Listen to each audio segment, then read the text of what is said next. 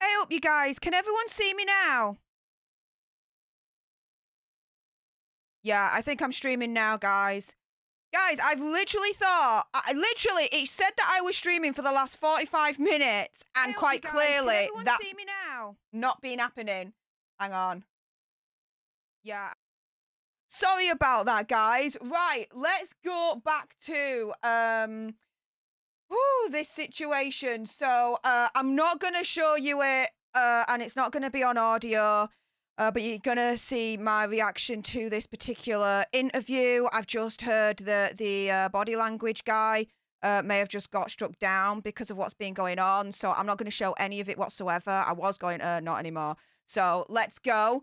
It just started. He literally turns round right at the beginning and he's like, yeah, we had to flee. I had to flee my country with my wife and my son because we were afraid of basically dying, being of Meghan going the way of Prince Diana. Meghan is not like Princess Diana. Get that out of your head. She's not being treated like Princess Diana. She's the freaking bed. Now there's no sound. What do you mean there's no sound? Can everyone hear me? He then described the moment that King Charles went up to him as a child and told him that Princess Diana had passed away. Whew, that was, yeah. That was a moment, and that's absolutely fair enough.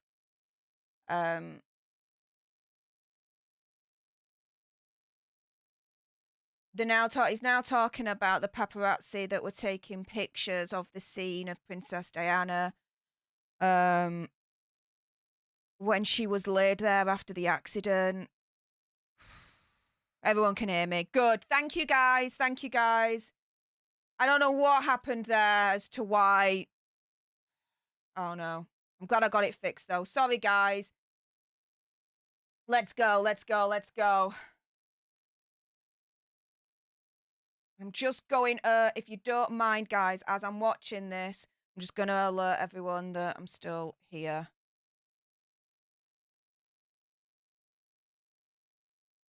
Okay. And then you discover your brother has insisted on the same thing totally separately.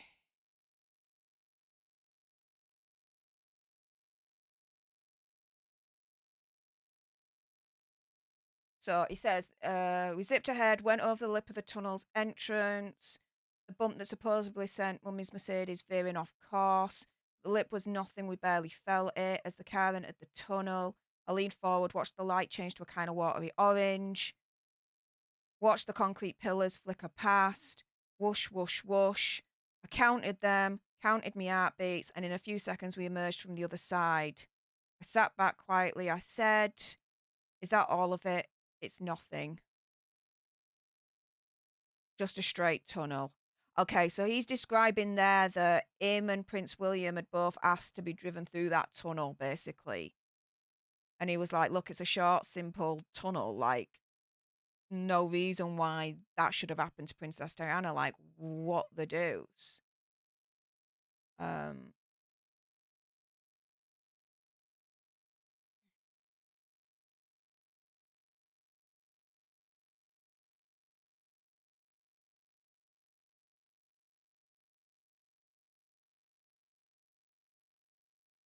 The event was like a bicycle chain, he says. Remove just one chain, the end result doesn't happen. And because that was, what?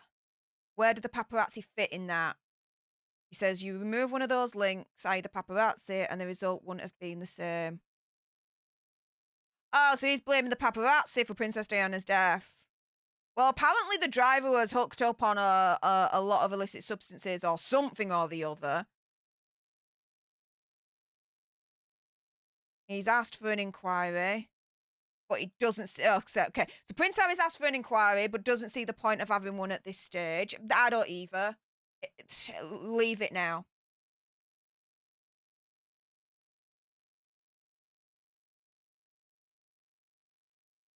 Everyone knows what they were doing the night my mother died. I never thought about that at all. You see, here I've got sympathy for Prince Harry, guys. Here I have sympathy for Prince Harry. Like, seriously, guys. I mean, think about it. He's lost his mum at a very young age and had to go through all that. That event changed him for the rest of his life, guys, where it's affecting him even now in a way that I would argue, opinion, conspiracy theory, whatever, is extremely destructive. Like, extremely. Um,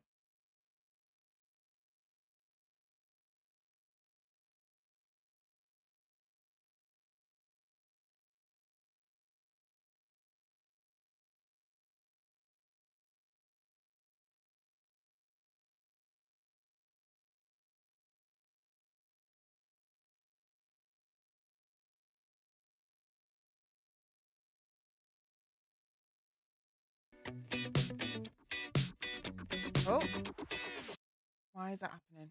Go away. Okay. Sorry about that little background noise. Okay, so much of the British press who were part of it, who fueled it, said that things would change, but they haven't changed. What do you mean they haven't changed? Bog off.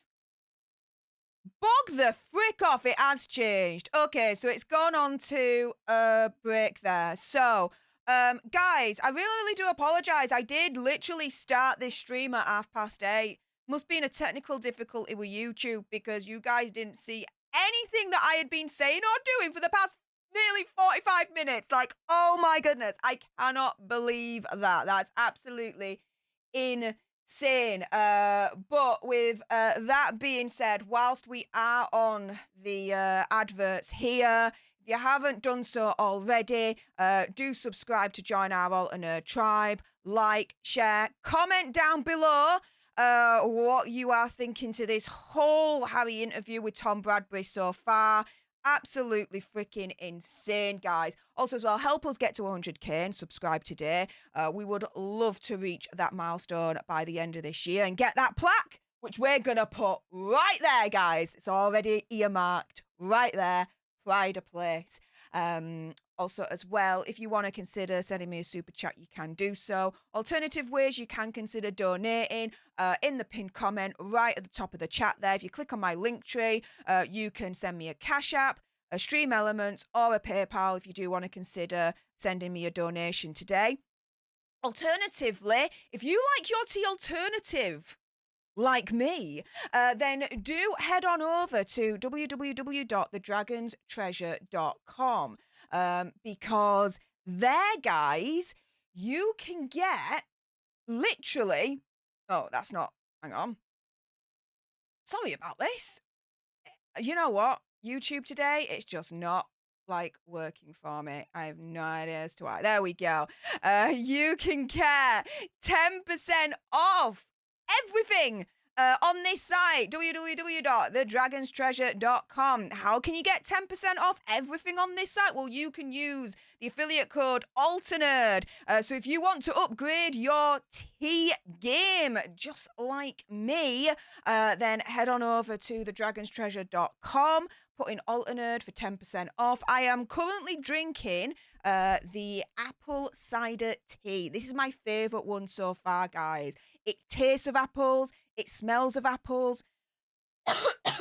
And yes, it is as refreshing as you would think it would be. It's absolutely insane, guys. Now, because it's an affiliate code, I do get a little bit of a something back.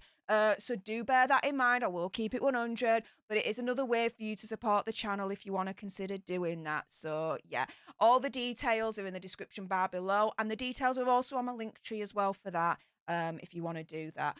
What I'll also do as well is I'll just put it in the chat as well. So there we go. We're still on the adverts at the moment. So, oh, the advert for The Last of Us. Yeah, I'm not watching that. I'm not watching that. No way, no how. Not a freaking chance. So whilst we're waiting for that all to come through, what else are you guys saying? MPBL says, I also lost my mother very early, approximately same age as Diana. I'll never be the same again, but I'm sure Diana would be so sad if she saw how her sons are treating each other.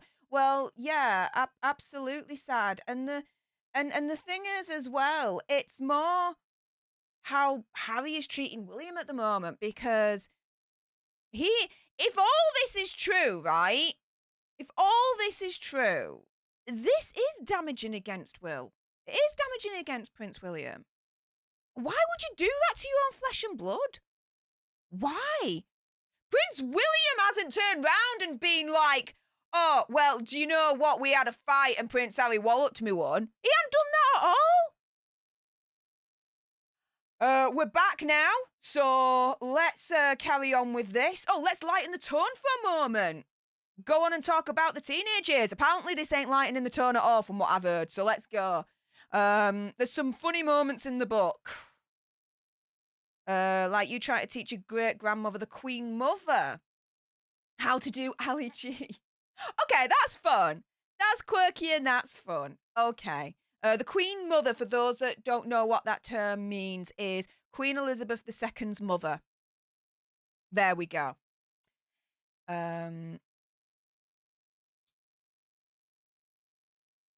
Okay, so he was happy. He felt slightly isolated. He felt slightly different. Well, yeah. You're born into a family where it's different.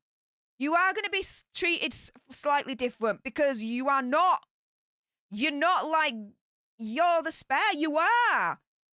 Prince William's the heir to the throne. He's the spare, so he is going to be treated slightly different. That's the reality of the situation. But he still gets alt castles. He still gets alt perks. He still gets a silver spoon in his mouth and a golden spoon up his butt. Like, come the frick on! Sensitive viewers turn away now. What? Okay, here we go. 4 lines. Okay. Oh, he's talking about how he lost his V card. Here we go. Okay. Fair amount of illicit substances. The green. Some mushrooms. Some Coca-Cola, if you get me meaning, if you get me drift. Apparently he'd been doing the Coca-Cola around that time. In a country house, he says. But it didn't make him the slightest bit happy. It was feeling different was the goal, he writes. He was deeply unhappy as a 17-year-old boy, trying to do anything to alter the situation as it was. Okay? A lot of teenagers go through that. Why is he any different? I don't get it. Do you know what? This is just going to be perennially read right now because I'm absolutely fuming at this already. He called their bluff. Third in line to throne. You're taking class A illicitness. Do you accept that's a matter of public interest for the press? Yeah, it is. He says, the matter of the press is the relationship between the institution with the tabloid media. That's the public interest that should be more than anything else. No. And his life has been put in a blender. No. He's put his own life into a freaking blender by doing this. If he shuts up and deals with this behind the scenes, the blender, his life would not be in a blender right now. This interview is not going well for him. This is going to be even worse. Worse for him right now. He has his deep love for his dad.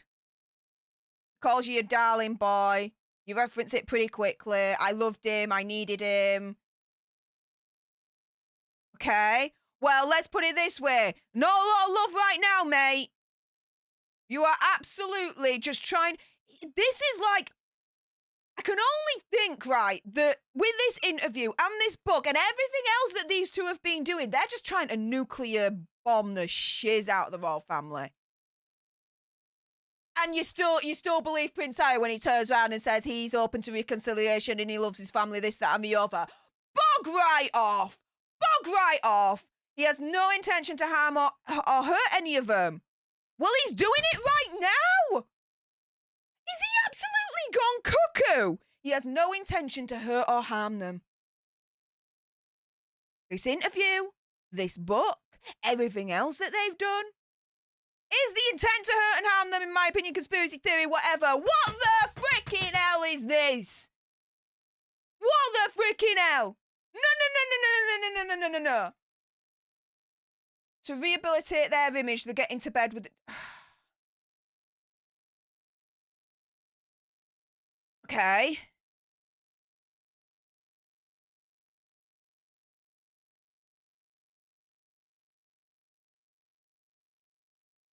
Comes at a detriment. That's where I draw the line.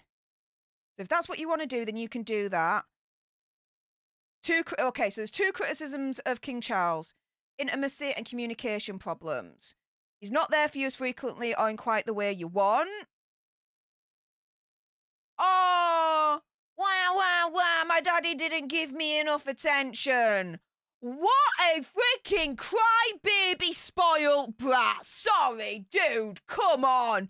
He's literally first in line to the throne. You can't choose who your father is, but the situation is he's not a normal dad. Who the frick? Oh, Miss Kim, thank you so much for the $5 super chat, saying I really don't want to know these things. These things are meant to be private and should stay that way. It's getting beyond annoying. Freaking agreed. And C Tomps 85 says sent a $2 super chat. Thank you so much, saying that body language guy's live stream was shut down. Yeah, that's why I'm not showing it now. No way. The other criticism is that too often your interests are sacrificed to his interests, especially when it comes to press. Boom! Says he has a lot of compassion and even understanding as to why certain members of his family needs to have that relationship with the tabloid press. Well, yeah. He don't agree with it, but he does understand it. There have been decisions that have happened on the other side, here we go, that have been incredibly hurtful. And it continues, it hasn't stopped. Where are the receipts? Where are the receipts? I wish that it would stop. I want reconciliation, but first there needs to be some accountability. You can't just continue to say to me that I'm delusional and paranoid when all the evidence is stacked up. What evidence? He's not brought any evidence. He's genuinely terrified about what's going to happen to him. Oh, and everyone doubles down. My wife shares her experience. And instead of backing off, both the institution and the tabloid media in the UK both double down. Piss the frick off.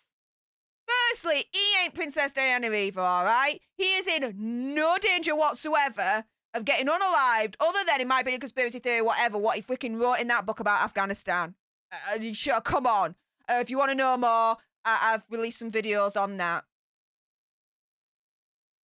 But secondly, you know why there's that relationship between the royal family and the British tabloid press. Because part of the taxpayers' money goes to fund the royals. So there has to be that relationship with press so that the royals can kind of tell the public that's invested in them, money-wise, what's going on, what they're doing, a little bit sharing. Bloody hell. Oh, here we go. She played the long game. Okay. Okay, so he's now talking about Queen Consort Camilla, saying that she played the long game to get with King Charles and ultimately become Queen Consort. Well, duh.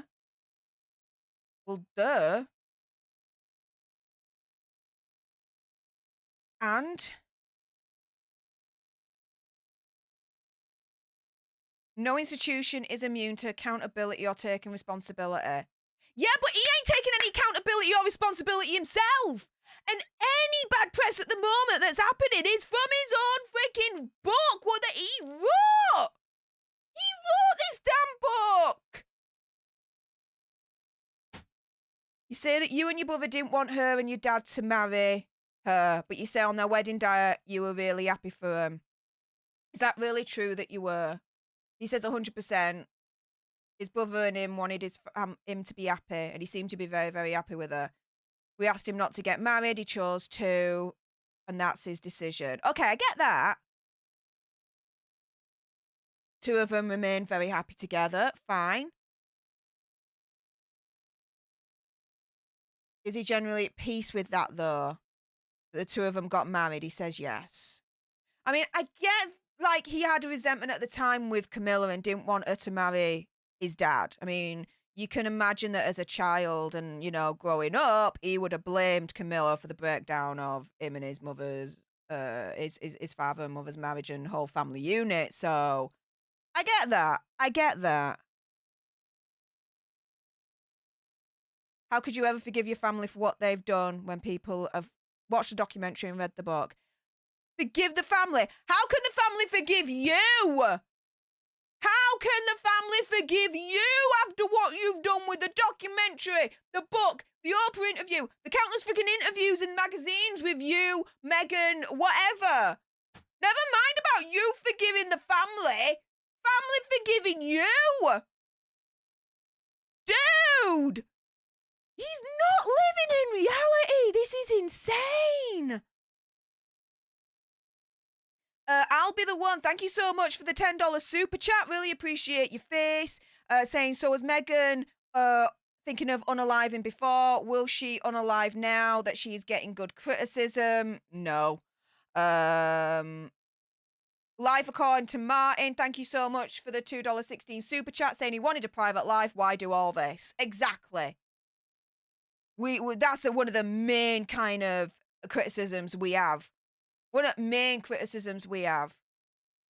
We're now on another ad break. Yeah. They escaped. The royal family. He literally says at the beginning, he terms it as they fled the UK with his wife and his son, fearing for their lives. What? Fearing for their lives? There was, oh my goodness. He's literally trying to conflate his situation with Princess Diana's. No. Let's not go that way. That was not the reality of the situation. What the frick is he doing? Oh, I'm. This is peeing me off like no one's business. Now again, I get his whole thing with, you know, Princess Diana passing away, this, that, and the other, and his whole feelings about that. I get his frustration that he didn't get enough love and attention from his dad. But the situation is, your dad is first in line to throne. You ain't got a normal dad, mate.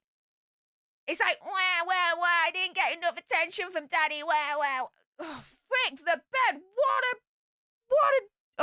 It's a crybaby moment. That was a crybaby moment. Freaking crybaby moment. I'm sorry. No. Oh my goodness. Alice Burt just says, I ordered some tea with your code while I listened. Oh, thank you so much, guy. Oh my goodness. Thank you so much, Alice. If you want to know what Alice is talking about there, well, let me show you guys. So my first ever affiliate code is with www.thedragonstreasure.com. And if you use code ALTERNERD, you get 10% off everything in this store. Now, I do get a little bit of a something back from that, just to keep it 100. But if you want to up your tea game, like me, then come on to this website, because you will not be disappointed. I'm currently drinking my favourite one, which is apple cider tea. And I'm telling you guys, it tastes of apple. It smells of apple, and it is as refreshing as you would imagine apple cider tea to be from the Dragon's Treasure. And just to kind of explain to you how good this is, the ingredients list, all right? Apple pieces, cinnamon, rose hips, orange peel, clove, elderberry, green rooibos, rooibos, that's it, that's how you pronounce it, natural cinnamon flavour. That's it. Them ingredients there, that's it. No E numbers, no something that's there that you think, I don't even know how to pronounce that. Oh, no.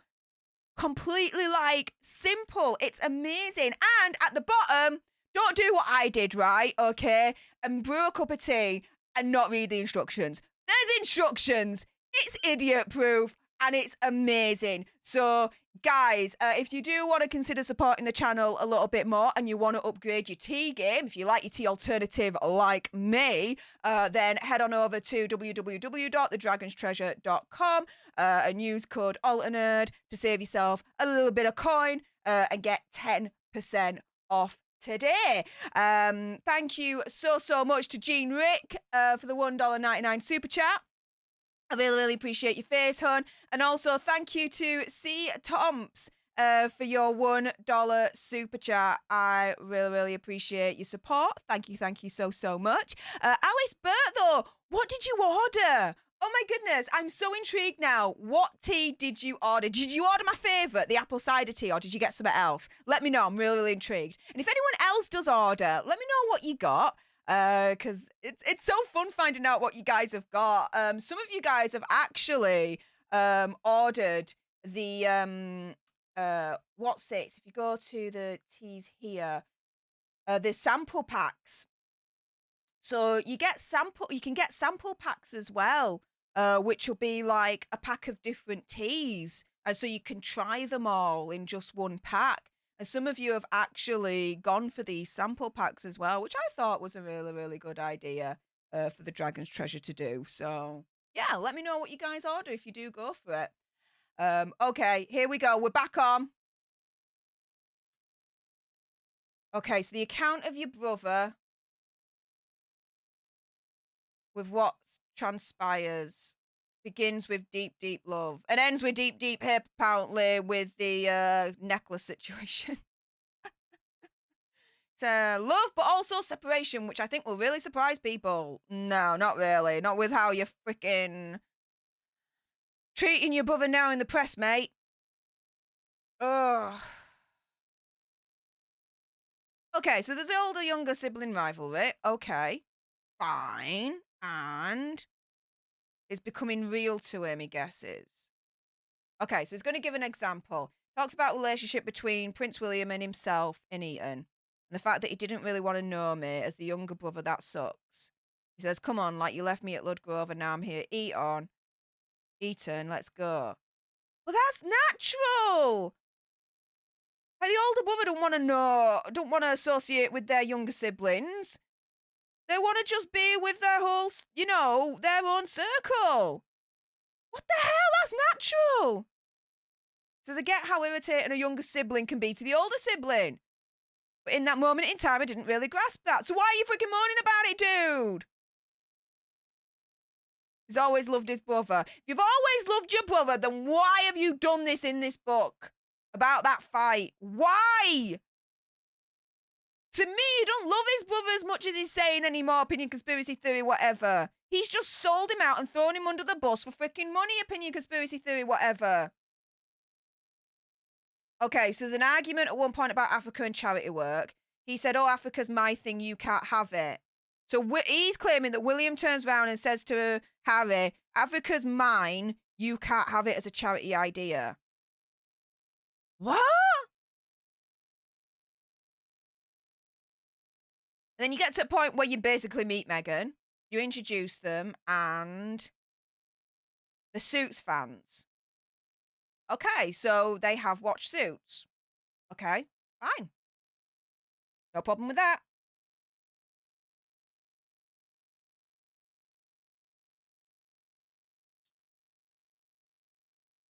Paula Jensen, thank you so much for the $1 super chat. Really appreciate your face. C Tomps 85, thank you so much for the $1 super chat as well. Okay, so we thought once he got with Meghan, that all four of us would be more together, and he would be more together with William, because he felt before he met Meghan that he was a third wheel. I can see that. I can see that. To get into a relationship with Meghan, who had a very successful career, kinda. Felt guilty, American actress, right? And that was playing out in the British press, in the media at the same time. What's he saying?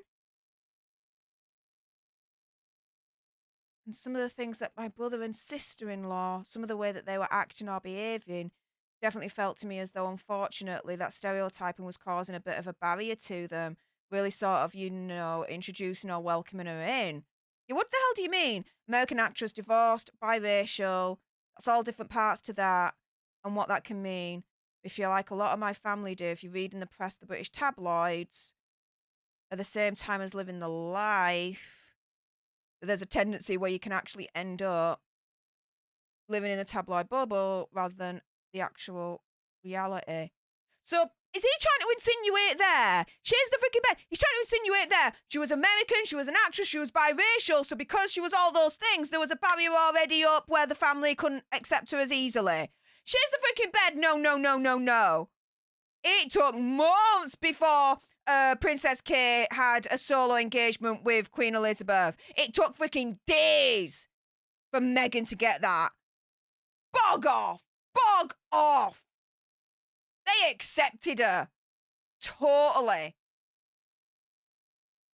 And that was reflected in the press. Everyone was so happy that she was coming in and that she was Prince Harry's lass. We were so excited.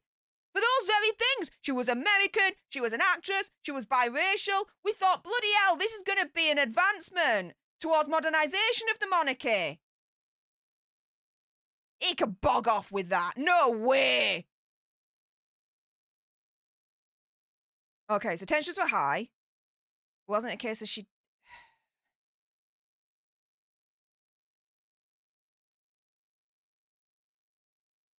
Okay. Okay, so to have the beard or to keep the beard for the wedding. Here we go.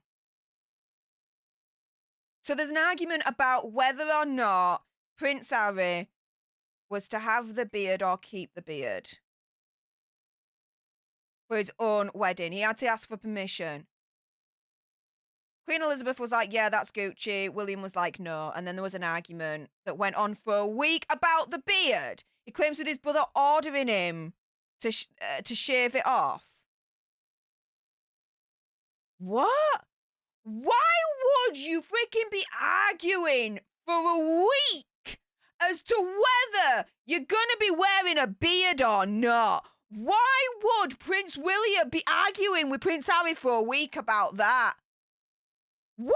And why put that in the book, even if it is true? That's nonsensical. What?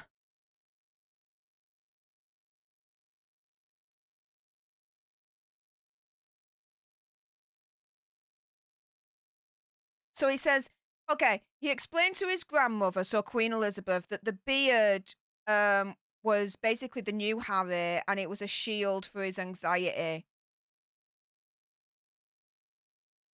A beard was a shield for his anxiety. It was like a mask to protect him from anxiety. Okay, so guys, if you're suffering from anxiety, Prince Harry, follow his lead. Grow a beard because it'll shield you from the anxiety. What? What? Yeah, that's hard for people to understand. What? After the attempt, there's a type of makeup session which you describe in great detail. So Harry recounts a clear the air meeting involving him, William, Kate and Meghan, which seems apparently to have gone badly wrong. He describes Kate as gripping the edges of the leather chair so tightly that her fingers were white. Kate says she's owed an apology from Meghan, who previously put a moment of Kate's forgetfulness down to so-called baby brain. According to Harry, Kate tells Meghan they're not close enough to talk that way. And William says that's not what's done here in Britain. The meeting ends awkwardly with a hug of sorts. Well, yeah. Absolutely. Meghan married into the royal family, but she also married into upper echelons of British culture. Once you get to a level of, you know, a friendship and you get to really know them, then you can start talking a certain way. Until then, it's got to be still formal. What the hell? What the freaking hell? But it very quickly became Meghan versus Kate. And it played out so publicly. You can't hide from that, right? Yeah, but hang on a minute. You've then got to think, well, you talking about accountability. Well, there's got to be accountability on Meghan's side as well. Because Meghan treats things like a competition as well. Let's not forget that. She's the freaking bed. Competition for the limelight he's talking about here now. A limelight that the British press have decided for you, presumably because of clickbait. And it sells newspapers, whatever it is. That's press. That's newspapers. And just as much as Kate and William suffer from my father and stepmother or their office, because the moment William married Kate, they went through a large portion of the same things that Meghan and I went through. Then I always believed that, well, I'm the spare. I'm no competition to my father. I'm no competition to my brother. I think this will be absolutely fine. How wrong I was. From what William and Kate suffered from Pa and Camilla happened to us and happened from William and Kate's office as well. Well, somehow in that apparently the same experience that they had, William and Kate wasn't happening to us.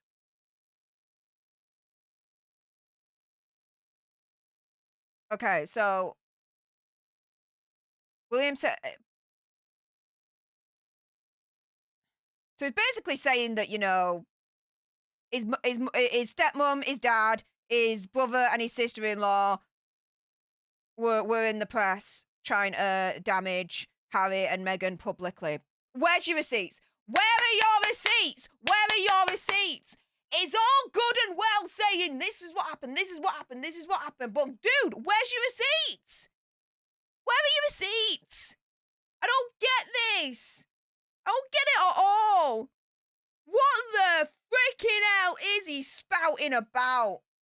She's the freaking bed, guys. She's the freaking bed. Guys, before we continue, my goodness, Jean Rick, thank you so much for the £4 PayPal, saying happy Sunday, Steph, and OMG, that tea sounds amazing. We'll definitely be getting some. Jean, let me know which one you get. That would be so cool. And remember, guys, you can go to thedragonstreasure.com, 10% off everything if you use affiliate code ALTERNERD, all one word. I do get a little bit of something from that because it is an affiliate code. But yeah, you can save yourself some coin if you want to up your tea game, just like me.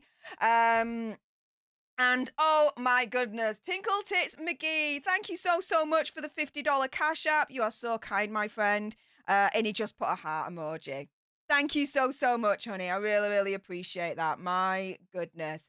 Oh, this is absolutely what the frick? Now, okay, let's keep it 100, guys, all right? I'm going to calm down a little bit. Oof.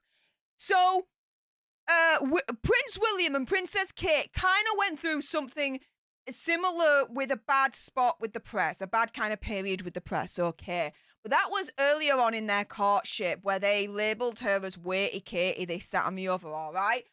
But when she then got more, you know, accepted into the royal family, this, that, and the other, they got married and all this lot, yeah, she knew the culture, she knew the rules of the institution, knew at that point what the relationship was like between the royal family, the British press, and the British public. And look at her now, right? She's getting good press. There's not a bad word to say about her. You know, she, as far as I'm concerned, I will defend her to my dying breath, right? Okay? Meghan Markle, I'm sorry, but if you don't understand the British culture, you don't understand the royal culture, you don't fully understand the relationship between the royals and the British press and the public, and how the public does fund part of the royals when it comes to taxes, this, that, and the other, and then you try calling the shots, and you try changing that, dude, you're biting the hand that feeds at that point. What the hell do you expect? Now, when she entered the fray, she didn't get any of that Princess Kate got right at the beginning with Weighty Katie and all that lot. No. It was, oh my goodness, Prince Harry's finally found someone. We were so happy for him. He's finally going to get some stability. She's American. She's biracial. She's an actress. My goodness, we were like, finally, the future of the monarchy, further modernization. We were accepting her with open freaking arms, guys. The press for her was amazing. We loved her when they got married. We put the bunting out. We had house parties, tea parties. We celebrated and we watched that ceremony in our millions, guys. In our millions. We accepted her. The moment they then tried to change the script of how it all works, that's when it starts to change. And they're not doing themselves any favours by speaking out and dumping so much shiz on the royal family.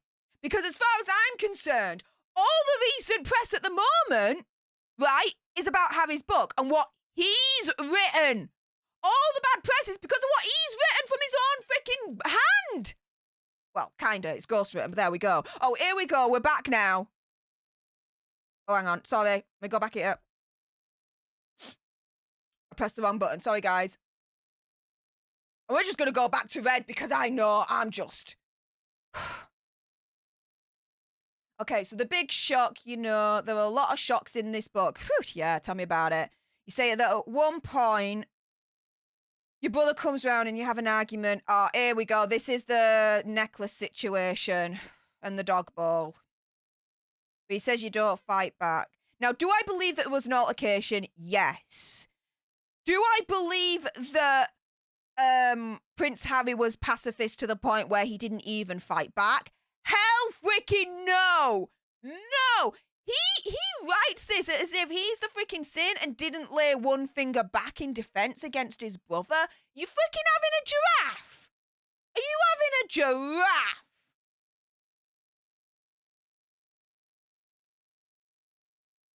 What? And I'm sorry, but in this book is now reading an excerpt, and it's literally like word for word, apparently a conversation that they had, Prince William and Prince Harry had, in this argument fight situation. I'm sorry, but how would you remember word for word what that conversation was? Right? That doesn't. You might remember little snippets, okay, of what he said. I can get that. But how can you remember a full conversation like that? Okay, so Tom Bradby says, what on earth was the fight about?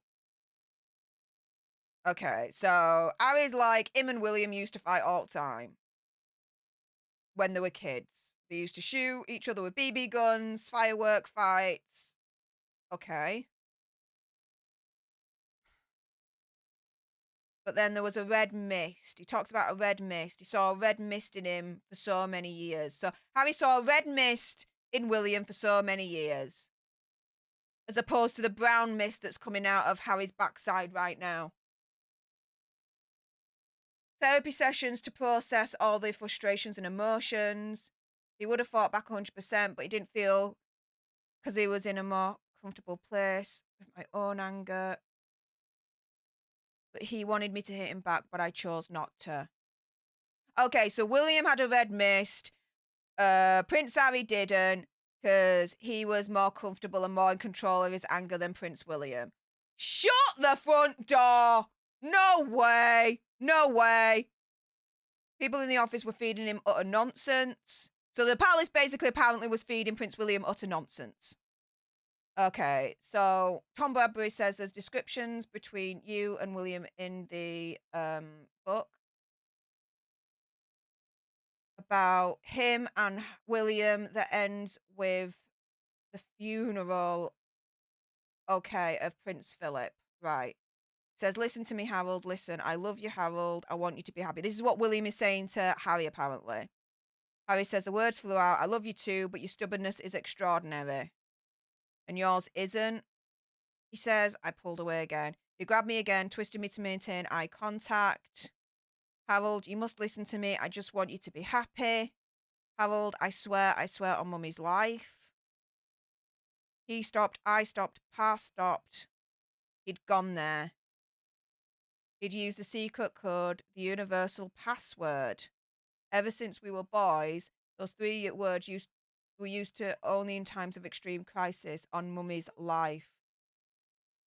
On nearly 25 years, we'd reverse for time when we needed to be heard, to be believed quickly. For times when nothing else would do. So definitely if he wanted to be heard, you say on Mummy's life, and then that was it, you listen. Not because he'd used it, not because it didn't work, I simply didn't believe him. Okay, so he's just, that's disgusting. That is disgusting. What the hell? He is just... Do you know what he's just done there, right, guys? He has just broadcasted in front of probably millions right now an uber absolute secret between him and William that involved his mum on Mummy's life. That was secret code between him and his brother, that he's just betrayed his brother then in a major way because it involves the mother with that secret. What the hell? What do you think William will be thinking if he watches this or if he reads your book? Harry says, I don't think my father or brother will read the book. Oh, they will. I really hope they do, but I don't think they will.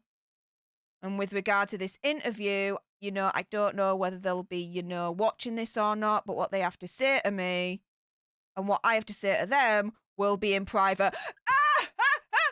What the hell? Why are you doing this interview? That's not private. Dude, that's not private. And he's turning round at the beginning and saying he tried to do everything privately and he couldn't. And so this is why he's speaking out now. But then after this interview, you know, he's hoping that they can talk and everything will be done privately. You hypocritical nonsense BSer. No way.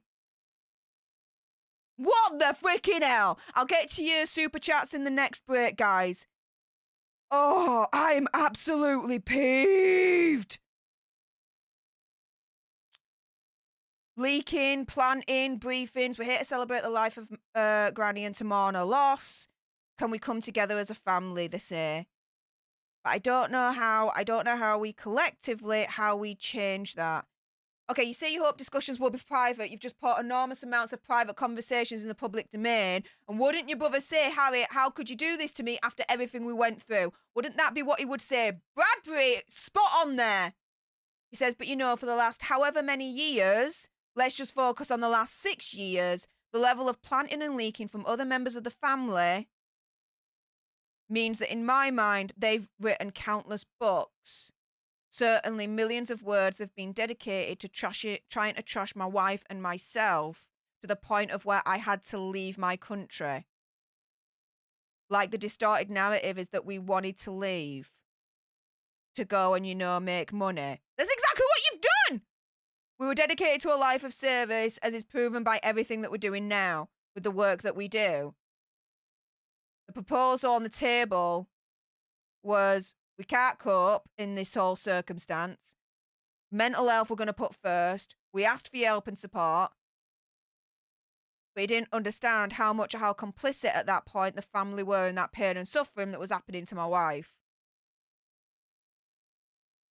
The one group of people that could have helped or stopped this from happening were the very people that were encouraging it to happen.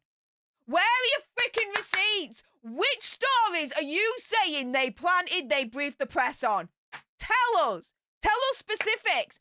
Don't be so freaking nebulous about it.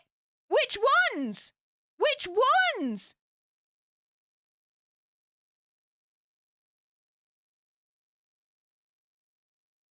Bradbury's like, you know, you've rallied against invasions of your privacy all your life. But the accusation here is that you're invading the privacy of your most nearest and dearest without permission. That'll be the accusation.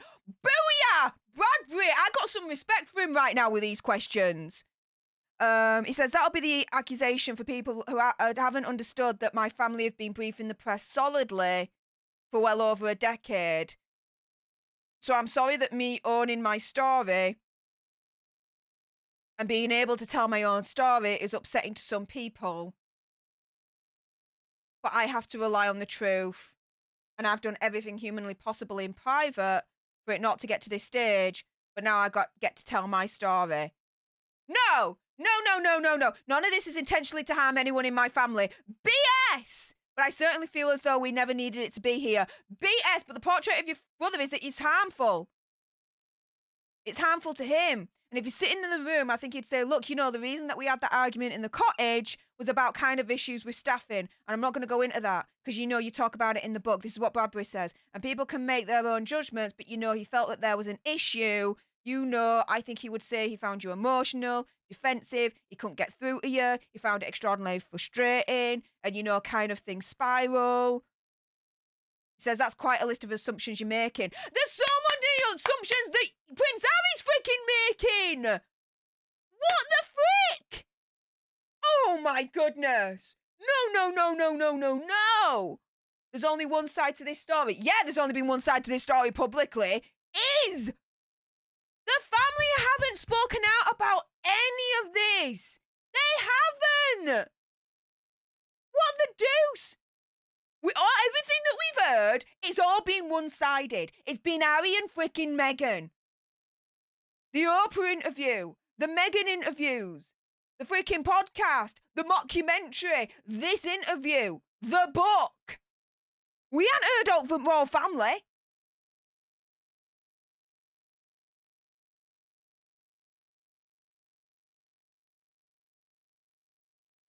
Okay, so Harry's now talking about racism.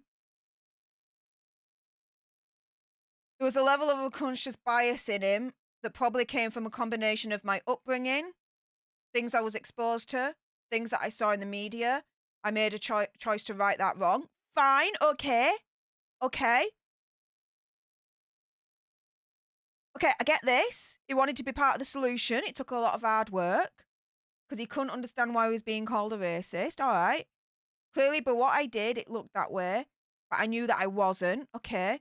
So I made an active choice to ensure that the British press and the public knew that I wasn't, because that was a horrible place to be, a horrible thing to call. There was a level of unconscious bias that existed within me that needed to be confronted. That some people have that issue. Okay. You think there's any realistic chance of a reconciliation? No, you're done. You're done. He says 100%. He hopes when it gets to that stage, they can have a constructive conversation. He spent a lot of money through legal, trying to find some form of reconciliation. And it almost feels as though this status quo internally, they feel as though it's better to keep us somehow as the villains, as opposed to, I generally believe and hope the reconciliation between my family and us will have a ripple effect across the entire world. Dude, he's living in fantasy land. I'm sorry, but the amount of shiz that he's put out now, I will be surprised if there will be any reconciliation. 100% he believes there's going to be reconciliation. Nah, he's done. He's done. He's done. He says the British press have successfully done this divide, and the conflict at the same time suits them. Peace can happen when there's truth. Between my family and myself, it's up to us to reconcile. Yes, so stop involving the press then. If you're saying that the press is the problem and they're keeping the divide between you and your family, then stop talking to the freaking press. Shut the frick up. The only person that's creating this rift right now is him and Meghan publicly doing what they are doing, which is trashing the royal family publicly. Why are they not seeing that? Dude! Okay, so Bradby's like, the danger's now, one might say, look, haven't you burnt bridges? You've taken a flamethrower to them by being this honest in the book. You've destroyed any chance of a reconciliation. He's saying, well, they've shown absolutely no willingness to reconcile up until this point. And I'm not sure how honesty is burning bridges. Oh, silence only allows the monster to be monsters. So I don't know how staying silent is ever going to make things better. That's generally what I believe. Okay, we're on another break right now. No. That's BS right there. At the end of the day, she's the freaking bait. He's like, how can they be angry at me when I'm just telling the truth? There's telling the truth, and then there's betraying their privacy, betraying their confidence. Writing about, allegedly, fights, conversations, secret codes on Mummy's life. That was a secret code, a secret communique that only Prince William and Prince Harry had. And now he's just taken that to world and let the whole world know. That's a brotherly secret thing there that he's just betrayed. He is living in cloud cuckoo land. He really is, guys. This is nuts. I'm going to get to your super chats now. Thank you so much for all your support. Do keep it coming if you're considering to support. Do keep them coming. Audrey Hudson has been a leader for 4 months. Thank you so much for your continued support, saying, how come when Britney was going to write her book, there was supposedly a paper shortage? But yeah, JLS and Harry can print books with no issues. It may be the publishing house where they get their paper from, maybe different, maybe. Cash H, thank you so much for the £1.79 super chat, saying mods have red mist. Jeannie Malley, I like it. Tell us, Steph, tell it like it is. You're going to get it 100 from me. I mean, some of the things I've agreed with him on, yeah, I think I've been fair. I ain't hated just for hating's sake. Well, I use that as a phrase, as a turn of phrase, but you know what I mean, right? I ain't criticised for criticism's sake, yeah? I have been fair at times. Kate Raven Graham, thank you so much for the $6 super chat, saying another lie, all the dog balls are metal. Well, they may not have been metal at the time, yeah?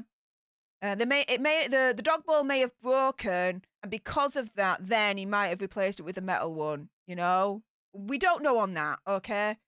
Marie said, sent a $5 super chat. Thank you so much for your support, saying Harry goes on about his privacy, but just disclosed medical information about his brother to the world. He's worse than a tabloid. Right? Right? It's like, you know, all this information in the tabloids, this, that, and the other. Well, guess what? All the information in the tabloid now is from his damn book that he wrote. Well, you know, ghostwritten, but you know what I mean. Everything's from him and Meghan. The royal family haven't once publicly discussed or responded to any of this. Shiz the freaking bed. This is insane. Jane, Steph, can we have slow mode, please? Chat going way too fast, thank you. Yeah, let me do that now. Let me do that now. This is no good. This is no good whatsoever. He can go. Do you know what? Right, Prince Harry can get a freaking cactus, lace it with chili oil, and shove it up his freaking backside for this interview. This is nuts what he's saying. I'm just going to put it on slow mode now. Thank you so much, Jane, for letting me know. I'm just doing that. Just give me a moment, guys, just to help out the mods. I'm going to put it on slow mode. Customization. Here we go. Slow mode. Yeah, I'll do a minute slow mode for now. Oh, you're welcome, Jane. I'll do a minute slow mode for now. But yeah. Kate says, please check your Instagram messages. Urgent message about Thaniel. Okay. I'll check that in a minute. Let me just go on. So I've got an urgent message apparently on Instagram. Let me have a look at that.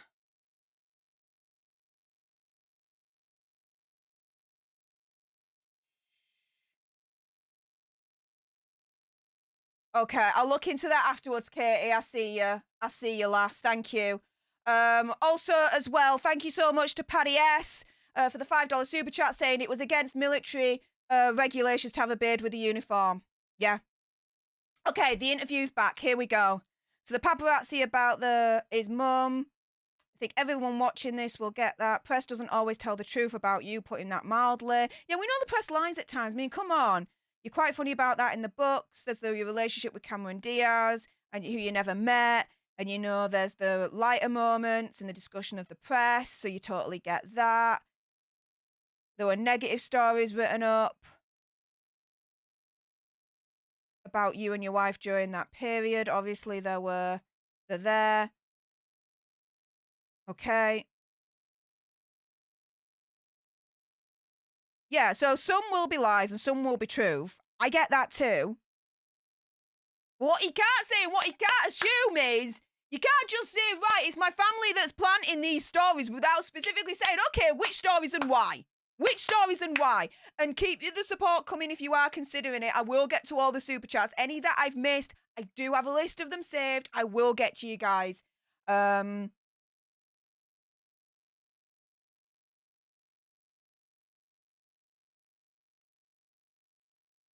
So one thing I might say to you is that there's a big big difference between you and your family that I get. There's on option 1, you can't change the press, you just accept it. Yeah. There's option 2, must do something about the press. If I don't stand up to what I've considered these monstrous things, no one else will. Their approach, which is to sort of say, in a free country, you got to have free press. People in power, you, your family, have got to be scrutinised. Someone's got to do it. We've got to rub along with them. Yeah, they're going to be scrutinised because part of the taxpayers' money goes to them. So he says the scrutiny, 100% the press. The accepting of, just you can't control it. That's what I mean. Yeah, because when you're in that family, you're done. My family have tried to control it. They're still trying to control it because of their relationship with the British press, he says. He says, but isn't that built in a place? He's saying it's something that they don't want to change because it benefits them. Bradby's like, it doesn't always benefit them. Says your dad's attitude, for example. He says in the book, Darling Boy, you can't deal with it. Don't read it if you don't. And it passes. It does pass. And I understand.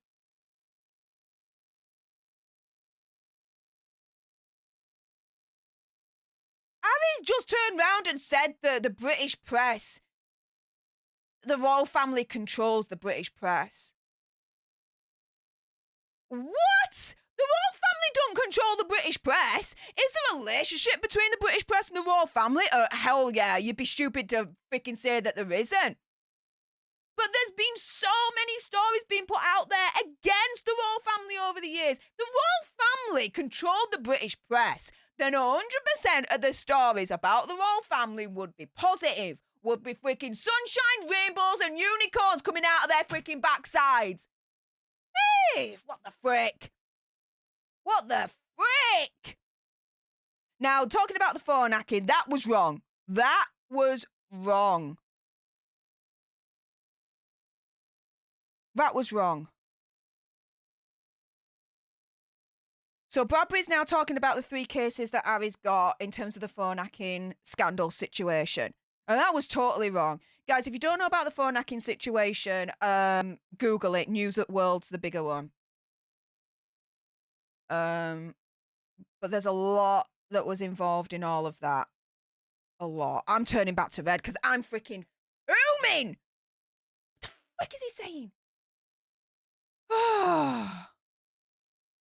Yeah, they broke into people's houses to plant listening devices. They hacked voicemails.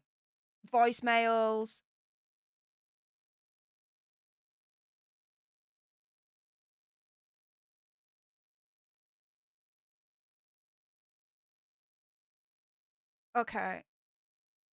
No, I do think Harry's got a case here in terms of the phone hacking scandal. If he's got evidence to prove that his phone was hacked and all that malarkey, yeah, he does have a case.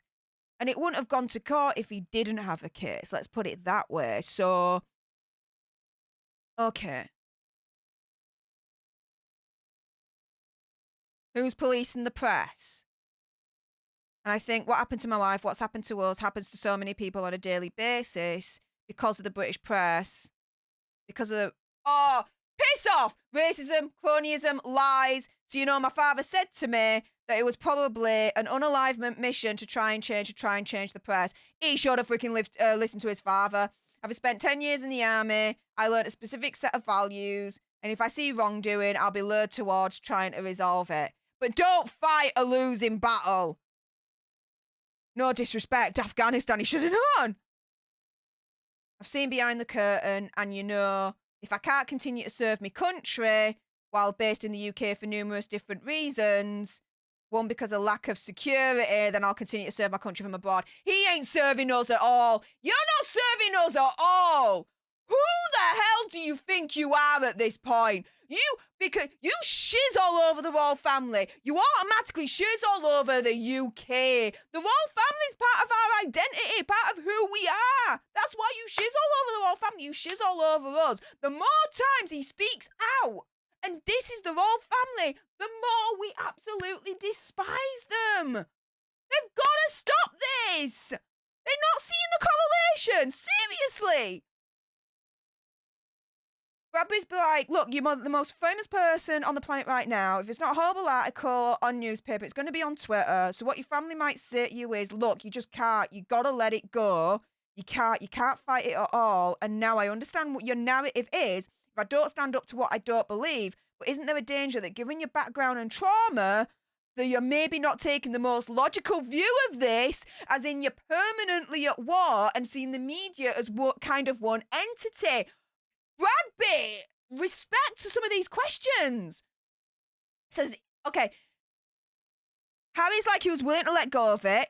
2020, he left, lived in a new country, minding his business, lockdown, not saying anything, not doing anything that would affect the British media at all, and every single day there's a new attack. Then the assumption of it going away or moving on isn't the case.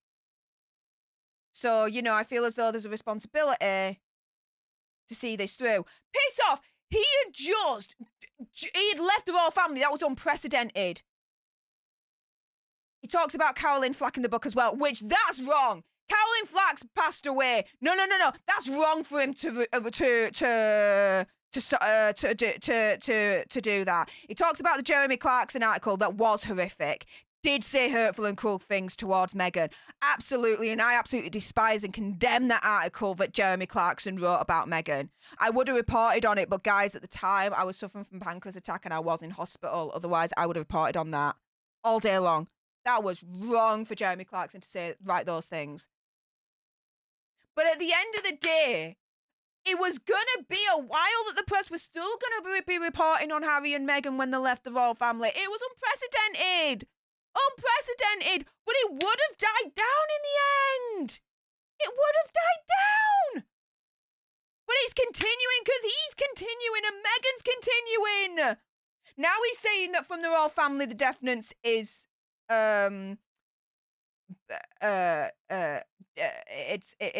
it's speaking a lot.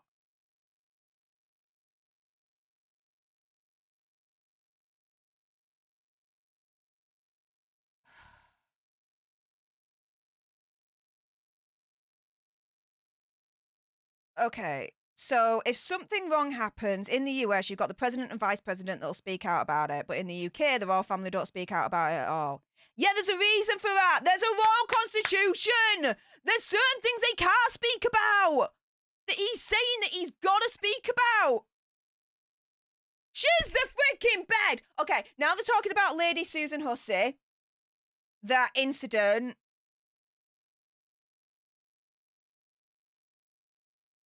Where they sat down, the royal family sat down with Lady Susan Hussey, and had that whole reconciliation moment, this, that, and the other.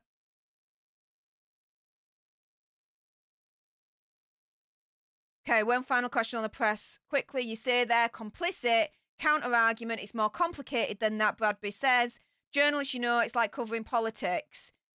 Journalists cover politics. They hang out with ministers. They gossip. Sometimes people gossip too much. Sometimes it's a leak. Sometimes it's not a leak. Are you in danger of viewing it in a very one-dimensional way? Hell he is. Hell he is. He says, Harry's saying some of it's leaking, some of it's planting. Again, what people are starting to understand now is that a royal source is not an unknown person. It is the palace specifically briefing the press for covering their tracks by being unnamed. Well, duh, we know. We know that some of it's being briefed, especially when you realise how many palace sources, insiders, senior palace officials, how many quotes have been attributed to those people. Some of the most heinous, horrible things have been said about me and my wife. Completely condoned by the palace because it's coming from the palace. Where are the receipts? The journalists have literally been spoon-fed that narrative without ever coming to us. Where are the receipts? Without ever seeing or questioning the other side. Where are the receipts? I strongly believe that way that the British press is showing itself at the moment. Incredibly damaging to the UK. Bog off! Where are the receipts? Okay, we're on another break right now. Where are the freaking receipts? He's making so many accusations here, but there's no receipts. There's no actual concrete examples where he can turn around and say, right, this was a story that was leaked, but guess what? At the time, this was happening, this was happening, this was happening. So, circumstantial, when you look at it, it could have only been that person that leaked it, or that person, or that person. But he doesn't provide any even circumstantial receipts to back up what the frick he's saying. And I'm sorry, but he is seeing it one-dimensional because he's turning round and saying, oh, it's the British press that's persecuting us, this, that, and the other. Well, guess what? If you shut up, you didn't do the book, you didn't do the interview, you didn't do the mockumentary and all those other interviews that you've done, there'd be nothing for the press to report about because you won't be feeding the public with all this right now for the press to respond to. Am I going freaking crazy here and insane? Or is that freaking logical thinking? Come the frick on! Right, guys, calming down for a moment just to go through some of the super chats. If you are considering sending some over, please do so. I will read them when we get to the advert breaks like here. Aaron Delport, thank you so much for the $4 super chat, saying he doesn't really want an apology. For example, closed door in Kate's face when she apologised. They never accept Thomas' apology. He didn't accept William's apology after the altercation. Exactly. Booyah! C-Toms85 sent a $5 super chat. Thank you so much, saying, I'm sad the Invictus Games will be affected by this as far as security. He did a lot for mental health. Now Meghan and Harry are all that counts. Yeah. He could have so leaned into that and done some good in the world. Instead, he's fighting this pointless, unwinnable war. He's not going to win. This is a losing war for him. I can't believe he even thinks the way he's thinking. This is insane. Alice Burt, thank you so much for the $1.99 super chat, saying, keeps talking about Diana. She'd be disgusted with him. I think so too, in my opinion. Conspiracy theory, whatever. Christy C. Robson, thank you so much for the $1.99 super chat. Tinkle Tits McGee, my friend, thank you so much for the $1.99 super chat, saying, testing. And may I just say another thanks to you, my friend, for another Cash App of £41. Oh my goodness. And he just put a train, choo-choo, and 3 cash emojis. Thank you so much for that, my friend. I really appreciate you. There's another 3 super chats from Tinkle Tits McGee. Oh my goodness, my friend. Thank you so much for your friendship and your insane generosity. Another one saying testing for a $4.99 super chat. And then a $19.99 super chat from Tinkle Tits McGee with just a wonky face. And then another super chat. My goodness, that's insane. $49.99 super chat. Again with the train and the buttload of cash emojis.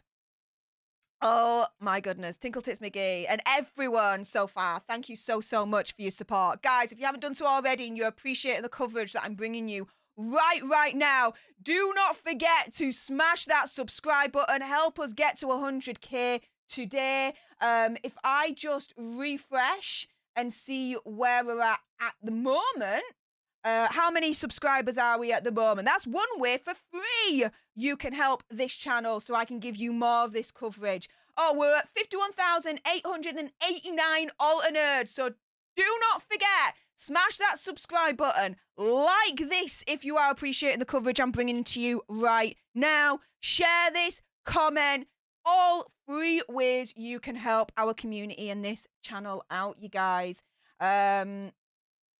Okay, so we are back. We're back. Oof.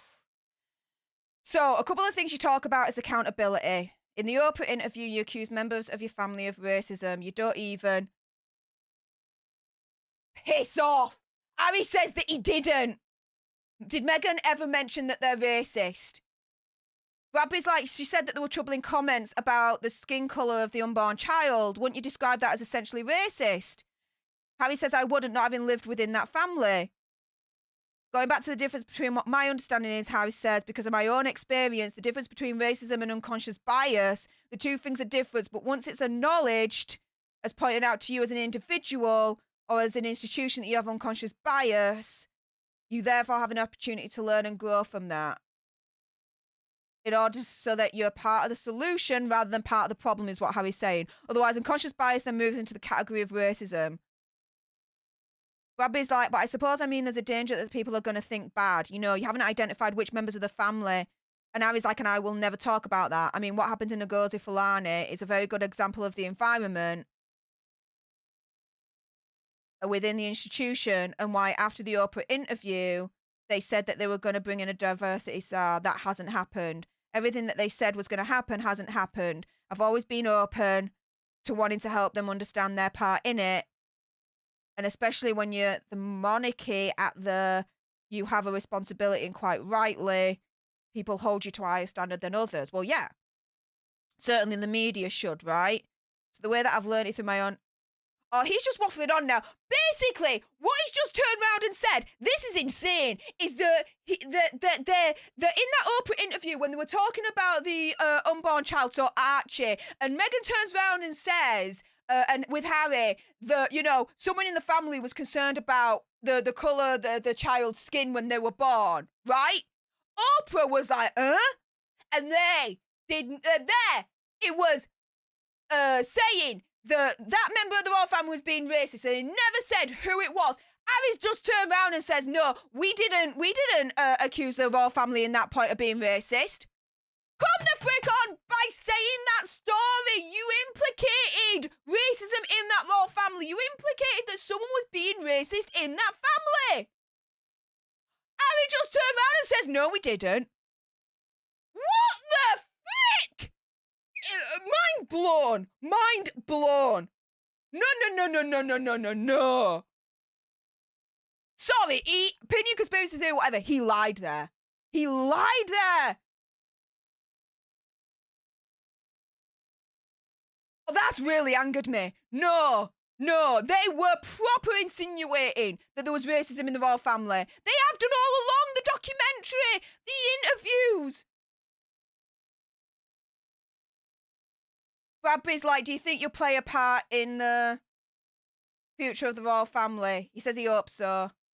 We always wanted to continue to serve. We just didn't want to be based on living in the UK all the time. One of the main reasons for that was to remove ourselves from this competition that was happening for the front pages. So, you know, if my father asks us for us to support across the Commonwealth, then that is certainly an open discussion. What the frick? Competition. Again, if you just look at it freaking here, right now, the coverage in the press is all about what he's wrote in the book. It's all come from him. The source is from him. The palace has not once responded. There is no competition. She's the freaking bed. You can go do one. There's a lot that's happened in 6 years. And prior to that as well. Okay, Bradby says there's a lot of people in Britain who support you. There are a lot of people in Britain who are annoyed with you. 60% actually over annoyed. People are saying that they want you to stop the issues that you've raised, you know, not talk about your family, not talk about the press, not talk about these things. I think there are some people in the middle who are listening, but kind of think he does seem to spend a lot of time looking back, not looking forward, you know, like, fine, you wanted to leave the family, start a new life, that's great, good for you. But is there a danger that you're looking back too much, do you think? Do you worry about that for yourself? That's what Bradby's saying. He says, we always knew there were two projects, the Netflix documentary and the book, you know, one being our story and one very much being my story. They were look-back projects, right? They were necessary, they were essential. For historical fact and significance. A lot of it's been debunked. Historical facts, my backside. And what's this rumour about Meghan doing her own book now? Which, to be fair, I wouldn't put it past her to do her own book. I wouldn't at all. How will he square that circle after this interview? He talks about them being projects. Oh, there's a lot of relief now that both these projects have been complete, and now we can focus on looking forward, and I'm excited about that. Well, if that's the case, then after this book, there should be no more, right? There should be no more bashing the royal family publicly. No more of these project hit pieces for the royal family, right? So what is this about all these rumours about Meghan doing her own book? What's that all about? Bradby's like, if there's a count, if there's a process, do you acknowledge you've got things wrong? Oh, yeah. He says, I'm sure we got things wrong, but I've continued over the last 3-4 years, he says, to ask to tell me what we got wrong so that we can address it and apologise for those things. But every single time I've asked, I've received nothing in response. Freaking, come on this channel, go on any other channel. I think that's one question people have at the end. Are you happy? He says, yes, I'm very, very happy. I'm very at peace. Yeah, to the expense of your family right now. Your flesh and blood. I'm glad he's happy, but the way that he's gone about getting to that point is shameful. It's shameful. He stabbed his family in the back. He stabbed his family in the back to gain millions of dollars. Opinion, conspiracy theory, whatever, guys. But at least he's happy. At least he's happy, right, guys? At least he's happy.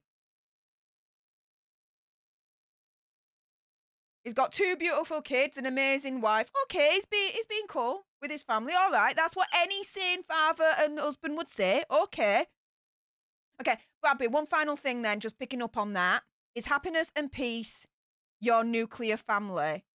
Is it being out of it? Is it being far away physically from the things that aggravate you, like the press? What is... Okay, Harry, the safety of my family is priority. And that is the main reason that we left. Unfortunately, circumstances back there hasn't changed. In fact, it's only got worse. Yeah, because you keep doing this BS! He says, I feel safe here. I'm happy. My family's happy. It's difficult going back. Don't go back then. Piss off. American have you. Fine. Done.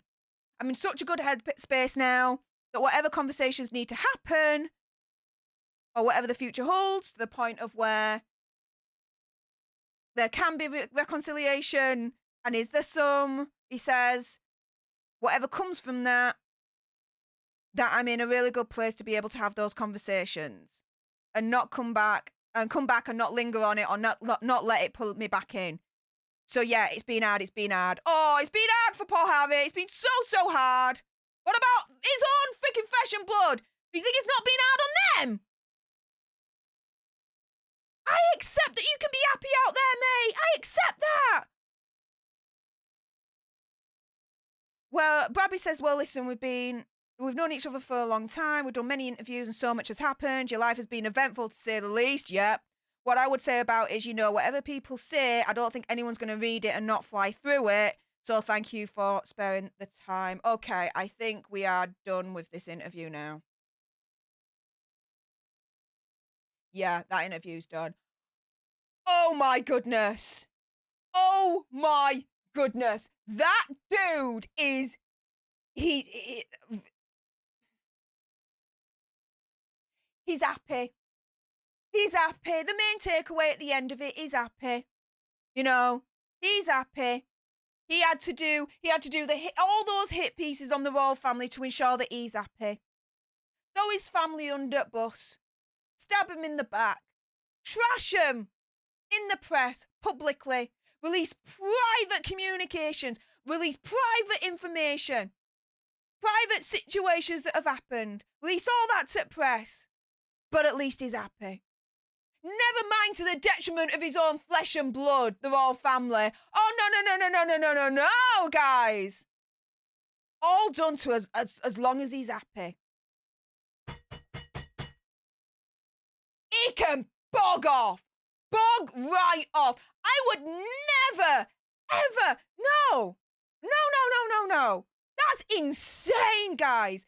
Before I carry on, let's go through some of your wonderful super chats. Thank you so much for the support. I really appreciate it. If you haven't done so already and you're new here and you appreciate this coverage, I do a lot of coverage when it comes to the royal family, in particular with Meghan and Harry.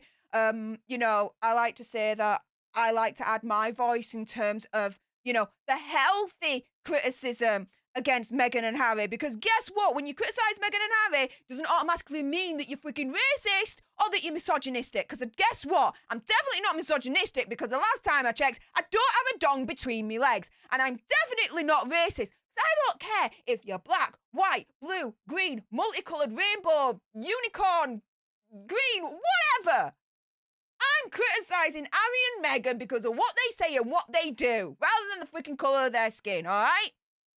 Simple as. So I'm here and I'm not afraid to tell you guys my opinions, my thoughts, unfiltered, 100%. Simple as. And there's been times during the stream you will have seen I've been fair, I've been like, yeah, fair enough, Harry. I get that. So I don't just criticise for criticism's sake, or what others would say, which is hate for hate's sake, which I don't agree with that terminology there. All right? So you'll get it 100 from me. But yeah, let's go through some of the super chats in the meantime. Again, keep the support coming if you are considering to do that. Wolfie, thank you so much for the $6 super chat saying, as a mum, I'd want to forgive my child anything. Not sure I could get over this. Right? All for millions of dollars. He's, in my opinion, conspiracy theory, whatever. He has sold his family out for millions of dollars. What the frick, right? If I just quickly double check where we are in terms of the subscriber count at the moment, whilst we are at it, I'm just going to refresh. We are currently now at, drumroll, 51,907 alter nerds have subscribed. We are less than 100 away to get to 52,000. So sorry about that, guys. Right, let's go back to why is that happening? There we go. Let me pause that situation. So I'm not going to show you it, and it's not going to. Why is that happening? Sorry, guys. Okay, I've just closed that. Sorry, there was a little bit of a double kind of noise there from me. I've just fixed that. Sorry about that, you guys. So, let me just go back. So, yeah, we're less than 100 away now to getting to 52,000 alter nerds to subscribe. So, if you want to help us get there, why wouldn't you? Smash that subscribe button today if you've appreciated the coverage that I've been able to provide to you. In the meantime, Tinkle Tits McGee, thank you so much for another super chat of $9.99 saying YouTube is still limiting me, LOL. Pesky YouTube. Pesky, pesky YouTube. Thank you so much, though, honey, for your support as ever. Cocktails and Crochet with Coco, thank you so much for the $7.44 super chat saying, here I am, always late to the game, LOL. Happy New Year, Steph. Well, Happy New Year to you, too. Thank you so much for your support. Tinkle Tits McGee, another super chat, my friend. Thank you so much. A $19.99 super chat is like that with an emoji. Thank you so much, honey. Irene Thompson, thank you so much for the $6 super chat saying Harry's like a male Amber Heard. Both make accusations without any evidence to back them up. I wouldn't say that he's like Amber Heard, but I would say, because the thing is, right, Amber Heard, even though, let's put it this way, right, with Amber Heard, okay? She made accusations. She provided evidence. They didn't really prove shiz, right? But she provided something, yeah? They didn't prove it, but okay, yeah. Harry is making these accusations, but he's providing nothing. Nothing. Zilch. Zero. Nothing. He's making all these wild accusations, most of them nebulous, without any specifics whatsoever. Specifically, the one that I've got a problem with from this interview is, well, you know, the royal family have been planting stories about me and Meghan, and it's been unfavourable, this, that, and the other. All right, then we'll tell us specifics. Which stories? What was the circumstances surrounding that time period when that story was leaked by the palace? What makes it as circumstantial evidence? At least give us that. But no, he doesn't do that. Why don't he do that? Why? Oh, it's frustrating.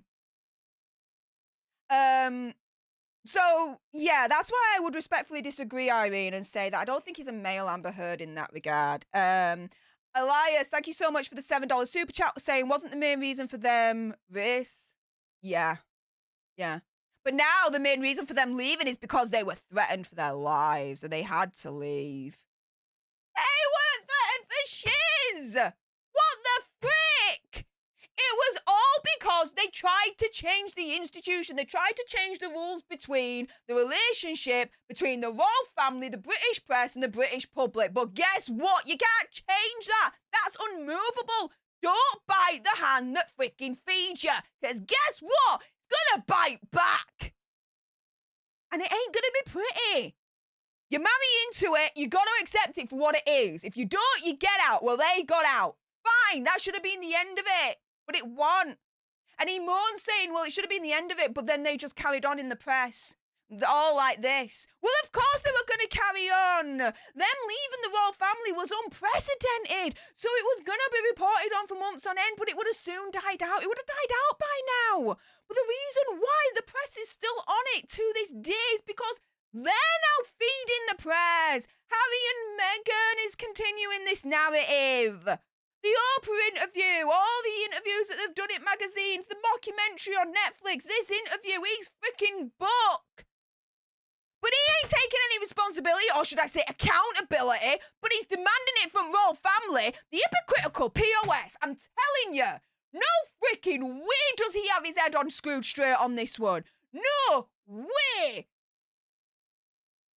Now, I'm going to go through the biggest thing that's really peed me off about that interview in a moment. But with that being said, let me just thank a few more of you whilst I'm here. Janie Super, thank you so much for the $4 super chat. Cocktails and Crochet with Coco, thank you so much for another super chat, honey. Saying narcissists will make you do things you would never do because they make you question reality. Meghan is the driver in this. Now, I've said this before and I'll say this again, okay? Whew. Stop this narrative, as far as I'm concerned, my opinion, conspiracy theory, whatever, that Meghan's the driving force, that Meghan is the one that's pulling the strings, that Meghan's the one that's manipulating Prince Harry, this, that, and the other. Because to me, you've got to come to this cold, hard reality. Guess what? Breaking news. The 2 peas in a pod. The 2 peas in a freaking pod! Prince Harry is just like Meghan Markle. To turn round and say, oh, it's Meghan Markle pulling the strings, it's Meghan Markle that's the driver, it's Meghan Markle that's manipulating Harry. What you're saying there is, Harry didn't get a choice.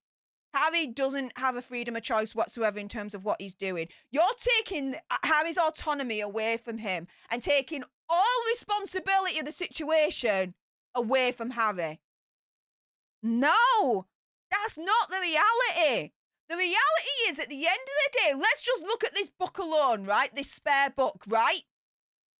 The only way this book could have been published is ultimately Harry. There will have been a contract.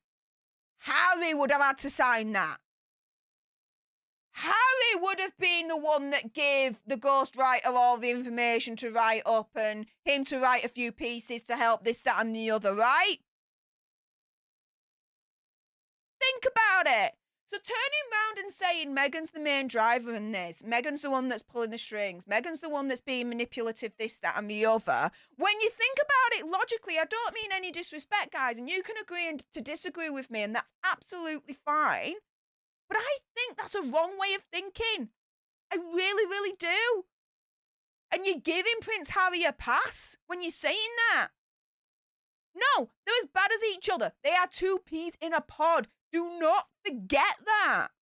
And when you realise that and you think about it that way, think about it. It makes more sense. It makes more sense, guys. It really does. Did I see Trevor Colt in the chat? Trevor, my friend. Hey up, mate. How's it going, dude? Dude, you need to DM me. Let me know how it's getting on so far with that situation we've been talking about. I'm not going to say much, but you know what I mean. But there we go. I'm going to go through some of your comments in a minute and see what you guys are saying. But Michael, my goodness. Wow. Thank you so much for that £100 donation to my PayPal. That is extremely generous of you. Wow. Thank you so much. If I just go on to, is there a message on there? There must be a message, surely. Let me have a look. Will it show me the message? Michael, if there was a message that you attached to that, can you please let me know? Because it's not showing me a message with your donation. Please let me know. I'll keep a lookout on the chat for that. But it's not coming through for some reason, so sorry about that. And if I just do a refresh on my counter right now, we are now at 51,921 alter nerds that have subscribed. Keep smashing that subscribe button, guys. Let's get to 52,000. I'd really appreciate that. If you're liking and you're appreciating this coverage that I'm providing to you right now with the Prince Harry interview with Tom Bradby. As soon as I get the interview that he did with Anderson Cooper, guys, you know I'm going to be opening my gob at that point as well. So you definitely need to make sure you subscribe so you don't miss out on that. Also, as well, come the 10th, you know I'm going to be getting that book. I'll get the book so you don't have to. I'll read it so you don't have to. So stay tuned on this channel because I'm going to give you everything you need to know about what Prince Harry has written in Spare. So to make sure you don't miss out on that as well, again, smash that subscribe button, turn the notification bell to on so you're notified when those videos get released so you don't miss out on any of that goodness. What else are you guys saying? Let's scroll up a little bit here. So, Crystalina says, so they didn't want the public and press to know their business. Yeah, we know his business. We know his business in terms of when he lost his V card. Like, come the frick on. You can't have it both ways. You can't have it both ways. This is insane. Lisa DeRubio says the blame is on everyone and everything else. Right? He talks about wanting the royal family to take accountability, this, that, and the other. Well, how about taking accountability for his own actions and what he's been saying publicly? Right? Insane. Insane. Now, Thunder says they didn't agree with the rules, they left the country. Exactly. Leave the country. Go somewhere else. Fine. Get out of the royal family, then shut the hell up. You've left, you're done, draw the line. But he can't.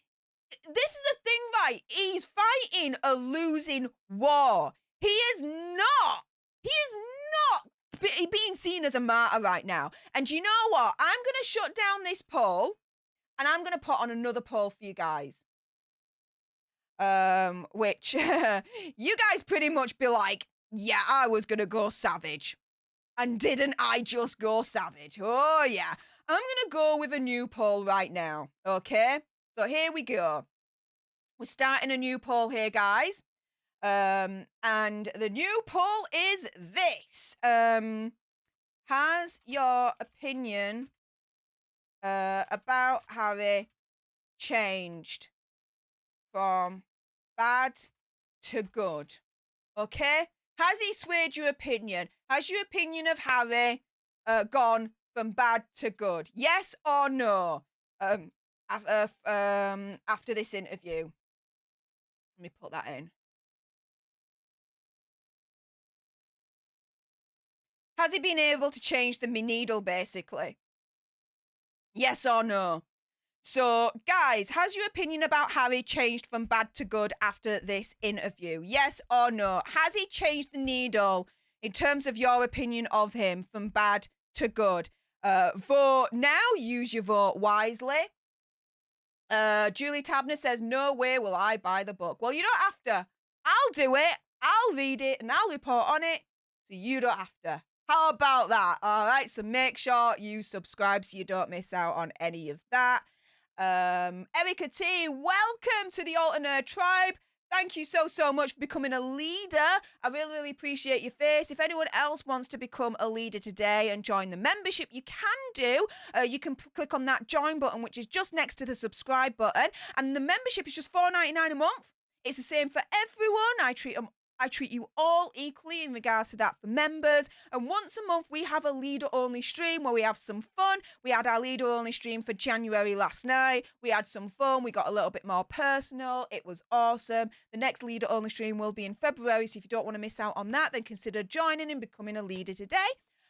Thank you again for Erica T for joining. And also as well, thank you again to Cocktails and Crochet with Coco for another super chat, $7, saying I've been in a narcissistic relationship. I've said things I'm not proud of, not letting him off the hook, but they blind you from reality. They're in the public eye, once said, can't take it back. Again, do I think that Meghan is narcissistic? Yes. Do I think Prince Harry is narcissistic? Yes. Guys, again, think about it. It makes more sense when you look at it as they're both as bad as each other. They're two peas in a pod, guys. That's what I think. Tinkle Tits McGee, oh my goodness, my friend, thank you so much for another super chat, $19.99, saying Kathy Griffin needs to be uncancelled. I don't believe in the cancellation of anyone, so yeah. I agree, my friend. I really, really do agree. I'll be going through some of your other comments in the chat. If you want your comment being read out guaranteed, then do consider sending in a super chat, and you can then guarantee that I'll definitely read it out. But through the chat, I'll just read out the bits, the ones that jump out to me the most. So you guys can be part of the conversation as well where possible. Rochelle NA says, Steph, I wonder with them being two peas in a pod, like, I wonder if when they wed, they had an agreement, and this is seeming like Harry's show, and maybe he's using Meghan more. I think it's not that they're using each other, I don't think. I just think that they're just feeding each other, or they feed off each other, because they're two peas in a pod. It's not... Let me rephrase that. For Harry, I don't think he's using Meghan. The two peas in a pod as far as Harry's concerned. For Meghan, do I think there's an element that she's using Harry? Opinion, conspiracy theory, whatever, yes. Yes. These are a little bit more complicated that they're using each other. I don't think it's that. I think the using is one-sided from Meghan using Harry. Does that make sense? I hope that makes sense.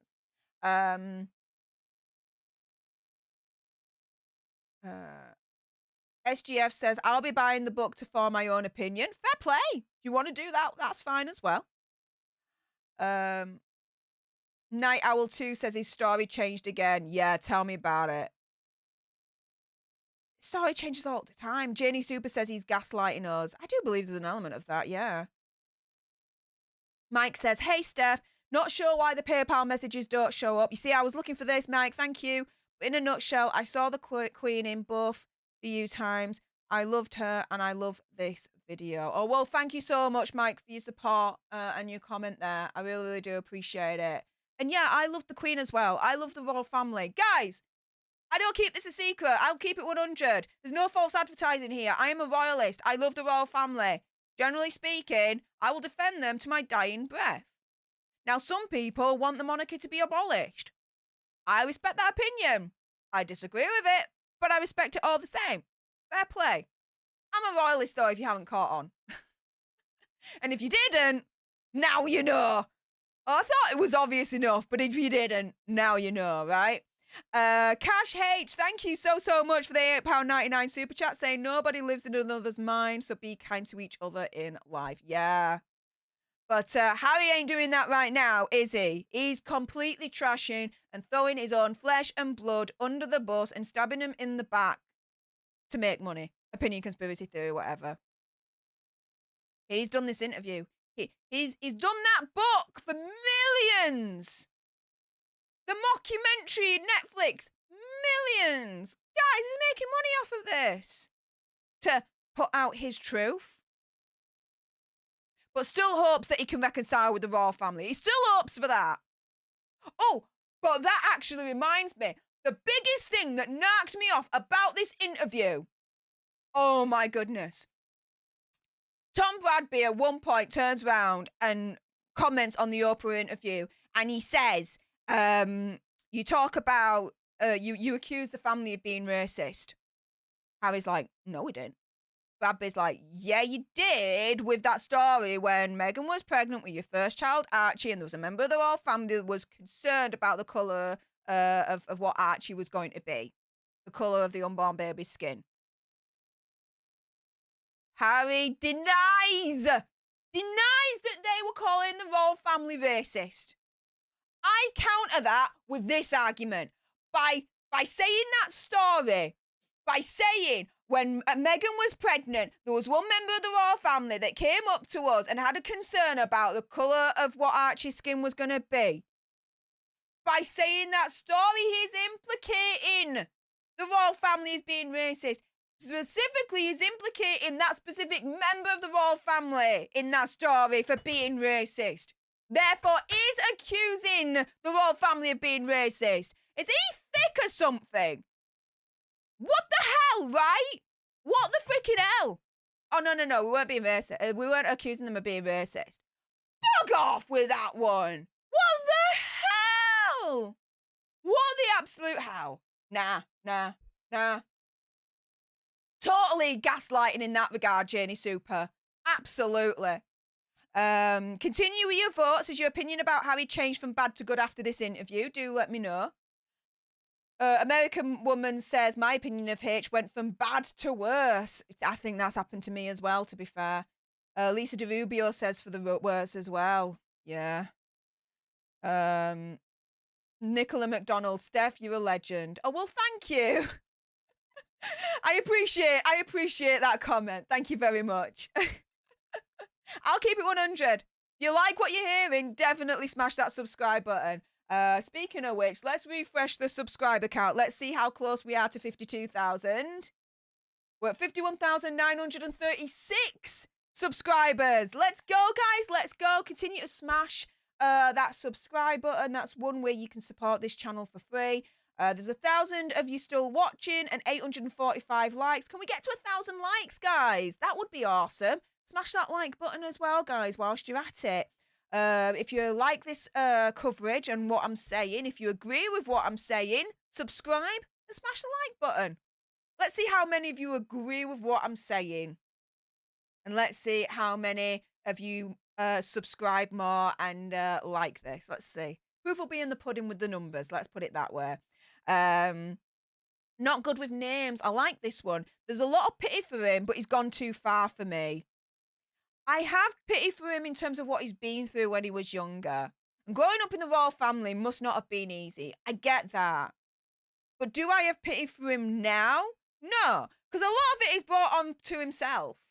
And again, it's all about him turning around and saying the royal family needs to take accountability. Okay, well, how about you take some accountability for the BS you're pulling publicly? You're airing private family dirty laundry. There's no two ways about it. But he still hopes for reconciliation. Oh, but as long as he's happy after all of this, that's all that matters, right? You see, you talk about Meghan being narcissist, but there you go right there. Right at the end. He says, look, the documentary came out, the book's come out, I'm happy. Pretty much is what he says in a nutshell. Guys, if that ain't a narcissist, I don't know what is. 2 peas in a pod. Think about it, guys. Jennifer Jones, thank you so much for the $4.99 super chat saying, hey, from Florida. I hate the jeopardy has put your country in by talking about Afghanistan. Found your channel earlier. Love it. Oh, well, thank you so much, Jennifer. And thank you so much for subscribing and joining our little tribe. I really appreciate it. Yeah, I think he's more put his own family and himself in danger. You're new to the channel. I don't know if you've watched it already, but earlier on this week, I released a couple of videos where I actually explain where I think he's put him, Meghan Markle, and his children in jeopardy. So watch those videos and then comment and let me know if you agree with them or not, because I do read all comments. No, thank you so much, Jennifer, for your support there. That's really, really kind of you. And Wolfie, thank you so much for the $12 super chat saying also he knows the royal family will find it all, but impossible to respond publicly. Hashtag BS book books. Thanks for reading it so we don't have to. You're very, very welcome.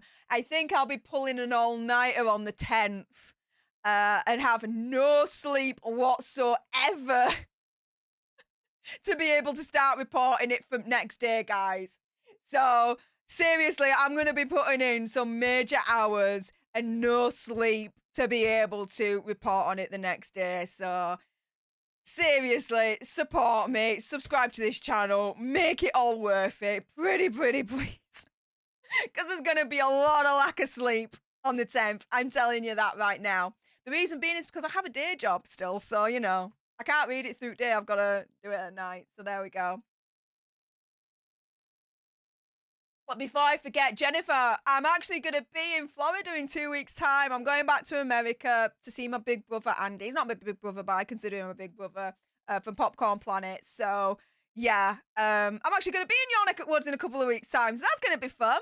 Tinkle Tits McGee, oh my goodness. Again, my friend, thank you so much for another super chat. $19.99 saying the Mojito Fund. Well, thank you so much. And I haven't forgotten from what I said yesterday. I'm going to send you a link shortly on our DMs. I need your advice on a computer that I'm looking at. There's going to be separate from this one. There's going to solely be for, you know, all my YouTube stuff that I've got and all the equipment that I've got. But I need your advice, mate. So I'll DM you afterwards. But thank you so much for the Mojito Fund, which what he's referencing there is, and I keep it 100, all your kind donations that you're considering sending to me at the moment, that's all going to the Florida trip. So thank you so much for that. Let's scroll down a little bit more. Janie Super says, I will not pay a penny for his content. I'm in blackout mode. Well, let me do it and report on it so you don't have to. And stay tuned. Stay tuned. How about that? Chunky Monkey says, after saying about the Taliban, my opinion of him is worse. Yeah. It is. It is. It's bad. It's bad. I think so anyway. Anna Marie Kenwood says, I actually screamed at the telly at the end when he described Camilla as setting her sights on the throne. I shouted how that was his wife he was describing, Anna in Bomber. Do you know what, Anna? Yeah. Yeah. That makes more sense, right? I agree with you on that one. Yeah, you got your head screwed on right, lass. Respect. Irene Gregory, Harry's very deluded. His father might forgive, but lots of us Brits won't. Yeah, he's screwed. He's screwed the pooch, guys. He's totally screwed the pooch.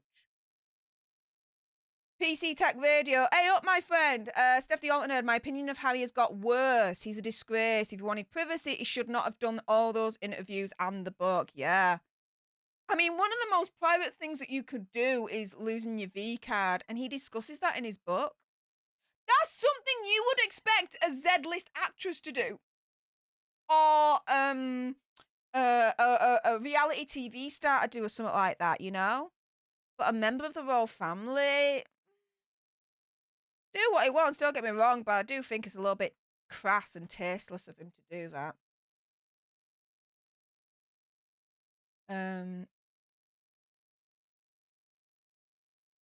Quiet Country Creations. Now, this is interesting. This is definitely food for thought. He says, I think the family covered for Harry for a long time, and we're seeing the real Harry. Yeah. Now, that is interesting take. And I don't entirely disagree with that. I'd have to think about that.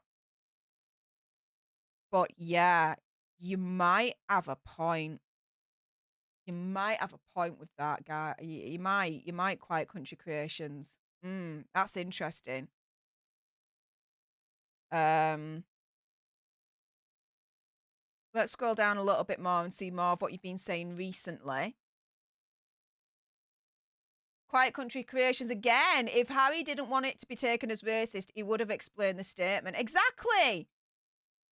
That whole thing in Oprah about what someone in the royal family being concerned about the unborn child's colour of the skin, i.e. Archie, as it turns out in the end, then he should have explained, well, why wasn't that supposed to be taken as you accusing a member of the royal family as racist? No, that we weren't accusing them of being racist.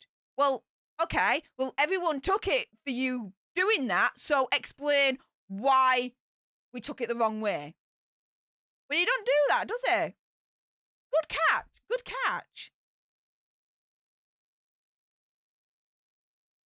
Yeah, Lisa Jo says, Meghan told Oprah they didn't make him a prince because of his skin colour. But guys, no, they didn't accuse the royal family of being racist. They didn't accuse the royal family of being racist at all. Oh, no. What a freaking div.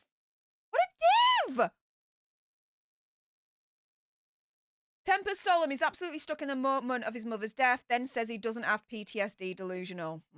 Yeah. Agreed. Lisa DeRubio, thank you so much for the $4.99 super chat saying, I wonder if they were curious about the baby having freckles, if it would have been as controversial. Well, Prince Harry had freckles, especially when he was younger, so I don't think that would have been much of a thing for that. Regina Pontes sent a $2 super chat. Thank you so much for your support, Regina. Saying, from Boston, Massachusetts, USA, love your passion. Well, thank you so much. Oh, my goodness. That's so very kind of you to say, honey. I just keep it 100. And as I always like to say, guys, for everyone that's new, between my brain and me gob, quality control in between upped and left years ago. They were like, you're lost cause, Steph. We quit. They left. That was the end of that. So I'm totally unfiltered. I give it to you 100, and that's just the way it is. Sometimes we're going to agree. Sometimes we're going to disagree. But that's okay. It's all Gucci at the end of the day, right? There we go. But Regina, thank you so much. If anyone else is considering sending a super chat, or considering donating in other ways, which you can do, the link tree is at the top of the chat in the pinned comment, where you can consider donating in other ways, such as PayPal, Cash App, and Stream Elements. If you are considering donating, there are your options. Let's see.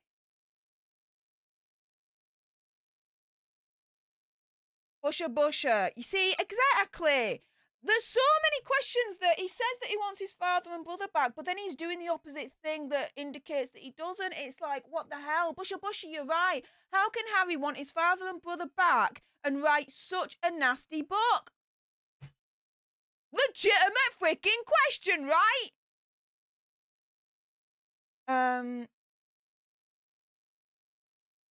SGF, I don't agree with what you're saying. Sorry, Steph. Rolling vocal emotion is not my thing. I'm not going to dislike, but not going to like either. Fair play. Fair play, SGF.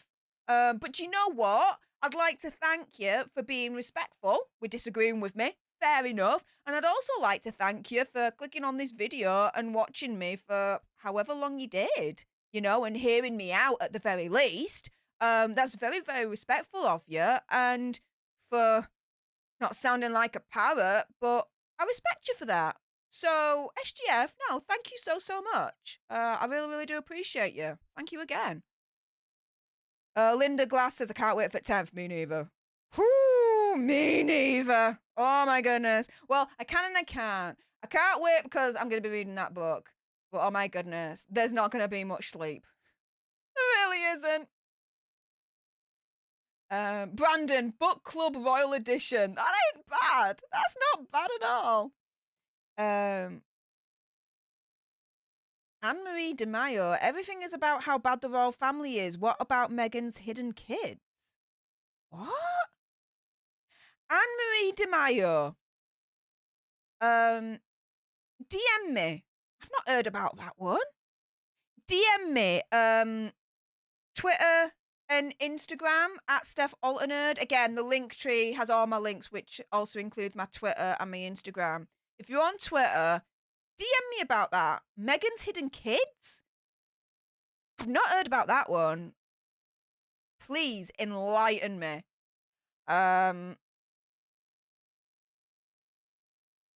Jennifer Jones says, I love Popcorn Planet. Yes. Have fun. It looks like we're going to have some beautiful weather for the next few weeks. Really? Yes. That's what I wanted to hear. I'll be looking at the weather forecast next week because I'm literally like a week and a half and I'm in Florida. And that's going to indicate to me what I'm actually going to put in my suitcase because I don't have a clue. Is it going to be warm? Is it going to be cold? Do I have to do a mixture or not? Like, I have no idea. So I'm waiting until next week to get the future forecast. But hopefully I'm going to come back with a little bit of tan marks. I'm going to come back with white bits. I'm hoping. We'll see.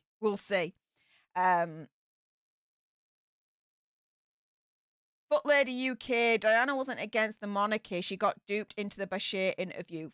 Facts. Bashir should hang his head in shame for what he did. Not only against Diana, but for Michael Jackson as well. And yeah, Diana wasn't against the monarchy. It was against Prince Charles and Camilla. She didn't go to this extent where it's full-on war against the monarchy, the UK press, and the British freaking people. She didn't go that far. Facts. Rochelle, thank you so much for the $5 super chat saying thank you, Steph, for your opinion and diligence on your channel. Well, thank you so much for your support and for subscribing. I really, really appreciate that. Stay tuned and make sure your notification bell is turned to on and all so that you're notified for future videos that are going to come out about Harry and Meghan, because guys, there's gonna be more, and you don't want to miss out. So let's go. Let's go. Also as well, Michelle. Thank you for that. And also as well, American Woman, thank you so much for the $4.99 super chat saying, I really didn't think I'd be shocked by anything in this book until I learned H sleeps with his dead mummy's hair in a box next to his bed. Really? I hadn't heard about that one. To be fair, American Woman, and I said this before, I really thought that this book was going to be boring, right? I thought it was not going to be anything new under the sun, like the mockumentary from Netflix, last month. There was nothing new under the sun there, right? I thought the book was going to be the same thing. It was going to be boring. It was just going to be a rehash of everything that he said, this, that, and the other. Boy, was I wrong. Shiz the freaking bed, was I wrong. But yeah. We'll see.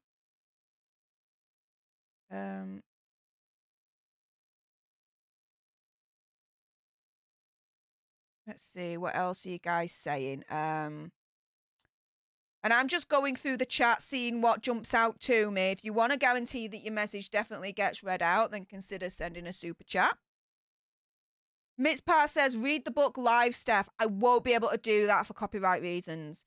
A likelihood is YouTube will either take it down or I'll get struck for it. But what I can do is read it and then afterwards report on it.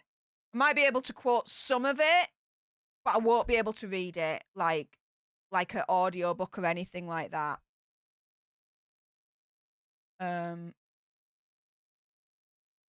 Thunder, yeah, please, no more documentaries from news companies. Stop the crazy news, get them out of the limelight, let them go off in the sunset. We'd love that if they stopped talking about the royal family.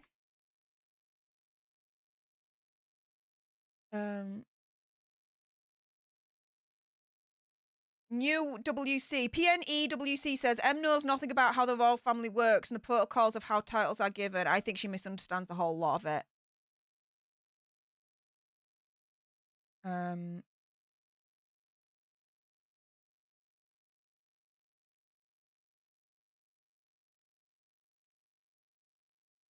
Yeah, Tempus Solemn. Diana also had cause given, Charles's affair, etc. And I believe they were separated when she gave that interview. Yeah, they were. Tinkle Tits McGee, I would pay to see Harry's DNA test. Me too. Me too.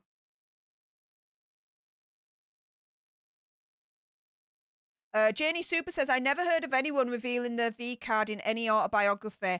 I have. Jerry Halliwell, if only.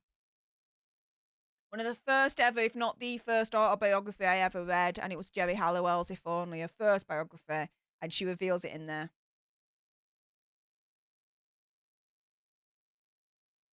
Julie Tabiner says, did you know, Steph, that the Markles are making a documentary this year telling the truth? Oh. Really? Or should I say in the Ace Ventura voice? Really? That was probably a really, really bad kind of like thing of that, but I tried. Really? If that's happening. Oh, you know I'm all over that. I'm on it like Donkey Kong on that one. I'm on like Donkey Kong for that one. Yes. Also as well, if you haven't already, subscribe over to Nate the Lawyer, because he recently actually did an interview with Samantha Markle.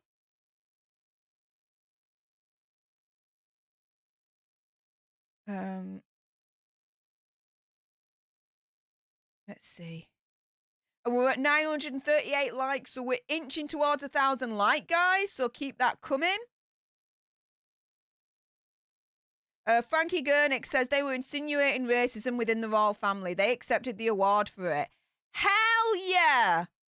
Can't turn around and say in the Oprah interview that they weren't accusing a member of the royal family for racism.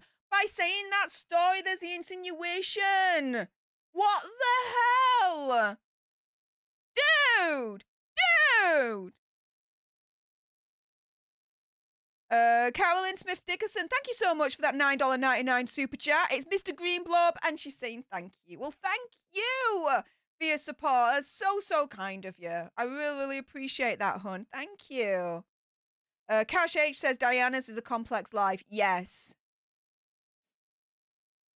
Mary Contrary says, Meghan placed a pregnancy test next to the hair box so Diana could be there to share the moment. Now, that's sweet. Some of you might think otherwise, but to me, I think that's sweet. Fair enough. That's sweet. That's sweet.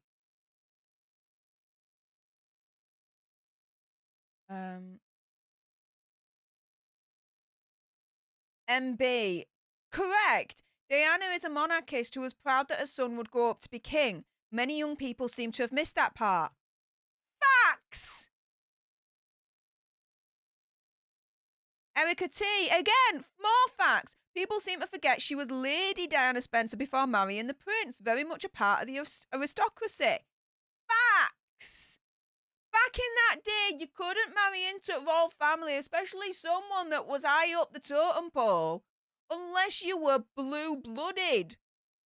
Like Lady Diana Spencer. Reason why Prince Charles at the time couldn't marry Camilla, because she was considered as common. She wasn't blue blood. Otherwise, he would have married Camilla. But the royal family wouldn't allow it at the time. Now they've kind of changed and evolved. Because, hello, Prince William and Princess Catherine. Princess Catherine was not known as Lady Catherine. She was a commoner.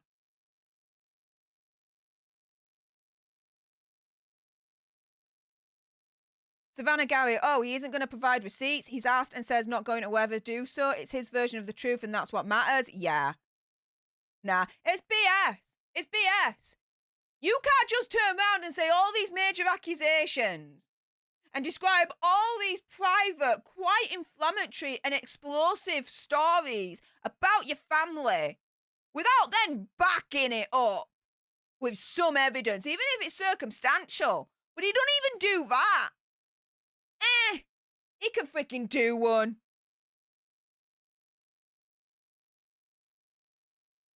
Pippa61, I agree. If only they'd just shut up, silence would be golden. Yeah. And I don't mean just shut up and just, that's it. Like, they could, this is really frustrating for me because they could do good in the world, guys. Right? They are well known. They do have a following. Yeah. Harry has been absolutely great when it comes to mental health, been great to champion, you know, veterans, this, that, and the other with the Invictus Games. Him and Meghan could have carried on with that and could have done that kind of good in the world, right? Instead, what are they known for? Bashing the freaking royal family. They've wasted their position in society on this. And it's a losing battle. They're not going to win it. It's frustrating. They could have done so much good, which adds even more to the anger that I've got.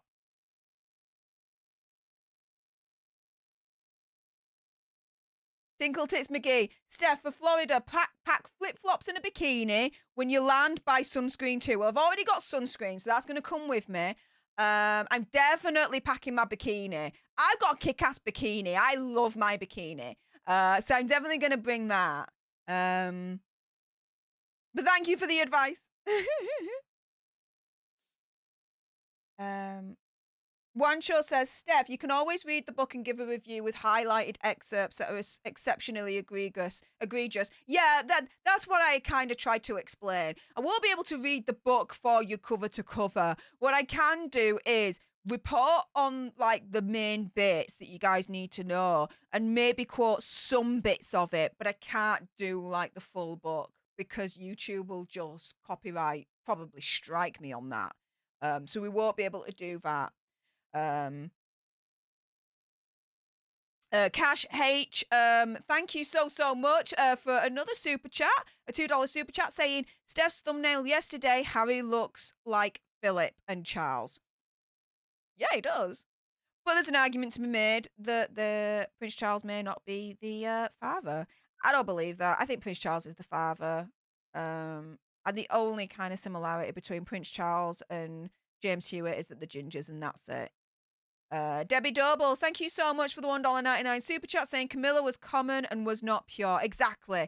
Back in that day when Charles was marrying Princess Diana, he obviously wanted to be with Camilla at that point, but couldn't. And his family wouldn't let him because, yes, she was not blue blood. She was not of that kind of sort that they would accept him to be with. And so instead was pushed into this marriage with Princess Diana. There you go. So yeah, you're completely right, Debbie. Completely right. A Florida lady says, even if it's cold on the morning, it will be warm by noon. In Florida. I'm so excited. I'm landing in Orlando and I'm going to be there for a few days. And then I'm traveling down to Tampa with Andy and the family. I'm so excited. Yay. Let's see.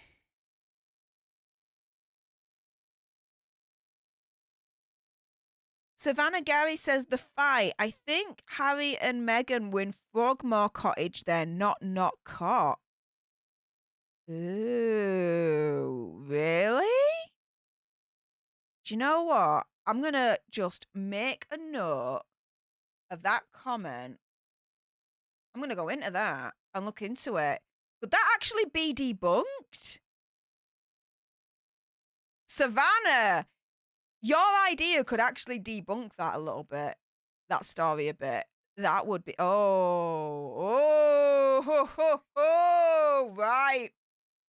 I will crack on with that. Watch this space. Project Metal Music. Let's get Steph to 52,000 subscribers. Well, let's refresh the subscriber count and see where we're at right now. We're at 51,948. We're now at 51,963 Alter Nerds.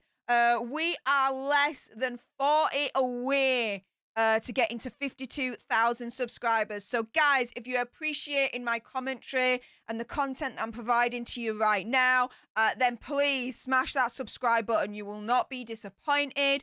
I will be giving you some more Meghan and Harry coverage over the next few weeks, including, yes, I will buy the book and I will read it so you don't have to. And there will be a lot of coverage when it comes to what's in that book. I am for sure certain on that. So, yeah, if you appreciate what I'm talking about today, you definitely want to subscribe so you don't miss out on more. So do that right now. If you don't mind, pretty please. And let's get to 52,000 before we end this stream today. That would be a celebration, wouldn't it? Tinkle Tips Biggie, Boozy Bugs! Boozy Bugs! Yes! If you know, you know. Let's see, what else? Cash Hitch says, and Triple B. Oh, Black Belt Barrister and Melcher. Yeah.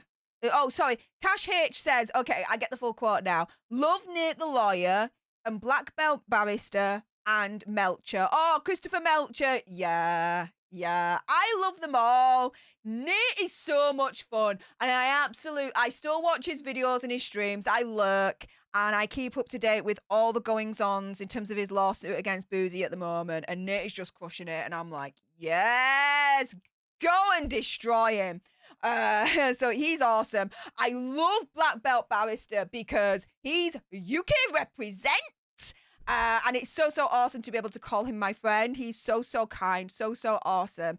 And he gives like, how do I put this? Subscribe to his channel because he gives a lot of legal documentary on the UK law side of things. It's really interesting. Now, he's not giving you legal advice or anything like that, so do bear that in mind. But for all those that live in the UK, Black Belt Barrister is a really good channel to subscribe to because he does educate you on the law, like where you stand, what do you do if you do this, all that. And again, it's not legal advice, but he is given just some general information that, guys, you might be able to use in real life. So I definitely recommend that you subscribe to him as well. And Christopher Melcher, he's more on Twitter, CA_divorce.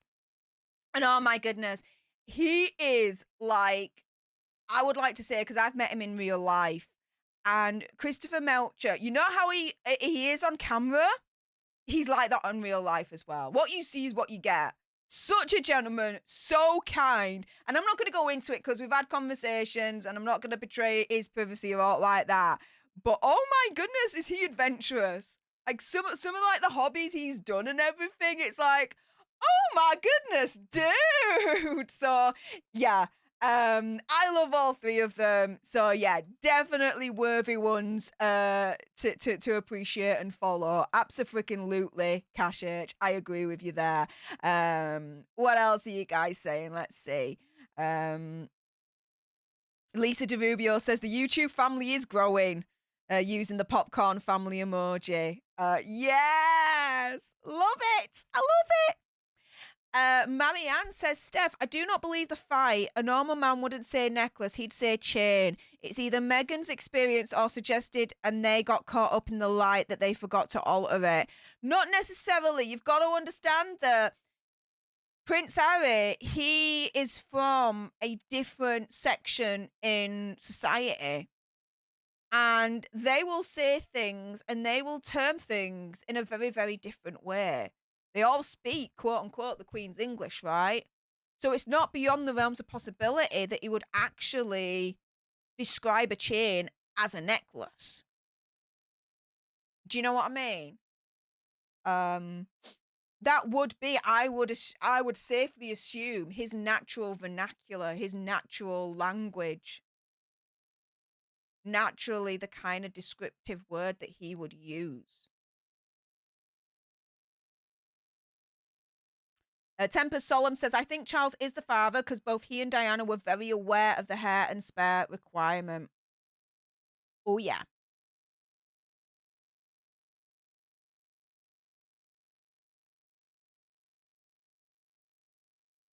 Pie VC says, isn't this part of the reason why they got the Ripple of Hope Award? For outing racism in the royal family? Right? Right? Isn't it? But oh no, in that Oprah interview, they weren't accusing any racism whatsoever against the royal family. Who the frick is he trying to kid there? What the hell?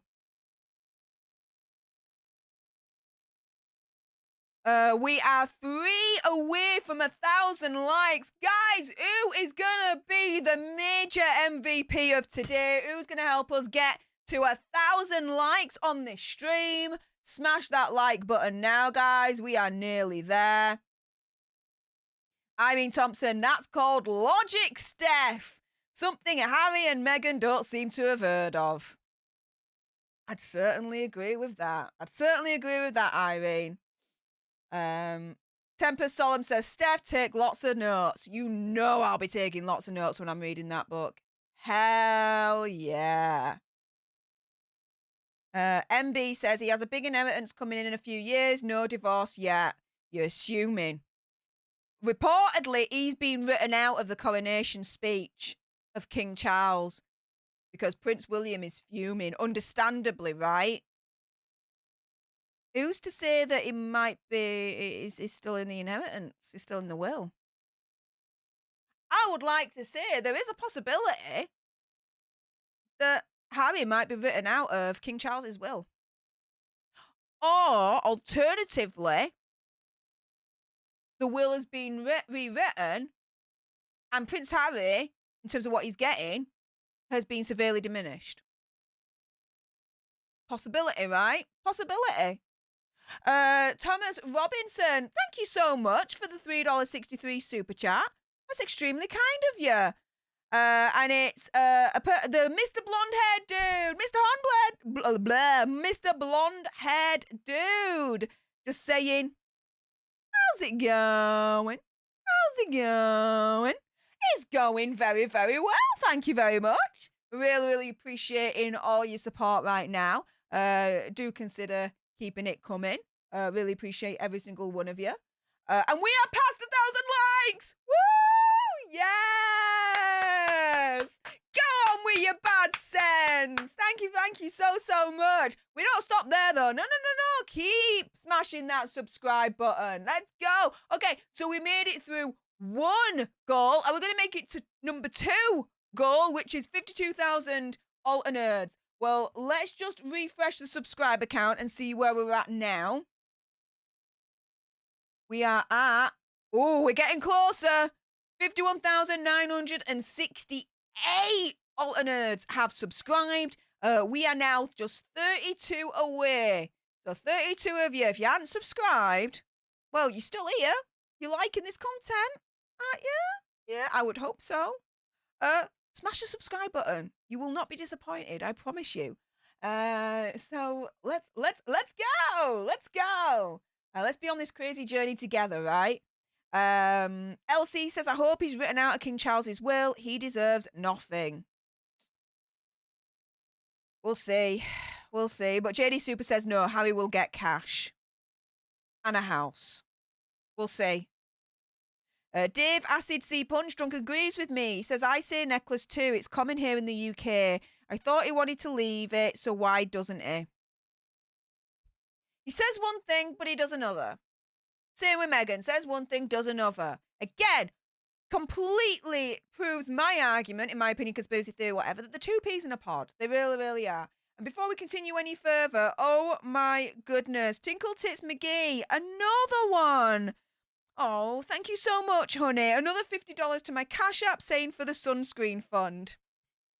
Thank you. Sunscreen is extremely important, isn't it, Tinkle Tits? Abso-freaking-lutely. Thank you so much for your kindness and your friendship, as always, honey. I really appreciate that.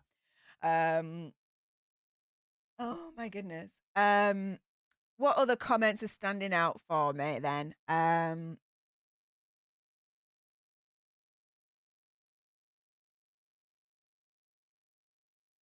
Ray Reb says, Steph, Anne controls his trust, and she has pushed it out to 50 before he gets the principal, I hear. Huh. Be interesting. It's interesting.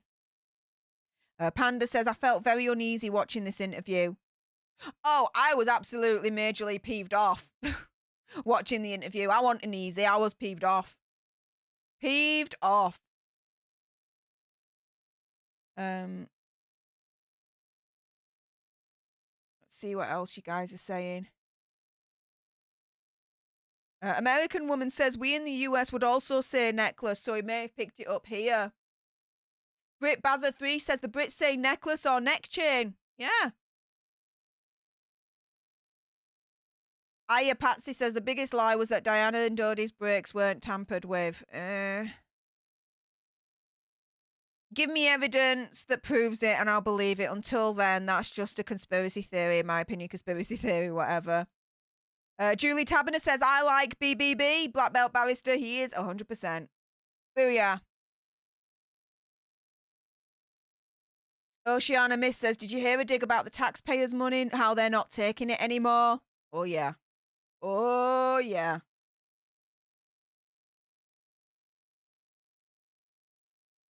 Lisa Aldrock. Literally, like, seriously, exactly. That's the main whole gripe about all of this. If he wants to break away from his family, why doesn't he go out and live a quiet life and stop putting themselves in front of everyone? Now, this is the thing, right? Let me expand on that.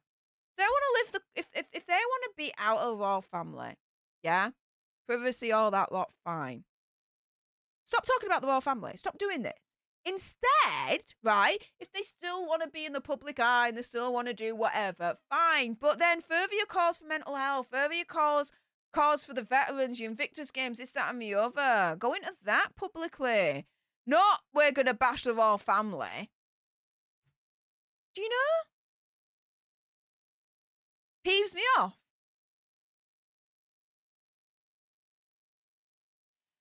Michael A, Harry's family are toxic. He's trying to break it. 100% Team Harry. Respect your opinion, disagree with it, but thank you, Michael A, for coming in, clicking on this video and at least hearing me out. I appreciate that. And thank you very much for presenting your own point of view very respectfully. I appreciate that too. Thank you very much.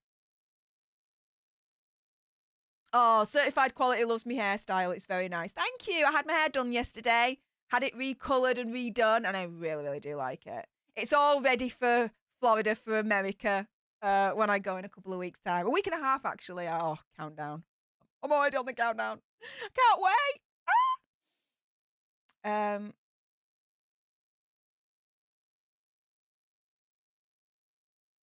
Let's go down. Oh, Cash H says, Melcher is my bromance, LOL. Chris gets a lot of love. He does. And quite rightfully so too, absolutely.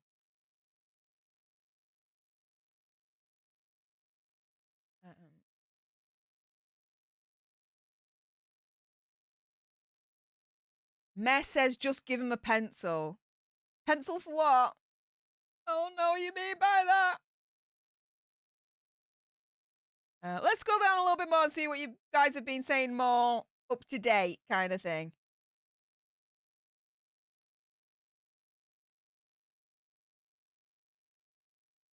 Brit Bazza 3, Steph. Harry and Meghan have a point in this instance. I was a disbeliever in them, but after tonight and knowing the British tabloid media, the entire royal family of victims of the press, they're brutal. Okay, no. I respectfully disagree, Brit Bazza 3, because they're not just brutal. Prince Harry, in my opinion, conspiracy theory, whatever, is turning around and saying the UK press is 100% brutal. It's 100% evil. They never have a good word to say about Harry or Meghan. But guess what? They did. Right at the beginning, if you remember, when she came onto the scene, we were happy. The British press was absolutely in support. Biracial American woman who's an actress is going to come into the royal family, is going to modernise the royal family, take it forward, this, that and the other. Oh my goodness, we were so freaking excited. The British press was excited. The wedding day, the press was absolutely cock-a-hoop. We got the bunting out. We had the parties. We had the tea parties, everything. We watched in our millions. We were supportive as hell, and the UK press was supportive as hell. The tide changed when they tried to change the whole dynamics of the British press, the royal family, and the UK public. Again, don't bite the hand that feeds you. You don't do that. You can't change it. You either got to accept it or leave. They left. Fine. But then leave! End! Draw a line under it and don't look back. The British press is not 100% evil. It's much more nuanced than that. It's much more complicated than that.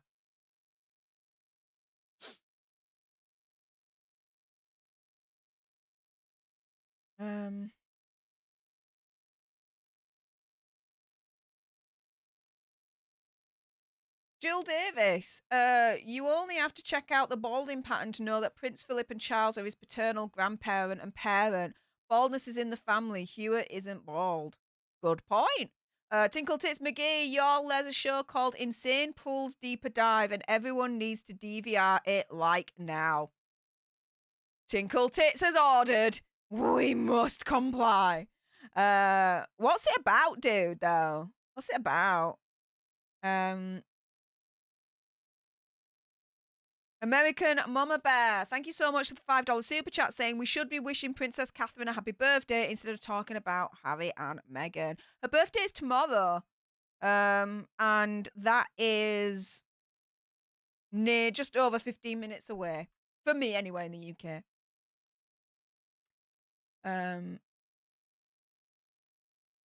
Elsie says, Erica T, he isn't just lost, he's brainwashed. Are you talking about Harry there?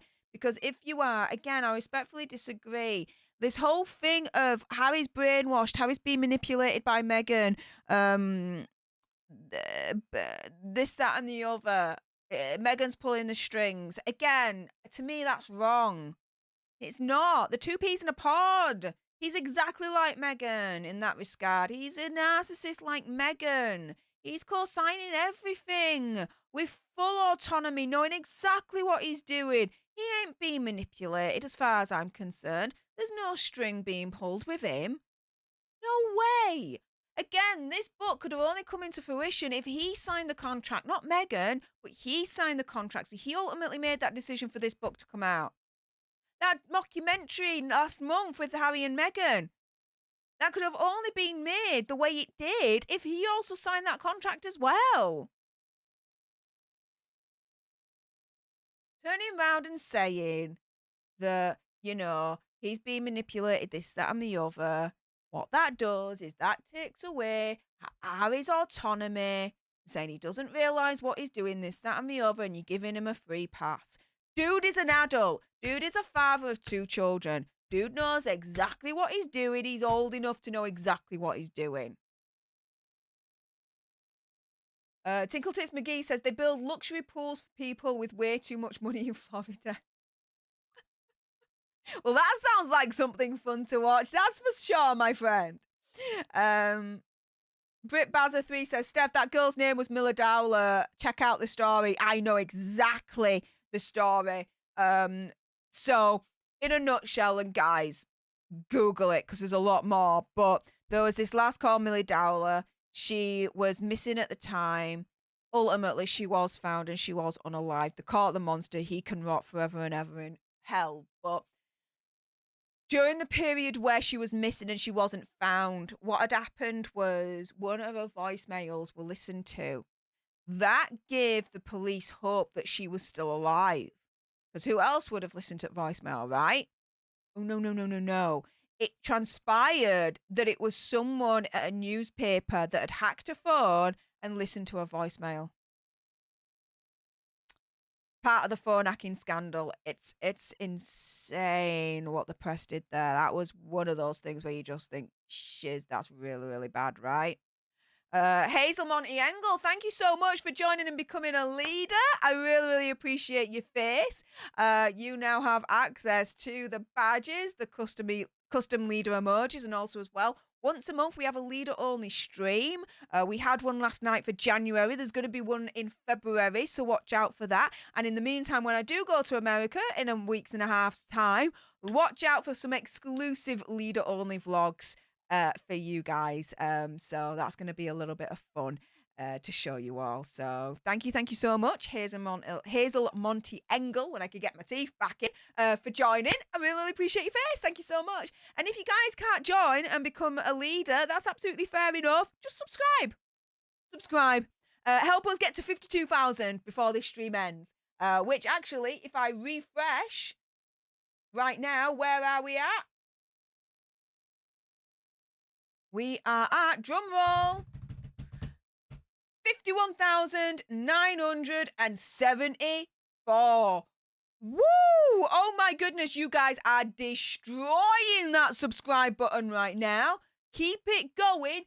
We are just 26 alter nerds away from hitting 52,000 alter nerds. So guys, if you haven't destroyed that subscribe button already, do so. It's free. It's a way that you can help and support this channel and our community here. And you definitely want to subscribe, because if you like what's going on right now, you're definitely going to love my future videos in terms of my coverage for Harry and Meghan. So you don't want to miss out on any of that. So make sure you definitely subscribe today. With that being said, what else are you guys saying? Let's have a look.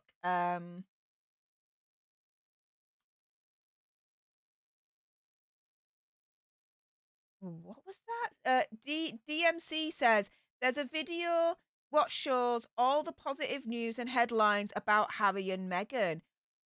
DMC, can you DM me that video link? I would want that very, very much indeed. I'm on Instagram and Twitter at Stef The Alter Nerd. If you go onto my link tree, which is at top pinned comment chat. Oh my God, let me go do that again. It's nearly midnight. Do you know what I mean? Come on, guys. If you go at the top, there's a pinned comment at the top of the live chat. My link tree is there. And there's links as well to my Twitter and my Instagram. If you just click on one of those and DM me the link to that video of all the positive Harry and Meghan headlines, I really, really would love and appreciate if you do that. That would be amazing if you can. Thank you.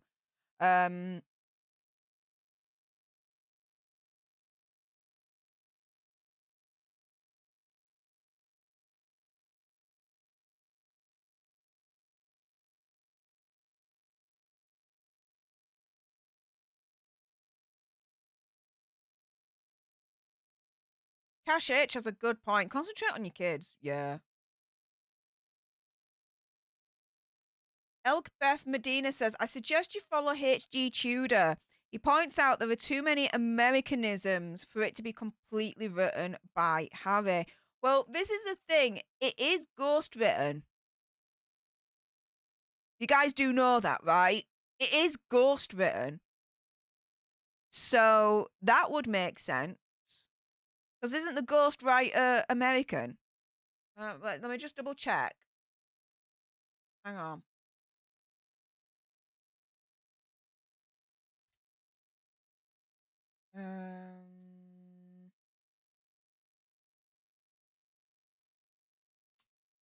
Where is the Wikipedia on this?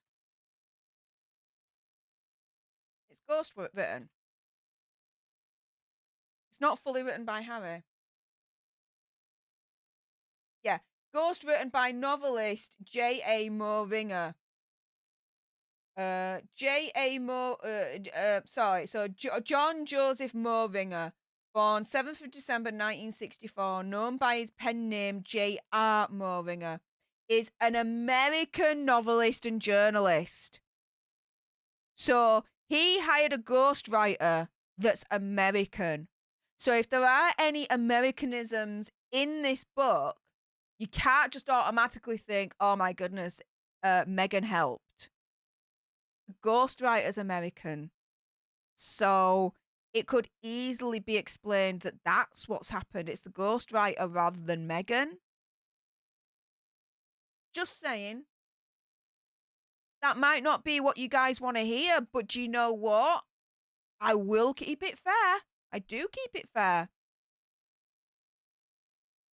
So we might have to give the benefit of the doubt on that one, guys.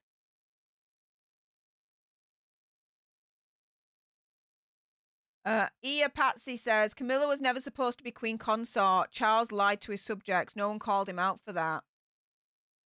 The thing is, right, is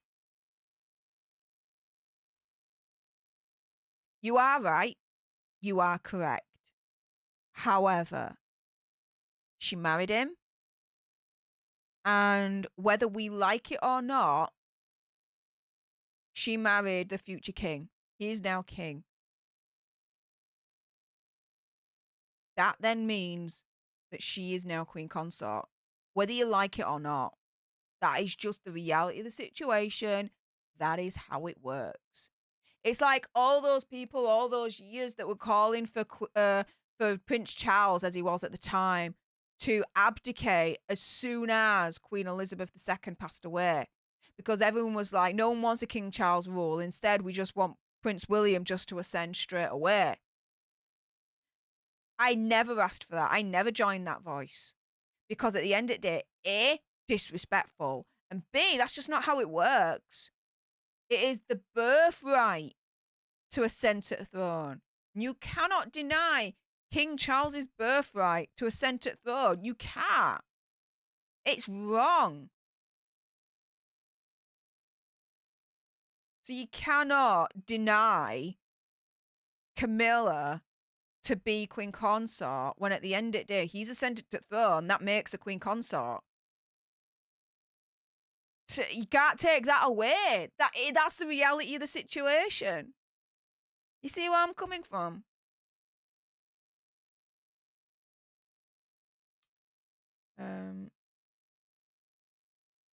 DMC says Harry made $120 million complaining about his family. Yep. Opinion, conspiracy theory, whatever. He has thrown his family under the bus and stabbed him in the back. All for money. Opinion, conspiracy theory, whatever. He says it's for the truth. Well, if it's for the truth, don't get paid for it then. Take the money out of the equation completely. Or donate 100% of the money to charity. You cannot discount the financial incentive as part of a motive for all of this. You can't.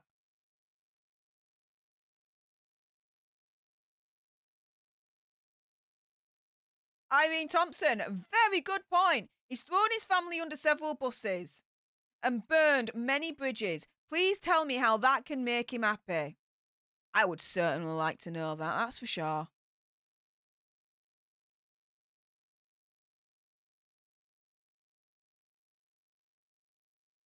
Chunky Monkey, how can the royal family trust Harry ever again? I don't think they could. And this is the thing, he's screaming for reconciliation, right? How can they reconcile with what he's still doing? Shut the hell up! Stop it! Then you might have a chance. A very slim chance, but a chance nonetheless. Come the frick on. He's delusional. Riley Hull 140. H and Meghan deserve each other. They both created the mess. He's going to be alone when Meghan Markle leaves him once they stop getting attention.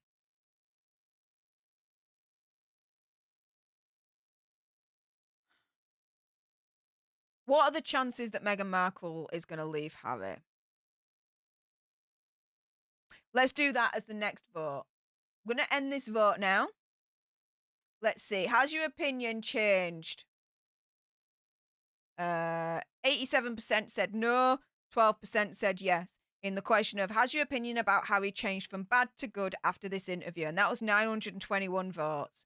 So the interview's done nothing for him. It's done nothing for him in the public eye. It has not changed public opinion at all. Absolute car crash interview, that was. Totally for him. So let's do another poll. This will be the final poll before I end things for this evening.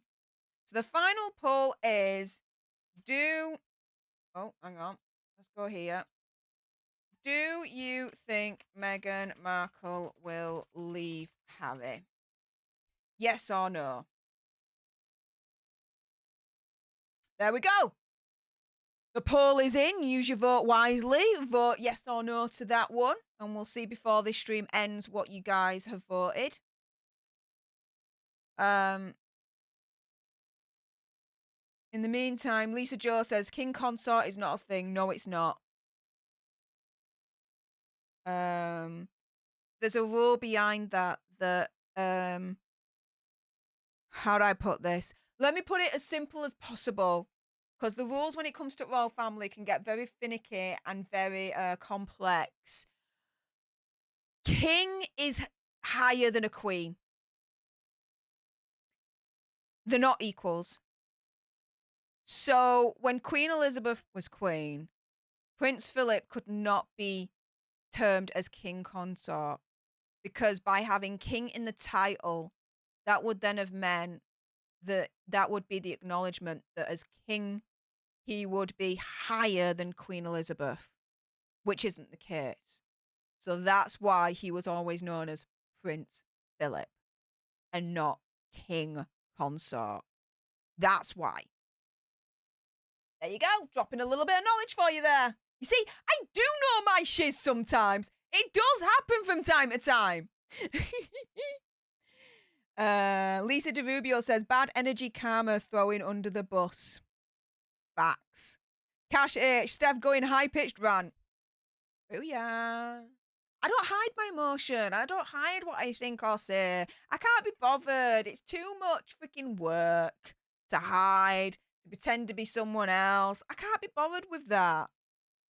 No way. You just get me and that's it. You're either going to like me or not. Hopefully you do, and if you do, subscribe.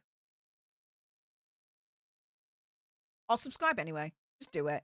Get your dogs to subscribe, your cats, your budgies, your snakes, your spiders, your didgeridoos, your mum, your dad, your brothers, your sisters, your friends, the neighbour across the street. Just be like, Stef The Alter Nerd exists. Subscribe to her. Job's a good one. Renee says they're running out of content. That's why he wants a reconciliation. Maybe.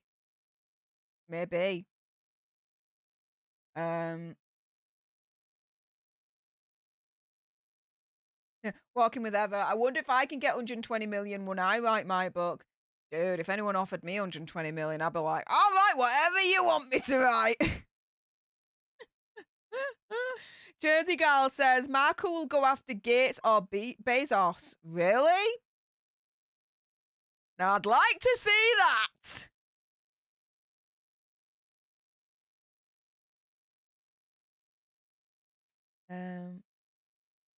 LC says, I'm serious. American J.R. Moringer was either fired or quit after the book was half finished. If you have any evidence to support that, DM me at Stef The Alter Nerd, either on Twitter or Instagram.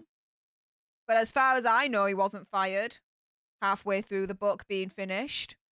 No. Minxie Fox, in answer to the poll that's currently up, says she will leave when she has a new man in her sights, or a new man that's already in her clutches. Maybe. Sam says, Steph, random question. Are you a southpaw? What is a southpaw? Let me Google that. What is a southpaw? I'm left-handed. No, I'm right-handed. I'm right-handed. Although it's strange because I'm right-handed, apparently I should have my watch on this wrist, but I actually have my watch on this wrist. And even though I'm right-handed, apparently it means I should have my fork in this hand and my knife in this hand, but instead I have my fork in this hand and my knife in this hand. So it kind of makes me a little bit ambidextrous, but I can only write with this hand. I know, a bit confusing, right? And if you were able to keep up with all of that and keep your head straight with all of that, then respect to you. If not, well, I said it and I'm moving on. Done!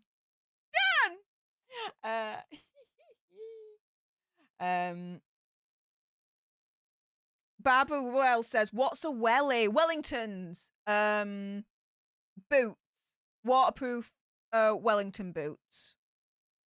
But they're just shortened to wellies. Walking with Heather, exactly. He could never be known as king consort because king is higher than the status of queen. So Philip could never be king. Yep. See, someone else knows their shiz as well. Maid Marion says, you put it like a boss. Booyah, like a G, man, like a G. I'm so freaking nerdy, it's untrue. Hence my name.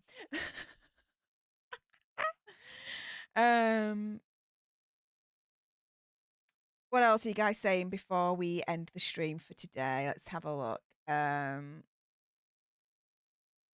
Thomas Robinson says, wondering if Prince Harry will become a movie star. Nah, no chance. No way.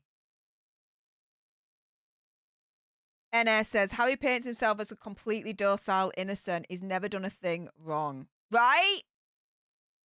But the thing is, again, he's talking about that they need to take accountability, this, that, and the other. Fine. But, dude, you got to take accountability as well. Where's his self-awareness? You know what? You know how, like, quality control, for me, between my brain and my gob, upped and left, like, eons ago. I think for him, self-awareness completely upped and left, like, eons ago. It's ridiculous, guys.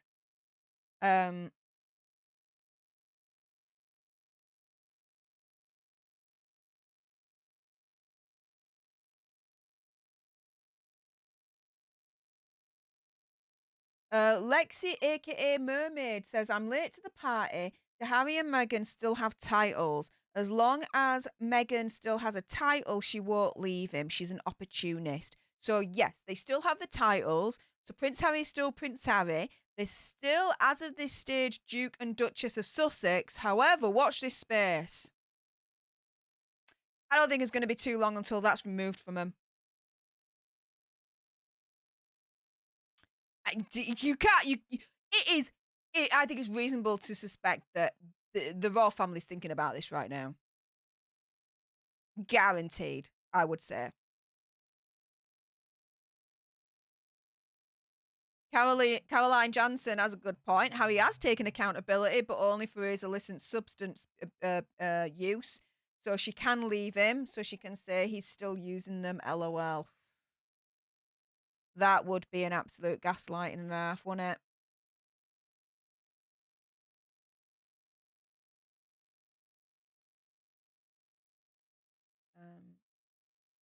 Jennifer Kane says, I'm right-handed and I also prefer to wear my watch on my right hand. Hey, respect! Respect, Jennifer.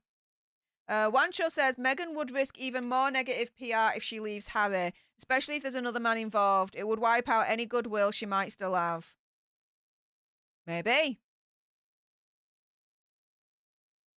Made Marion be like, Harry is effed. Yeah.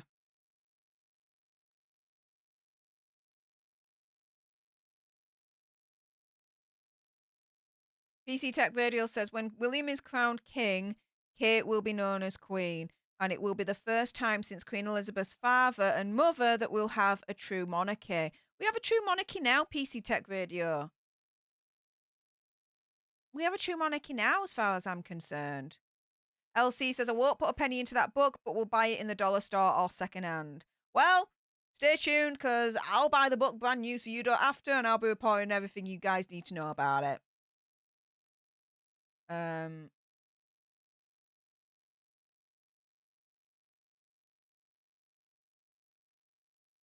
Linda Glass, I agree with this one. When Prince William ascends to the throne, their titles are as good as gone.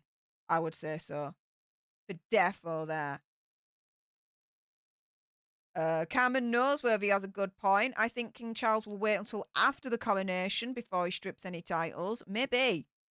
But I think it's just, I think they're on borrowed time with those titles. I really, really do believe that they're going to be taken away. And there's a possible chance that even his prince title will be taken away. There is a route where that can happen, guys.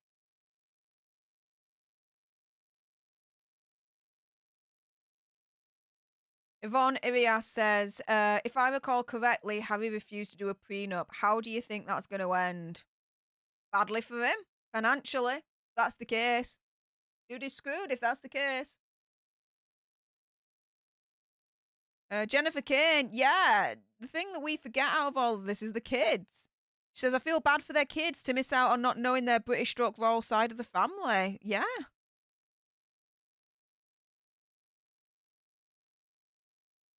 But to be fair, when it comes to Harry and Meghan, they're saying that the British royal family are racist, this, that, and the other. Opinion, conspiracy theory, whatever. They're probably thinking it's a good thing that the kids are not getting to know that side of family.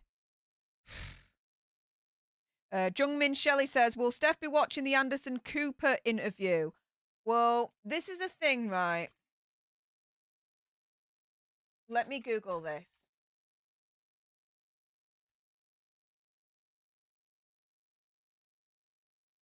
So that's going to air 7:30 p.m. Eastern.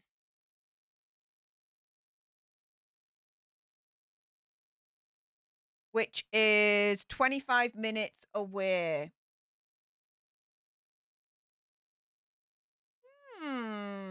Let's have a look.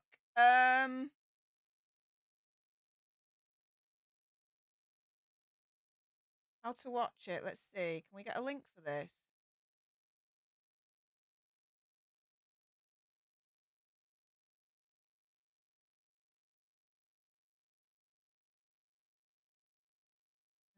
Streaming platform Paramount Plus. Hang on. Just wait one moment, guys. Trying to look at something here.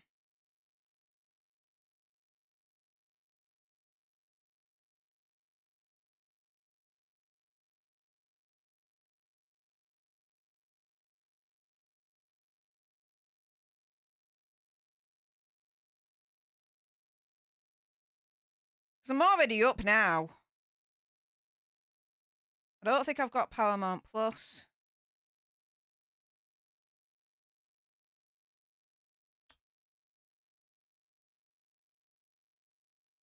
No, it'll be streaming in 20 minutes. It'll be past. I'll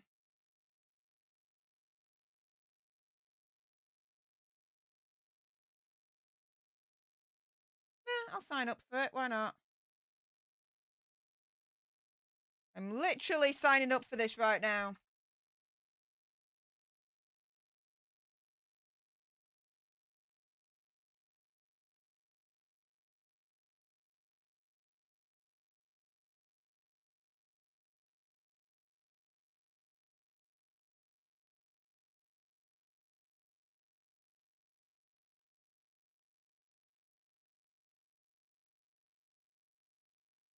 All right.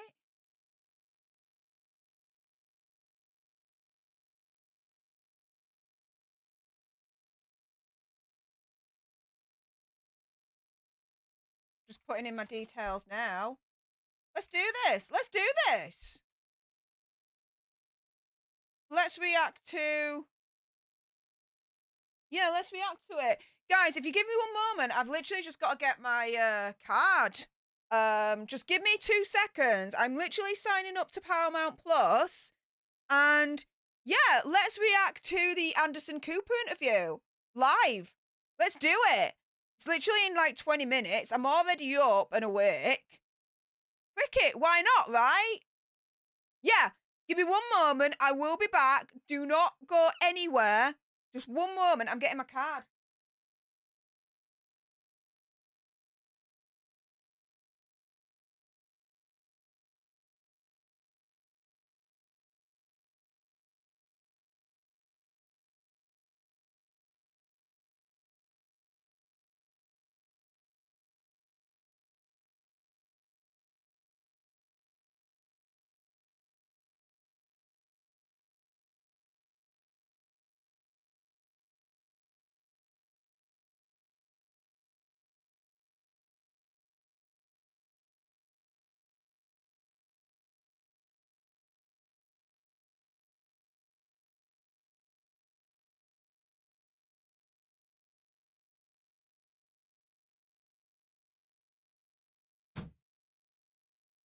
Back. Hi. Right, let me put in these details. Oh my goodness. Right. Whew. Okay. Yep. There we go.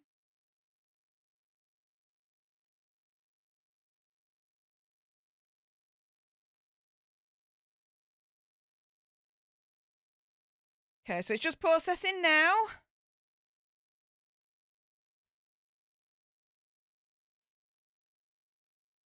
Oh. Yvonne here asks, oh, hi, Steph's chair. How are you? Nice to meet you, backside. Yeah, it's my, oh, well, you've seen it now. I got it from Secret Labs, and it's the Batman chair, the Dark Knight edition. I love it. This chair is amazing. Andy's like, I need to get a new chair for his studio. I'm like, Secret Labs, Secret Labs, Secret Labs, get the Batman one. And he's like, I don't want another gamer chair. I'm like, this ain't just a gamer chair. He's like, I'm not getting it. Like, suit you. Get a chair that then doesn't do what you need it to do. You should listen to me once in a while. Who's watching? I'm watching.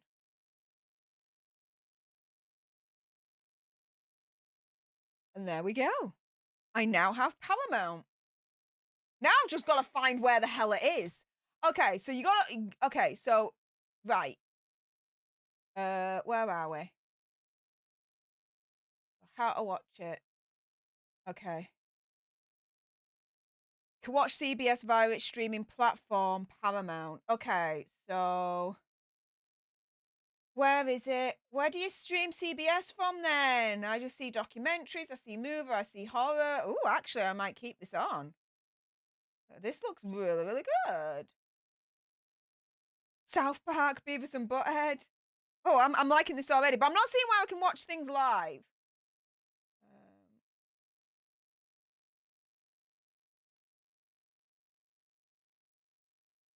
Hang on.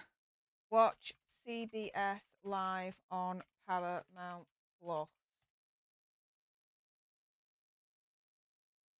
Open your Paramount Plus on your device. Okay. Done that. Then select the news option from the menu.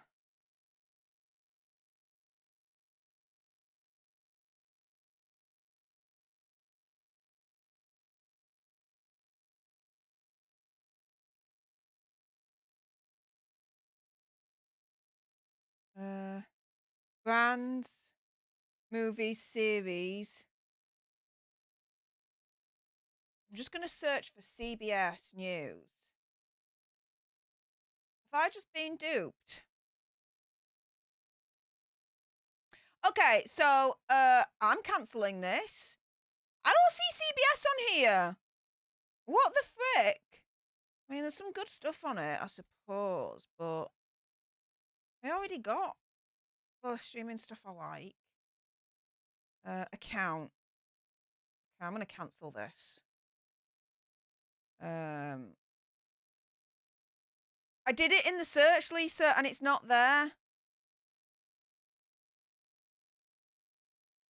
Overseas, yeah, I'm overseas, so it must be a thing. Yeah, I'm going to cancel. Not enough content. Complete cancellation. I'm done.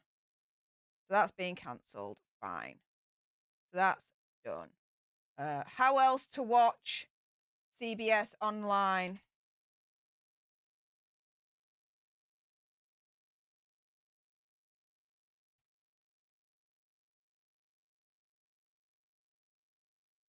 DirecTV, Hulu, YouTube TV? Stream it on YouTube? Really? I've just gone through all that.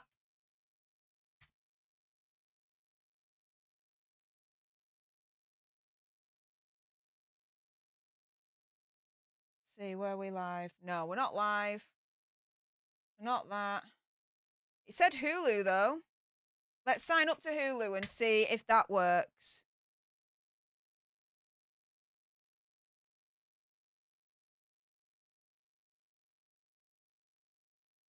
I just want to sign up for Hulu only. I don't want ads, so screw that. And then let's do this again. Oh, hang on. I'm staying up for you guys to do this. Let's go. Birthday, October 9th. There we go. I'm a woman. Can't verify my email now. Please enter a valid email address. Okay, let's do this.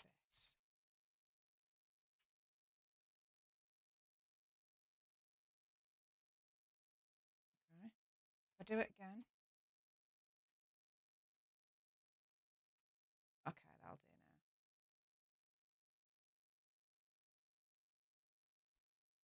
now. Oh, they really don't like Gmail, do they?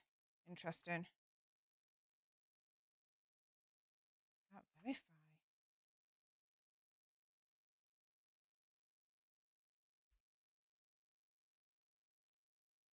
Saying we can't verify my email right now. Okay, so Hulu's a bust. What else? Sling TV.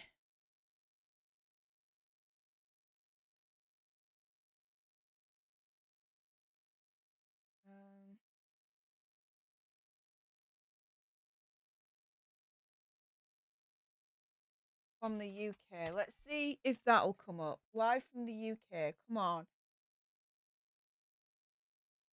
After all that, is it just literally on the website itself?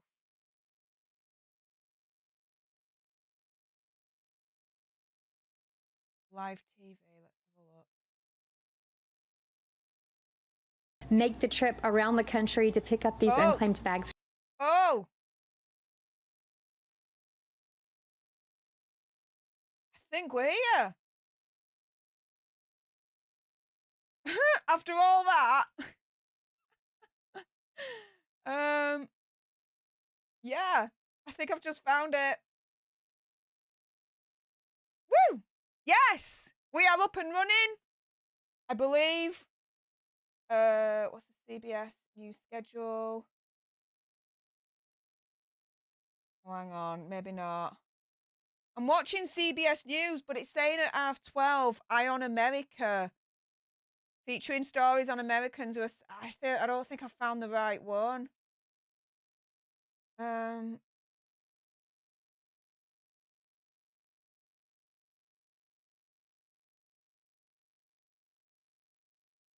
60 minutes with. Okay, how to watch 60 minutes with Anderson Cooper. Live from the UK. If anyone can help in the chat, please do so. We've got 12 minutes left to try and figure this out.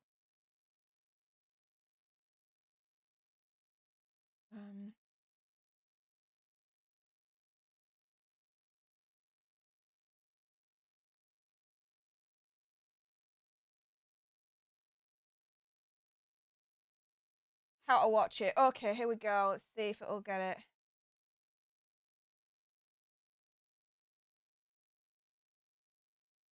Got a free trial with Paramount Plus. It didn't work. Direct TV stream.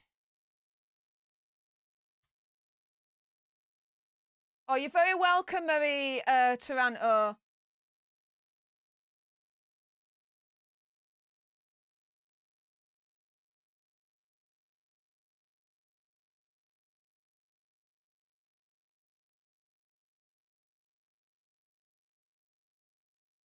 No, I can't do that one. Fubo TV?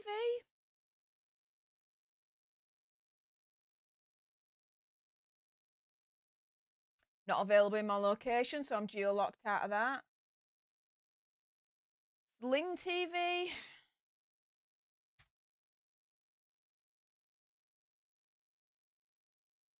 Okay, I'm geo-locked out of that as well.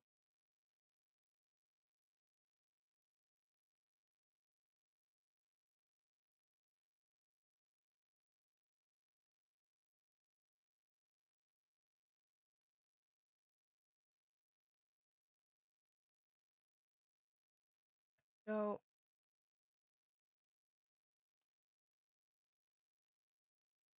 Callie says, I'm trying, Steph. Look on Paramount Plus. I am. Let me show you what I'm looking at, guys. So let's see this. Here we go. Let me change it to that. Okay. So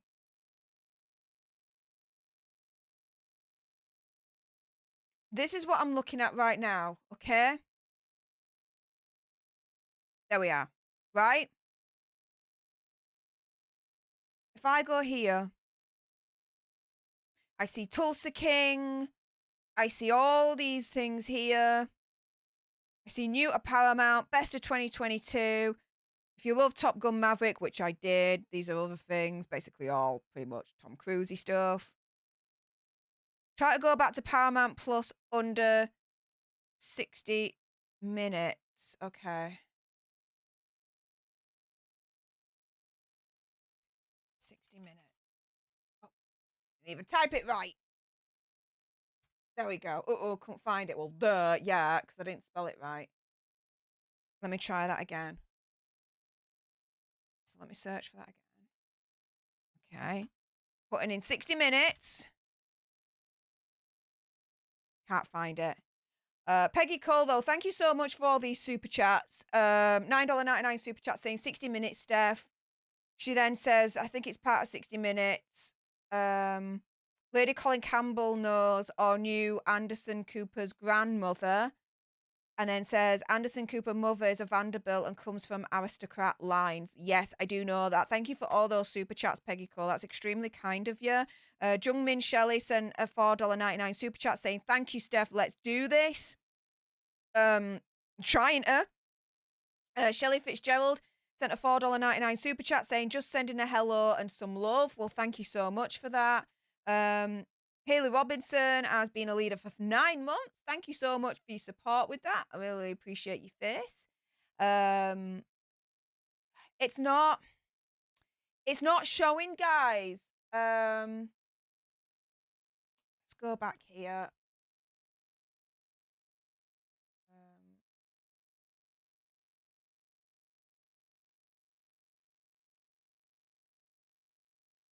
Can only watch it after it, I think. Live. CBS News. Shows. 60 minutes.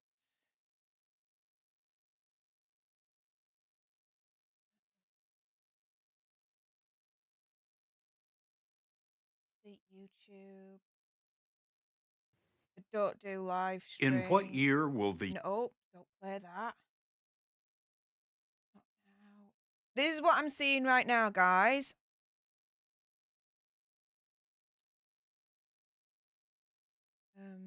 Live. CBS News.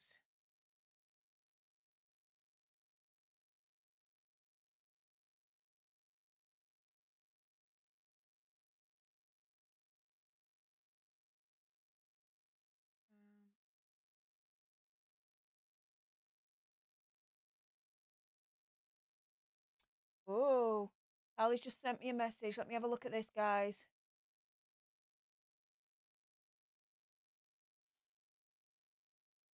Sorry, that was not a great screen, was it? Yeah, that's what I've seen, love.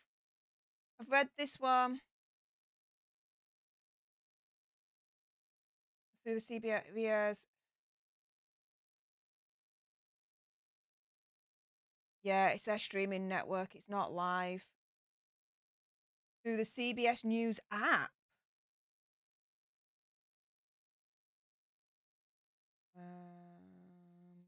Okay. CBS News live breaking news. I might be able to watch it on my phone. 5 more minutes left. Might make it. I don't know, guys.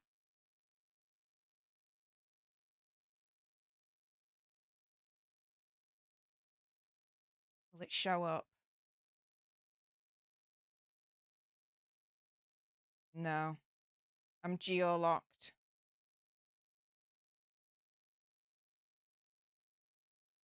Maybe not. NBC News, CBS. Okay. I'm downloading an app right now.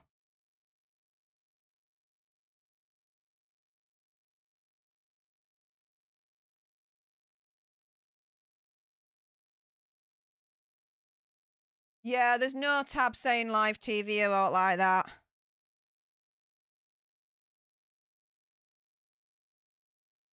If this don't work, I'm just going to abandon ship on this one. And I'll just have to wait until it's loaded up on that CBS thing tomorrow so I can watch it. I don't want it to track. Sign in with TV provider. Allow, whatever. Allow. Sign in with the TV provider. Paramount Plus. Other TV providers. No. No. That's blocked, mate.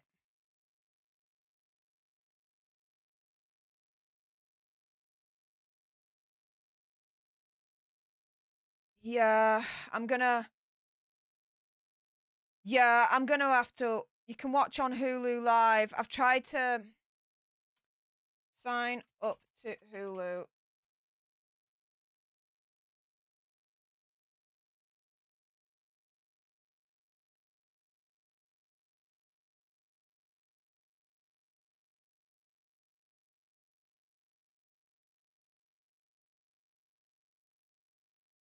Hulu UK.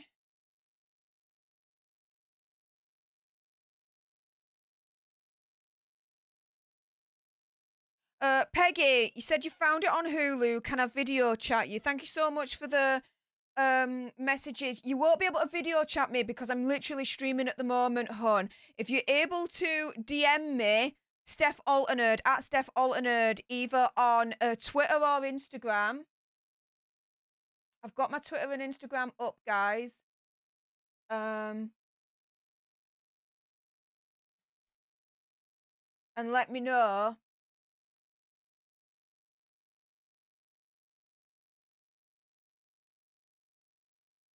Shenigram Yellrock says, I just tuned in, folks. What is going on?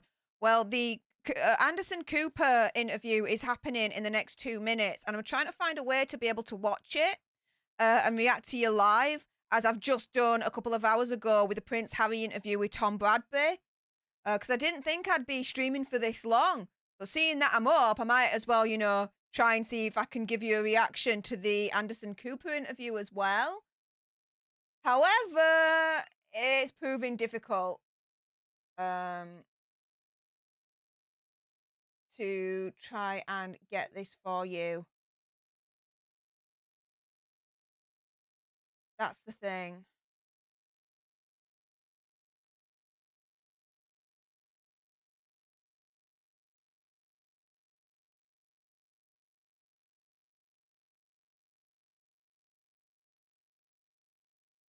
Yeah, I think it's locked for UK viewers.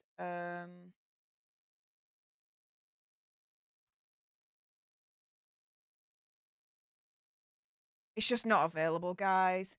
You're gonna have to.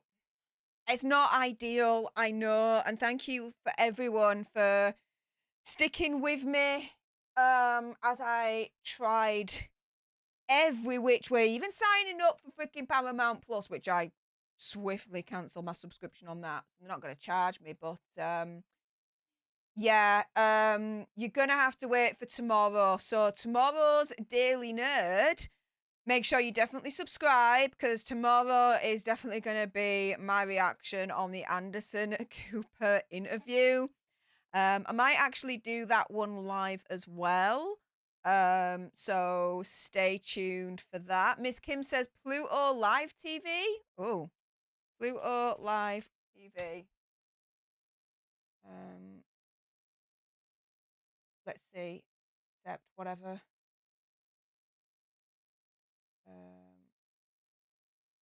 Search CBS. CBS News. Okay. Watch it live. Okay. So somebody that's actually been there. Hang on, let me mute that. No.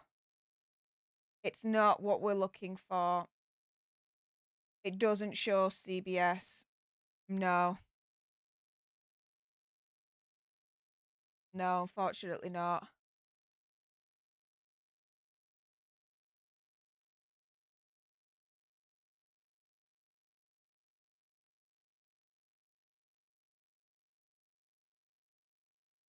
I'm going to close this poll.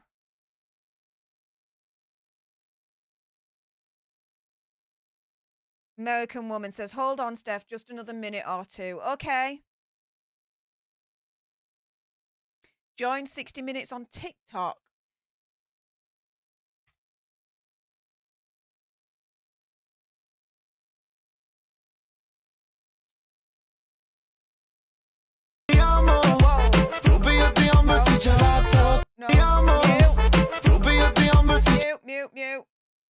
Mute. Mute. Mute.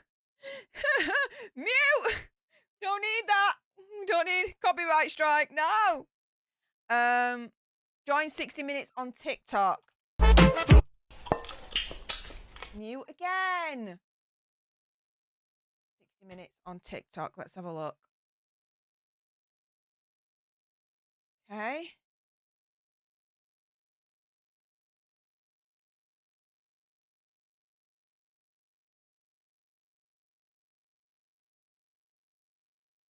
I don't think they're live though.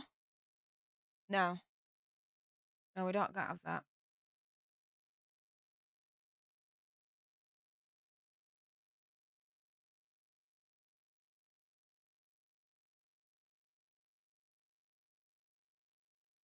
Shenny Graham Yellowlock, hang on a minute. Let me private message you on Twitter. All right.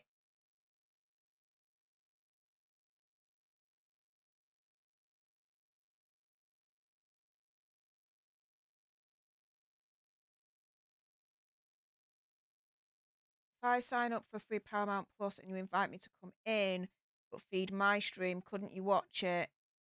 You might get, yeah, I'll get a copyright strike. Jesus, the body language guy, was showing it, and he got taken down. That stream got taken down with by what you guys have said, so I won't be able to do that. Great idea, but it needs to be something where I'm able to watch it but not stream it to you guys, so you just get my reaction and that's it.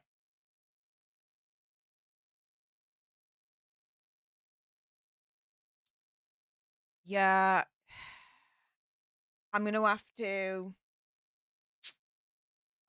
abandon ship on this one, guys, which is frustrating, but I'm going to have to wait until tomorrow when it's uploaded and then watch it then. So, guys, make sure you've definitely subscribed, because tomorrow, yeah, depending on when Andy on Popcorn Planet is going to stream, I might either watch 60 Minutes and do a pre-recorded video giving you my reaction to it, or I might actually just stream and do my reaction to it, similar to how I've done the Tom Bradby one for today. So yeah, that's disappointing, but it is what it is. Do you know what I mean, guys? It is what it is. Let me just shut down all of that. Okay. Let's refresh a subscriber count. Let's see how much closer we are to all of this. We are at, oh my goodness. Whoa. Yes. 51,996 alter nerds have pressed that subscribe button. Thank you so much, guys. We just need 4 more. 4 more of you right now that haven't subscribed.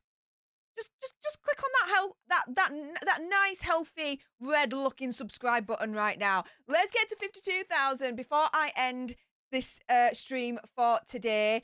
And yeah, let's celebrate with a success. Let's celebrate with a bang. Yeah, guys, you know it makes sense. So let's just refresh it a little bit more. Oh, 51,997. 3 more to go. Who's gonna be the MVP? Who is gonna destroy that subscribe button and get us to 52,000 alter nerds subscribed? Let's go. And guys, I mean, I don't just talk about Harry and Meghan, even though I'm talking about them a lot at the moment because, you know, it's what's happening in the news, right? And I'm very, very, as you can tell, passionate and informed about the subject. I do talk about other things as well. So, guys, if you like what's been coming out of my gob about Harry and Meghan, stay tuned because I talk about a buttload of other things. So, yeah, just look at my back catalogue, guys. It's very varied. And I do it all with sassiness and gobbiness, and I keep it 100 just for you guys and for me as well. So, there we go. Let's just refresh again. Are we even closer?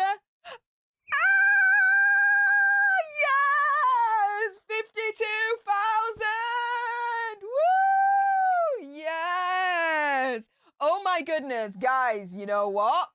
Let's do this. Oh, hang on. You can't even hear that. Hang on. Let's do this. Right.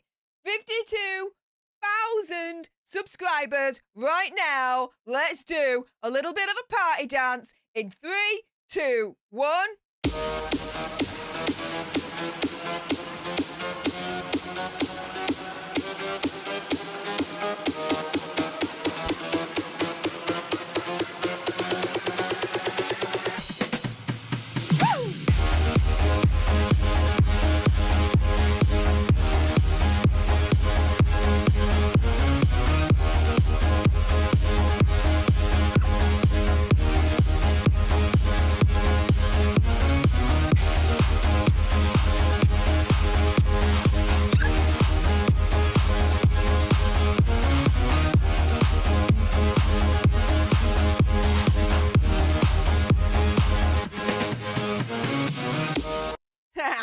Yes!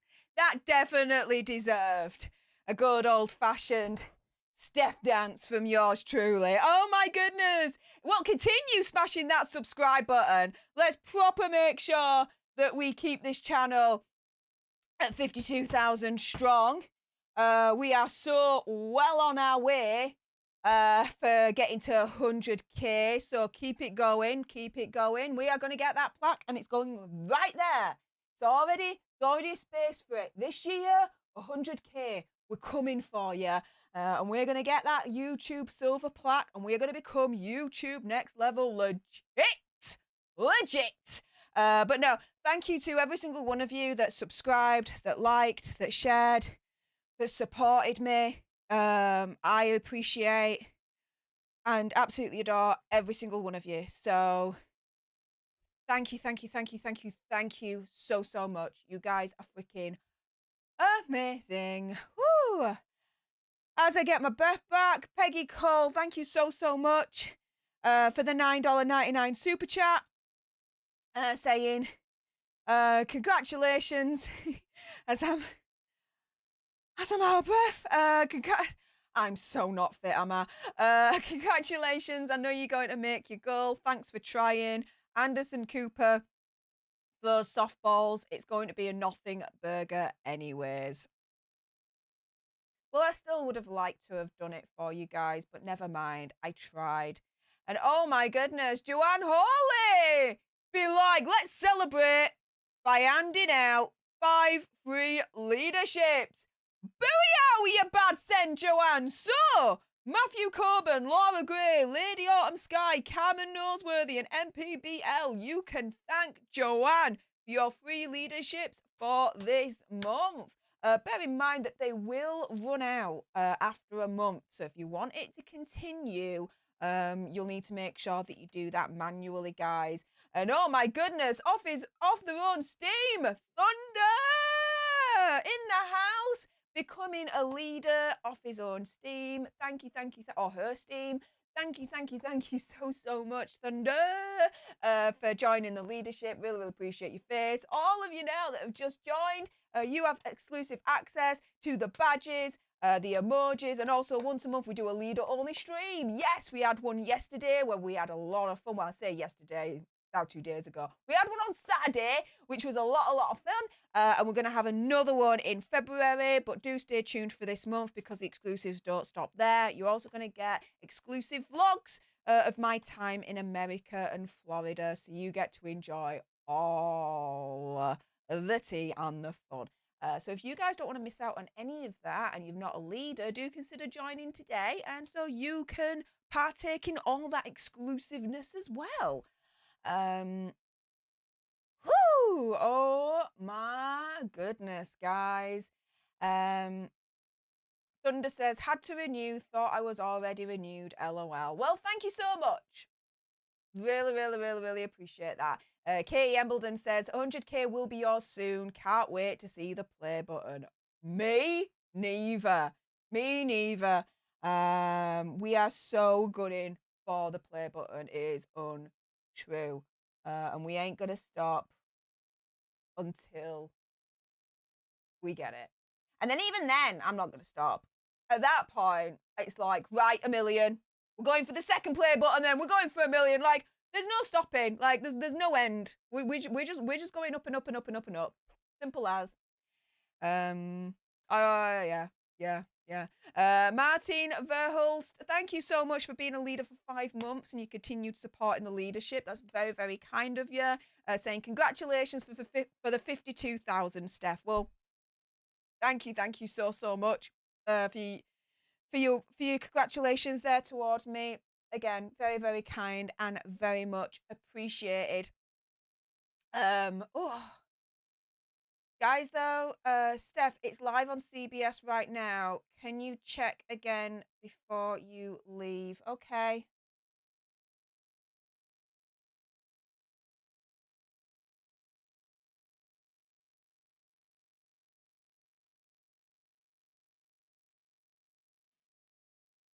No, it's not on.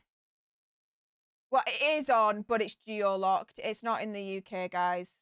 I'm looking at it right now, and I'm seeing kids in a hospital, and old people, and playing with toys, which is cute, but it's not Harry. So, no, sorry. Oh my goodness. Wow, you guys don't want me to go to bed right now? Hey, if you don't want me to go to bed, consider keeping the super chats going. Oh my goodness. Joke, by the way. Peggy Cole, thank you so much for the $4.99 super chat and all your support. My goodness, you've really super chatted a lot today. Thank you so much, honey. Saying, when are you going to announce any meetups in Florida? I'm from North Carolina and would love to plan ahead so I can go to a meetup. We've already mentioned the date of the meetup is going to be Monday the 23rd of January. I think we've pretty much sorted a place of where we're going to go. But once that's all like in stone, we'll let you guys know. It's not going to be like a big, massive meetup, guys. It's going to be very chill this time. So it might be like for a couple of hours meetup, and then that's it. So just to manage your expectations, because there is a lot that I'm going to be doing when I am over in America. Believe it or not, it's not a holiday. It is, well, it isn't, it isn't. It is a holiday, but it is also a business trip as well. I'll keep it 100 with you. It is a business trip as well.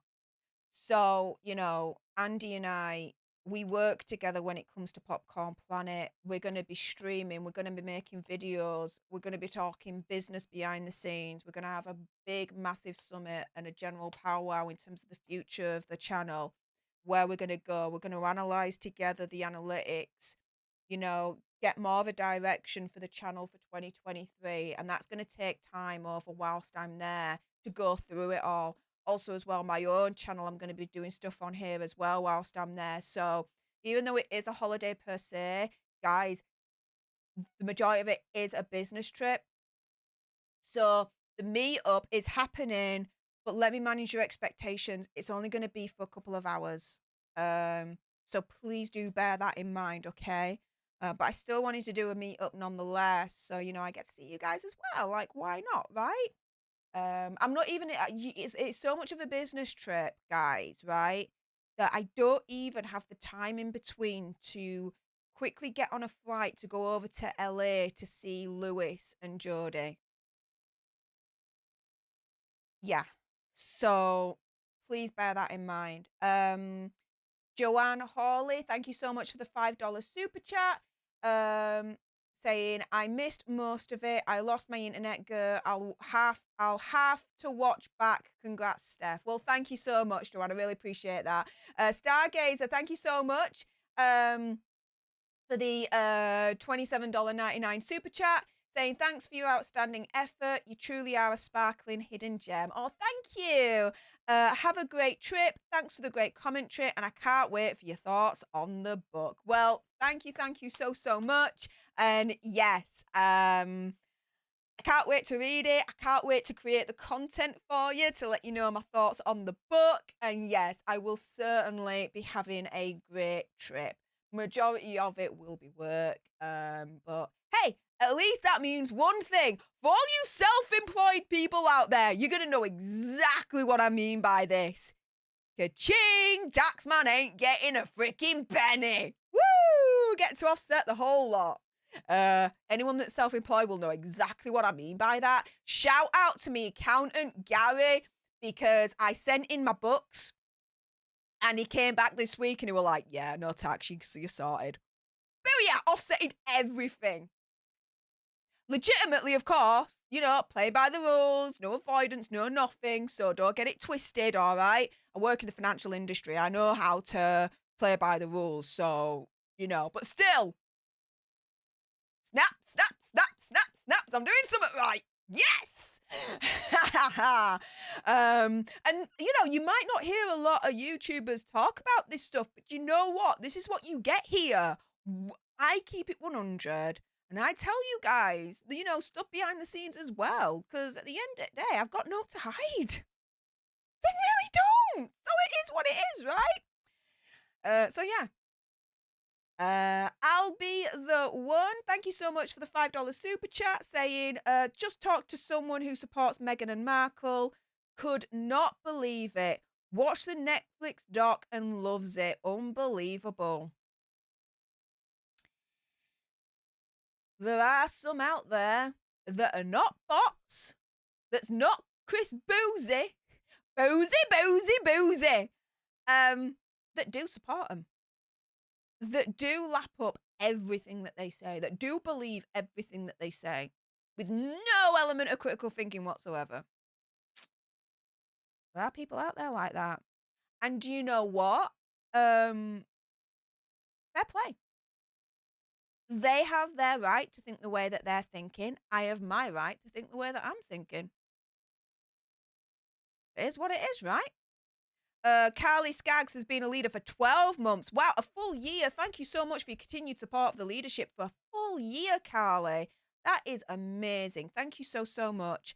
Saying, thanks for trying so hard to see the interview and congrats on the 52K. Way to go. Love you, hon. Well, I love you too, Carly. Thank you so much. And thank you for trying to help as well. I saw your message in Telegram, unfortunately. What can you do, eh? It is what it is.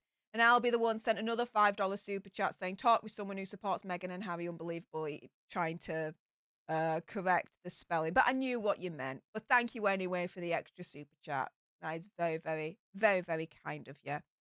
Riley Hull 140 says, I can't find it on a Paramount Plus either. Yeah, there's no live option. It's all replays of films and TV shows in the UK. There's no live option for the UK on Paramount Plus, which indicates to me that we're geo-locked. So yeah. Lisa DeRubio says, I'm feeling so special now I joined EXO all. Well, there you go. Hey, I don't know anything about this YouTube channel. My Duke and I podcast is playing the interview. Really?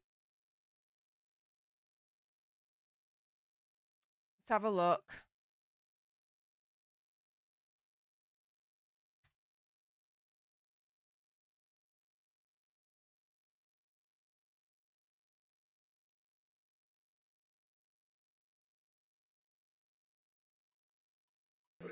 Because I wanted to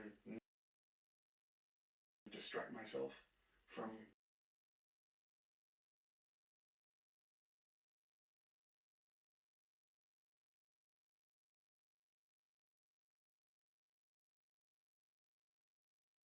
Okay. Yeah, you can hear it. I've just muted the audio so you can't hear it in the background, so I don't get copyright struck at all.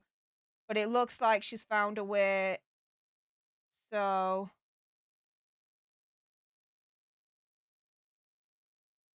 let's just fast forward to when she starts it.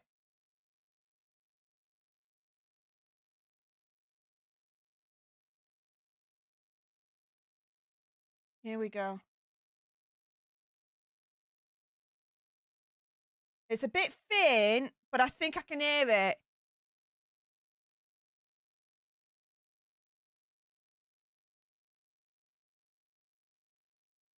Okay. Guys, I'm reacting to it. Let's go. Might as well change this right now.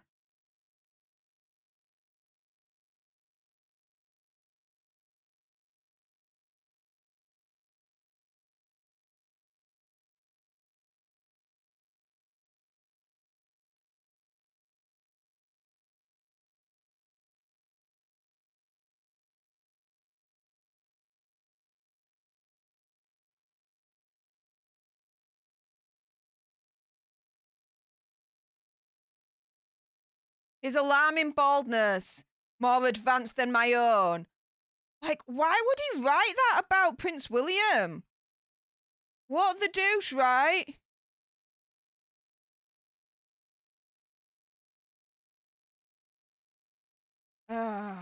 Reacting to. Guys, I've got it. Thank you so much. Whoever told me about My Duke and I podcast. We've got it. We've got it. We've got it. Let's go.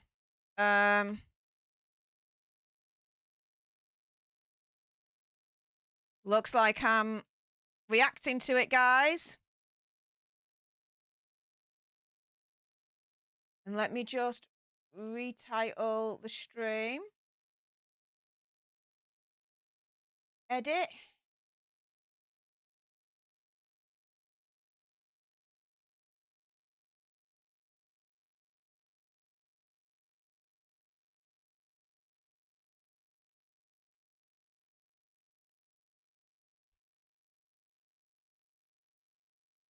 All right.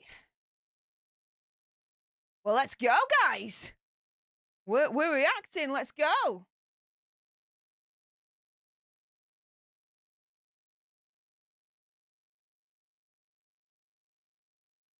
It's like, it's insulting his brother for no reason. Like, why is he commenting on his brother's baldness?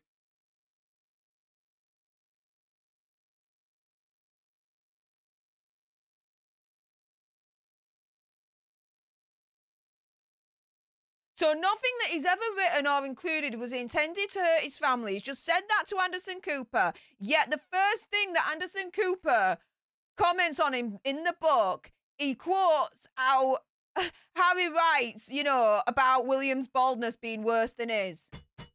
Come the frick on, are you shizzing me?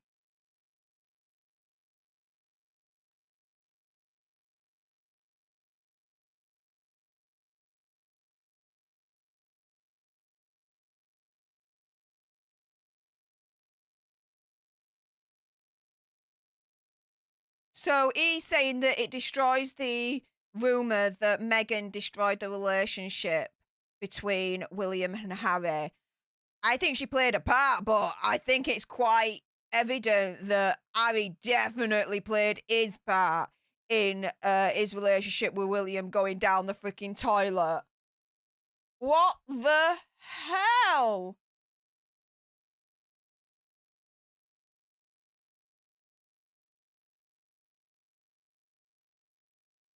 Okay, so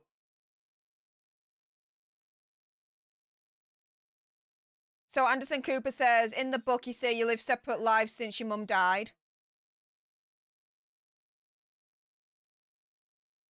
And then at school it's like your brother said, pretend we don't know each other, which, I mean, to be fair, when you're at school, if you've got a younger sibling, you've got your own life. You don't want your younger sibling being around, so isn't that normal?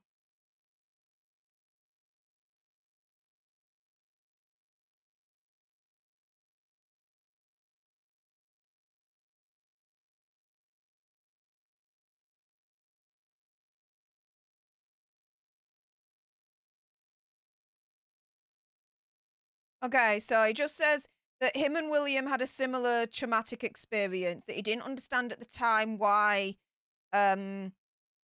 his big brother was like, pretend at school that we don't know each other. At least you understand now, I think.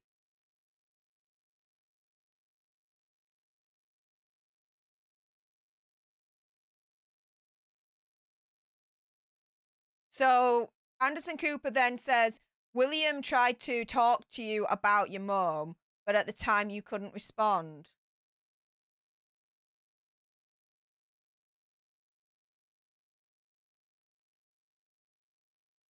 So William is like, I don't know.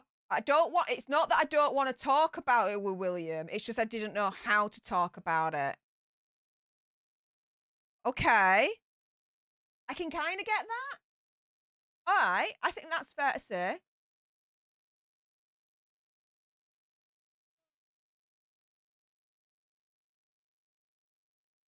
He didn't know that talking about it would actually be therapeutic, he says.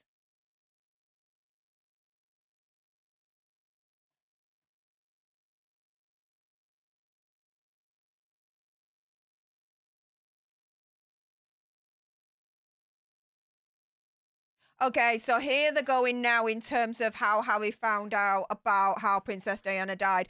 This is pretty much, I think, a rehash of what we've just experienced with Tom Bradby's interview, it sounds like. And I'm only a couple of minutes in.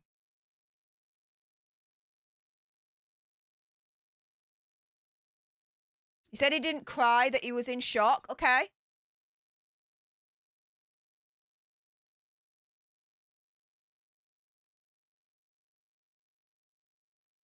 Talks about how Prince Charles went into his room, Prince Charles at the time, now King Charles, and broke the news.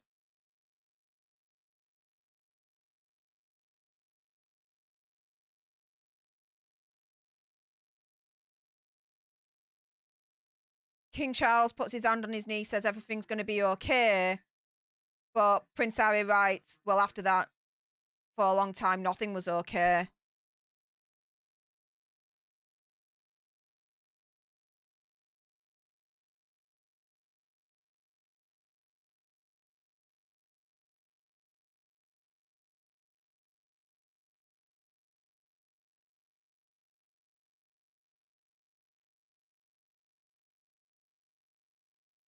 Okay, so Harry is now explaining that when he went down to London with the rest of the royal family, like the day before the funeral, he's meeting the public and he felt guilt because the public was showing more emotion and more grief than he did, that he claims he wasn't allowed to show.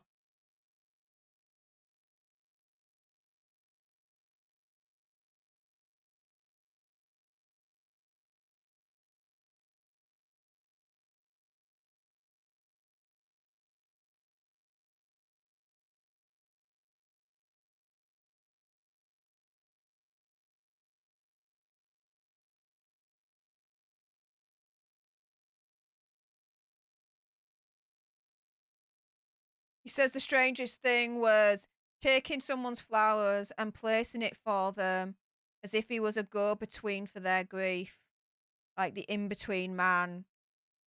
I get that. I do get that. And Ms. M, thank you so much for the PayPal. The £3, that's very, very kind of you. Saying hi, Steph, from Ms. M. Hey up, Ms. M. Congratulations on your 52,000 subscriptions. You deserve it 100%. Thank you. I learned so much about the royal family in the UK from you. Thank you so much. Well, thank you so much for your support, hon. I really, really appreciate that. Let's go back to this then.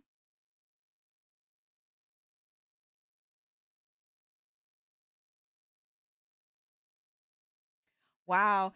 Guys, the difference between how an interview is produced in America and how it's produced in the UK is very different. Like, the Tom Bradby interview was like question, answer, question, answer. It was all just them two and that's it. But CBS proper pack it in with some outtakes. Like, wow.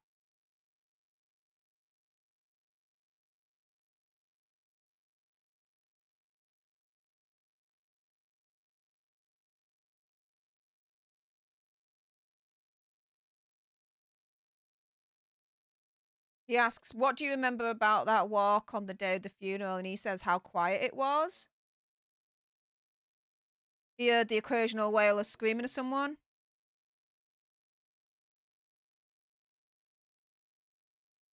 He remembers the horses, the gun carriages, the wheels. Everything, basically. Okay. But more the silence.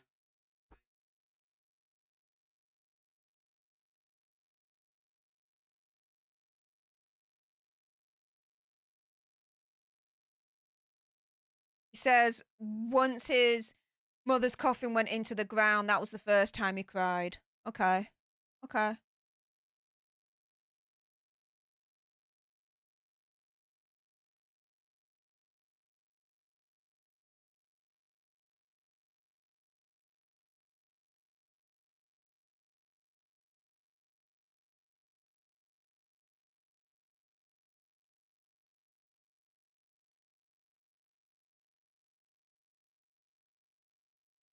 So for a period of time, he was in disbelief, in denial, thinking that she was only gone temporarily and that she'd call up and be like, let's go out or something like that. Oh. Poor dude. I have sympathy for him on this. Took him years to get over, he says.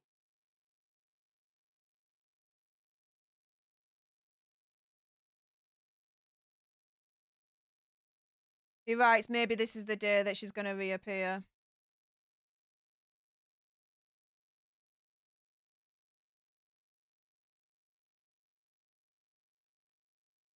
So when he was 20, it says that he asked for the police report in regards to the crash that killed Princess Diana.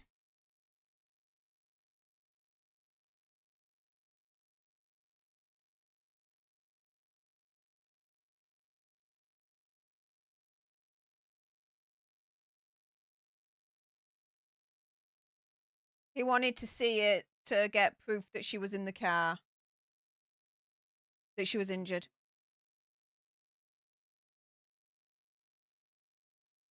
And it was paparazzi that were taking photographs of her lying in the car after the crash.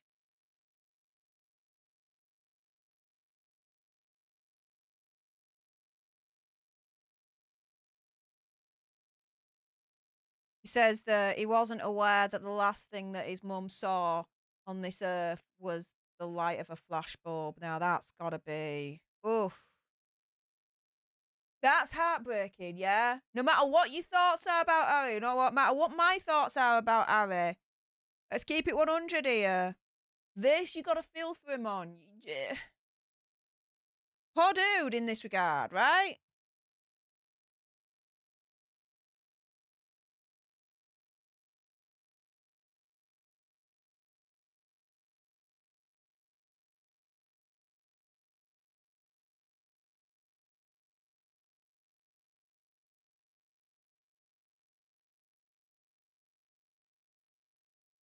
So I only saw some of the photos. His private secretary persuaded him, don't look at the rest. I think that's probably wise. Says all he saw was the back of his mum's head.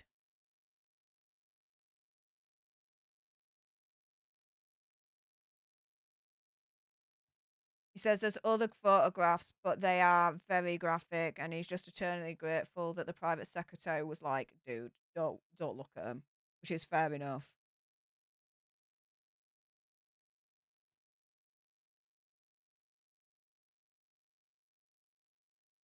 Yeah, that's the stuff that's made of nightmares.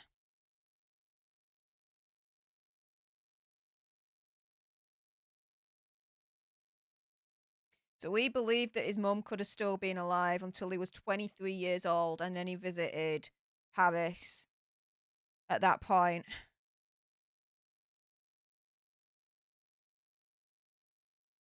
Where he wanted to go to a tunnel where Princess Diana had died.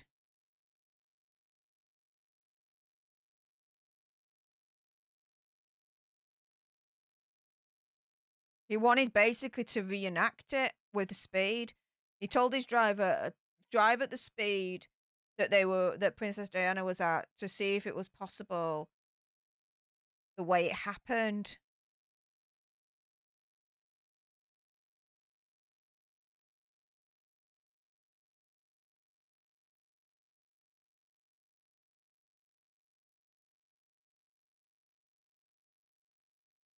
To see if you could lose control of the car and get and like drive into a pillar.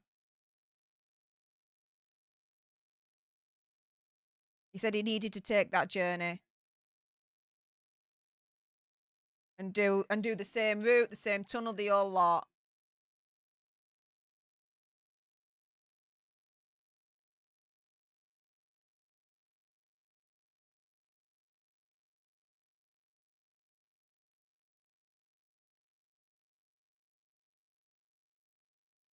He says everyone that was involved, the paparazzi, everyone got away with not being punished for the crash.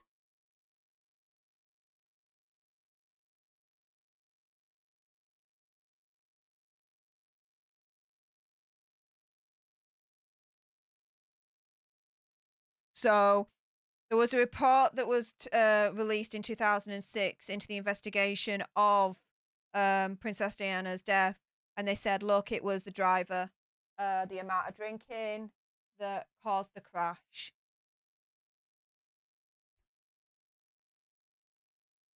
But William and he considered actually reopening the inquest. They weren't happy with that finding because there were so many gaps and so many holes in it that didn't add up and didn't make sense, which I get.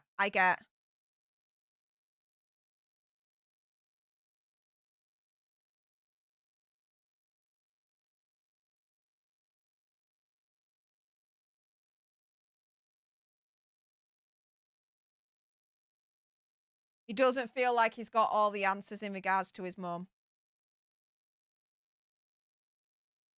And he don't think William does either.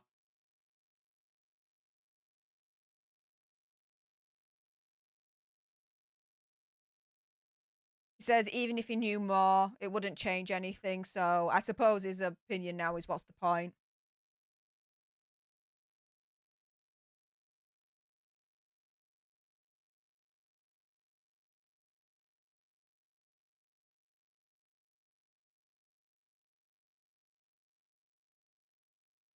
So he's talking about the military now, saying it got him out of the limelight, got him out of the press, gave him purpose, was part of something bigger. Doesn't matter who you are, you're all treated the same, and he appreciated that.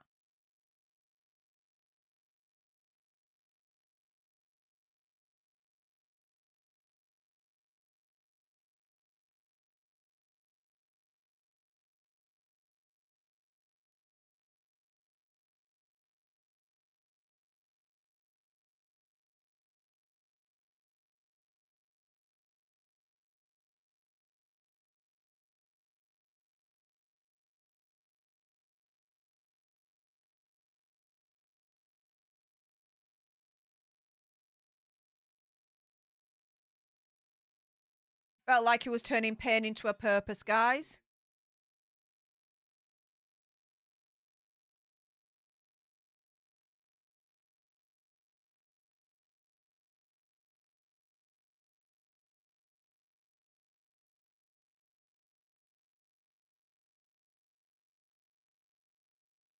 The war started when his mum died. Anderson Cooper says, well, who you were fighting? And he said himself.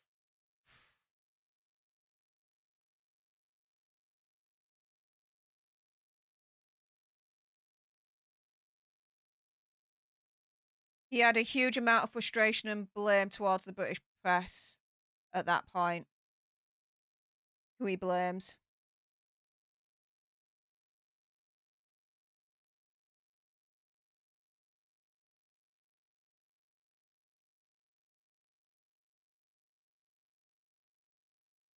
He says it's obvious to them that the British press was part of his mother's misery. But again, that's very one-toned, because his mum, Princess Diana, was a manipulator of the press. Let's keep it 100. And the press gave her a lot of good headlines. We're very supportive of her. But the hounding, the stalking, now that was bad. But to try and say that they're in the same shoes now, Harry, Meghan, no way. No way.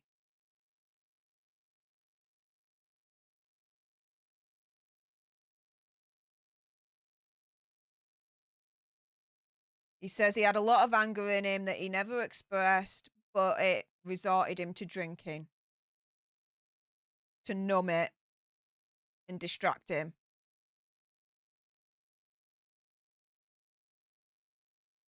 And he resorted to illicit substances as well at that point.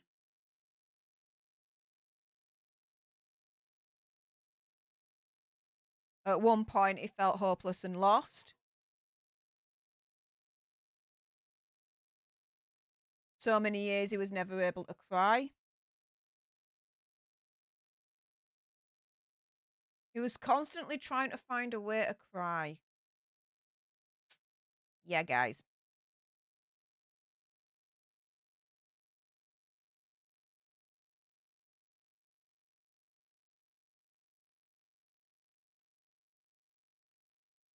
He would try and remember things, watch videos of his mum, just anything to try and get him to cry.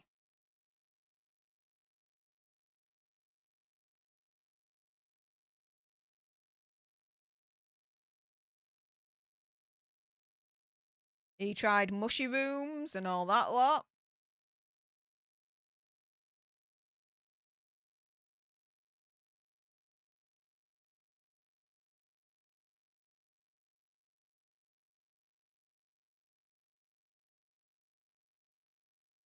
Okay, he's saying he's not encouraging it, but he says doing it with the right kind of people in certain circumstances can help with trauma. I don't know how true that is. Okay. But yeah, who said it? Someone said this channel, Thunder, can't watch podcast pro Harry and not stay neutral. I'll listen to you, Steph. Yeah, this channel is definitely pro Harry. I'm certainly not on Harry's side as such, but you know, I do keep it 100, and if I do agree with him or I'm sympathetic towards him, I will let you guys know, like, right now. You know what I mean?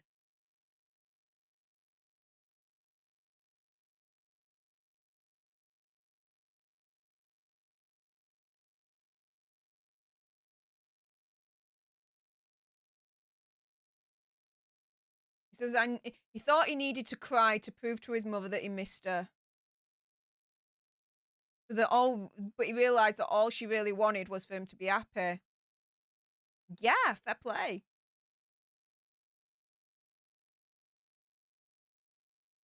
He says he's found that happiness with Meghan and the kids. Fair play.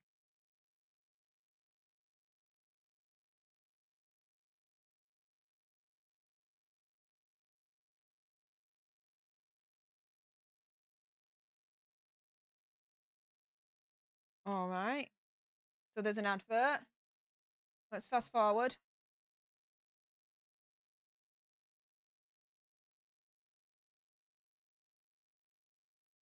Just fast forward. I'm still fast forwarding. I'll tell you something, right, actually. The 2 times I've been to America, I have watched your TV, right? Like the programs on your TV.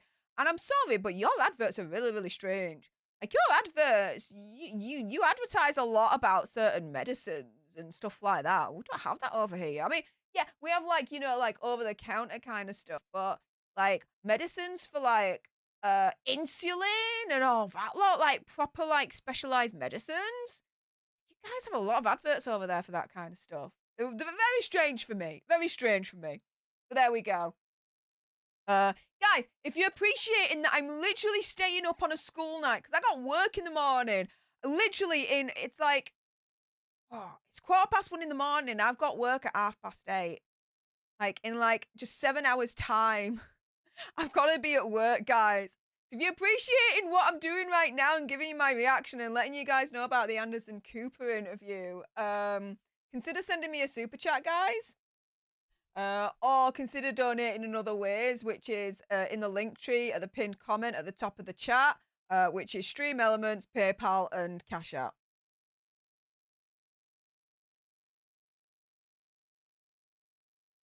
And those adverts are really, really funny as well, because it's like, here are some side effects, diarrhea, blah, blah. I'm like, whoa, all right.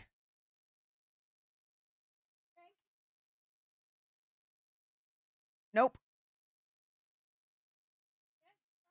Nope. Nope. Nope. Oh, here we go. We're back.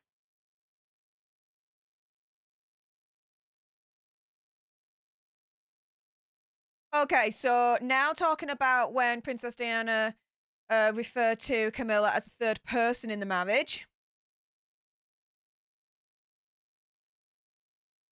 The tabloids ran with it, and Prince Harry had never forgotten about it.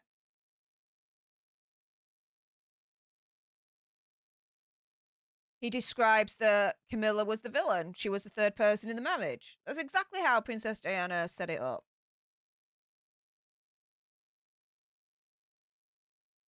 Camilla says she needed to rehabilitate her image. Well, yeah, facts. Camilla needed to rehabilitate her image because at the end of the day, up until that point, she was known as the third person in the marriage. The reason why Prince Charles and Princess Diana split up. Remember, back in the day, Camilla was not liked. Not as she is now.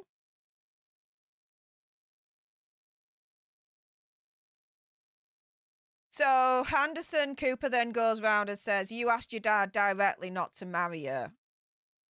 And Harry's like, yes. They didn't think it was necessary, as it could cause more harm than good.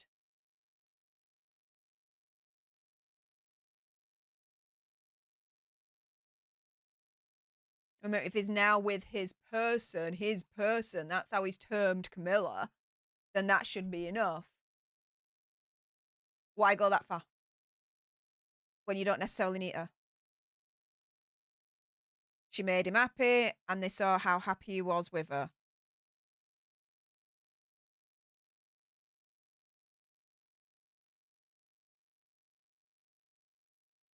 Anderson Cooper then says, you wrote that Camilla then started to do a campaign in the British press to pave her way for the marriage.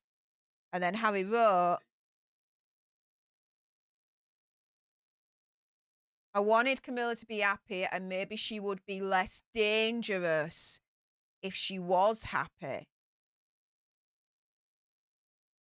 Anderson Cooper says then, how is she dangerous? Because of the need for her to rehabilitate her image is how Harry responded to that.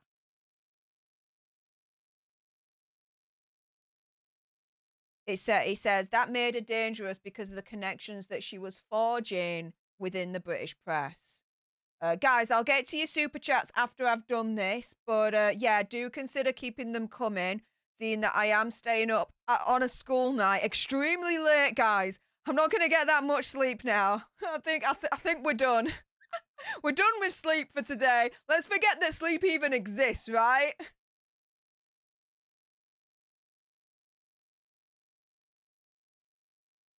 And there's an open willingness on either side to trade for information. Well, yeah, okay, that's how the press works. And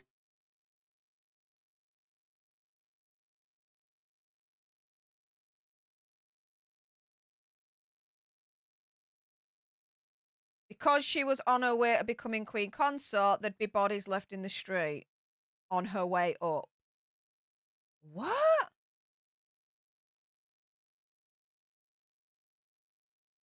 He says over those years, he was one of those bodies. What? No.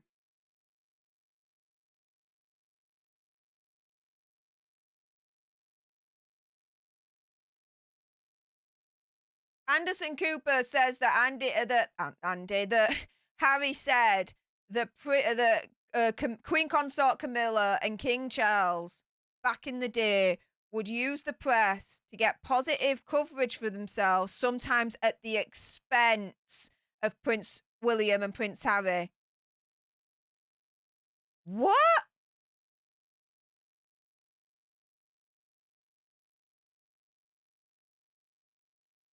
Harry wrote, Camilla sacrificed me on her personal PR altar. He's proper throwing him under a bus, but he's got to give specifics.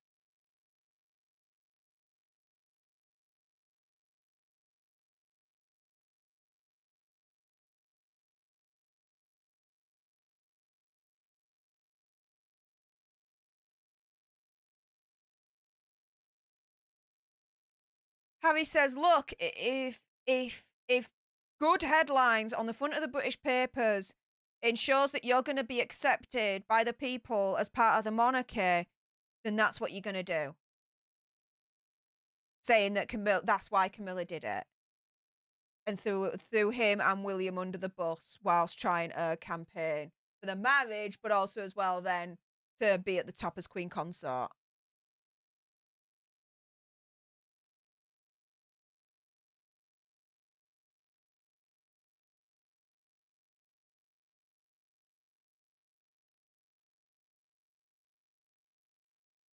Okay, so when he met Meghan and introduced her to King Charles, he says, would disdainfully refer to her as an American actress. She was an American actress. That's not disdain, that's fact. She was an actress in Suits at the time. And she's American. So she's an American actress, right?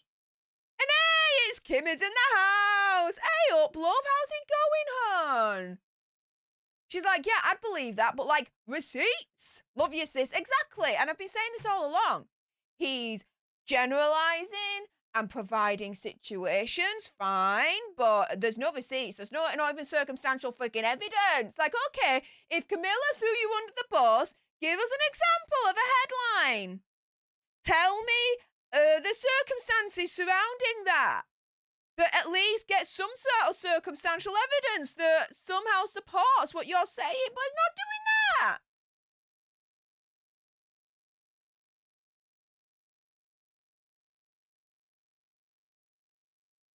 Doesn't specify who, but apparently other members of the royal family were uneasy as well. But he doesn't say who. Come the frick on. Are you shizzing me?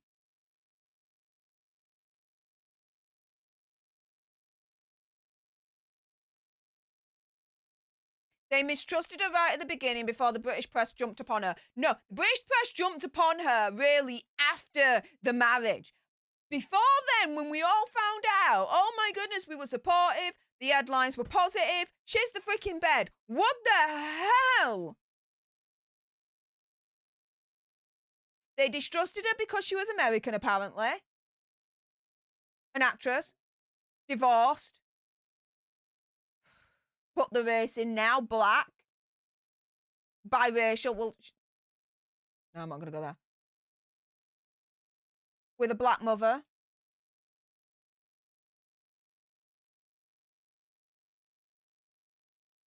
Four of the typical things that becomes a feeding frenzy for the British press, apparently.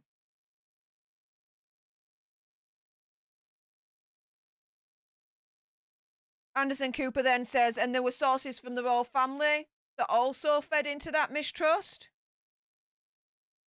He says yes.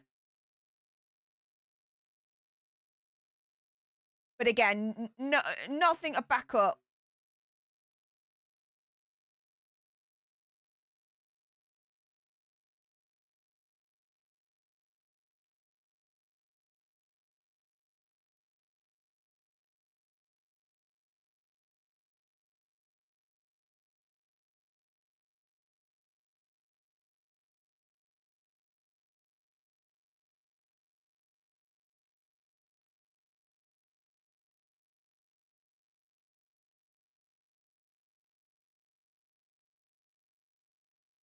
He says he's glad he changed. Instead of falling out of clubs, doing illicit substances and getting drunk, he found the love of his life. Okay? Fair enough. Fair enough. And he now has an opportunity to start a family with her. Again, fair enough, right? Keep the super chats coming if you are considering sending them. I will get to them once I've gone through this interview. I appreciate your super chats, by the way, guys. I'm staying up literally on a school night. I'm at work in 1:30.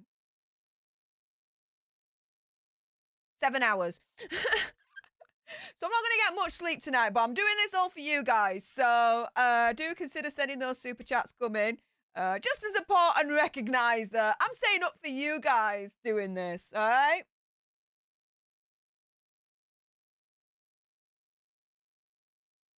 Soon after, when the relationship became public, Harry insisted on putting out a statement. And I remember this because this statement was unprecedented.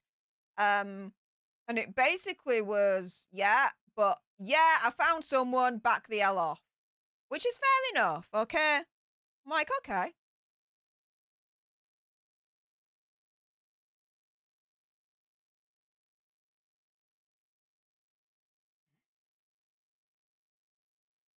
Calling the British press racist again.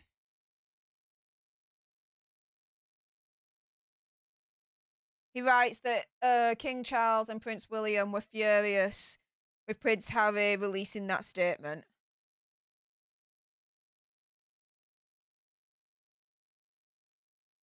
What?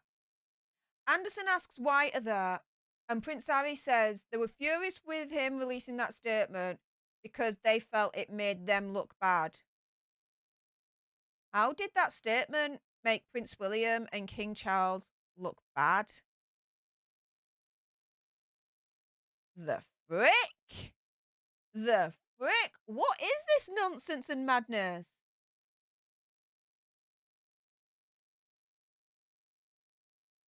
They felt that they didn't have a chance or be able to do that for their partners. That's BS reasoning. I don't know. I don't accept that. That doesn't make sense.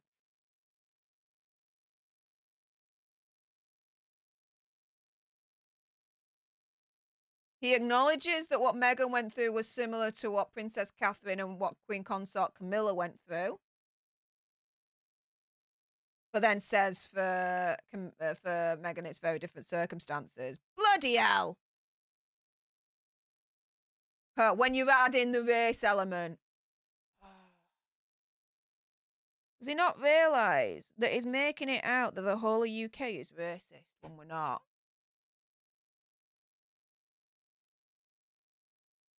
Just like...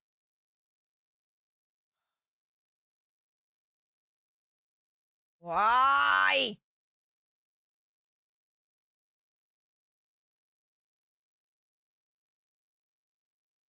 He says he went into this incredibly naive. He says, hell, I was probably bigoted without realizing, he says.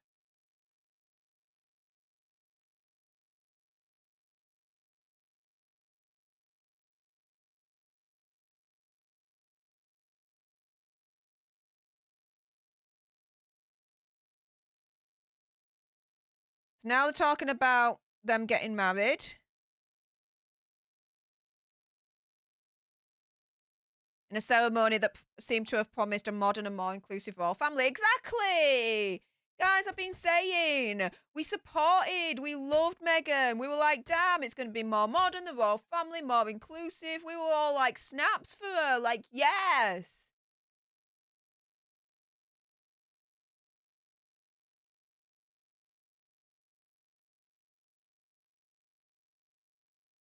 Apparently, behind the scenes, William's mistrust of Meghan started to worsen.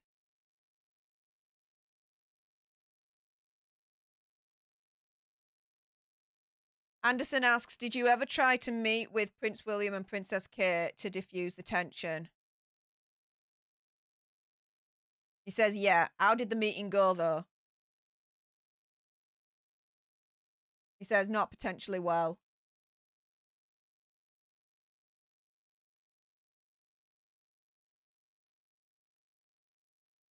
Okay, so now they're talking about, I think, the fight here in Kensington Palace in the Nottingham Cottage.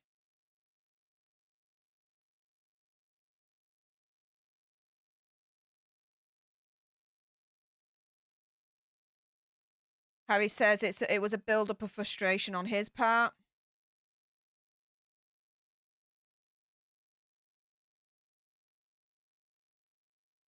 It was a time when he was being told certain people about things from his office. At the same time, he was consuming a lot of the tabloid press. There's a lot of reliance from Harry. The royal family read a lot of the tabloid press. They might read it, but they know how it works. When you read the stories, they know that a lot of it might be exaggerated or whatnot. Like, they don't. It's like, let me put it another way. The way that he's talking about how the royal family read the tabloid press, it's as if he's saying they read it and they take it all as gospel. You think that that's stupid? Because I know I don't. What the frick?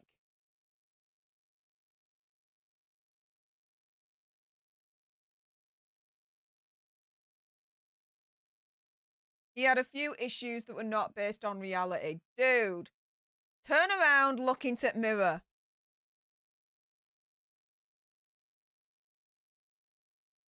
Harry was defending his wife. Okay, fine. You're going to defend your wife. I get that. William was coming for his wife. She wasn't there at the time.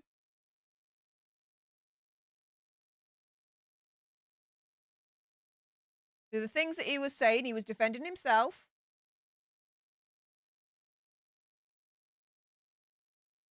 His frustrations were going and growing. So William's frustrations were going and growing. William shouted at him. Harry shouted back. Okay. It wasn't nice or pleasant. Then he snapped and pushed him to the floor. He knocked him over. Where's the necklace in all of this? He landed on the dog bowl and cut his back. He apologized afterwards. It was a pretty nasty experience. He asked him not to tell anyone, not to tell Meghan.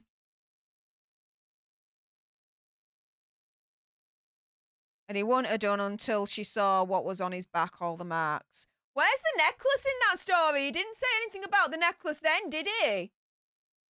Oh, he said no. I just realized what I said then. He did not mention about that necklace. He did not mention about that necklace. Inconsistency. He did not mention about that necklace. Wow.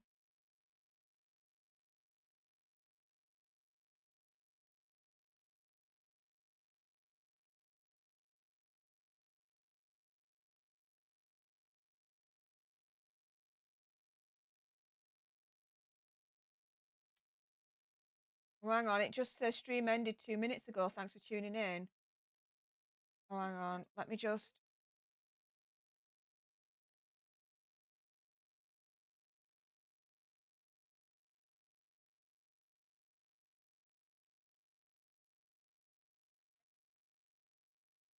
Oh, it just said the stream ended 2 minutes ago. I'm trying to go back and find where I was.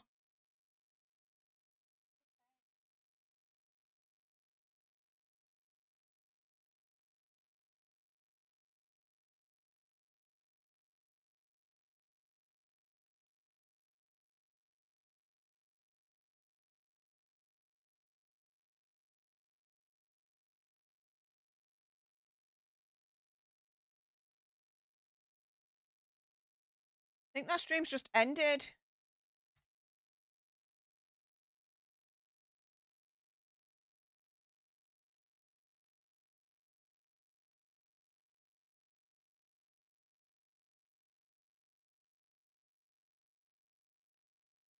Hang on, let me go back. I think I've got the full stream now.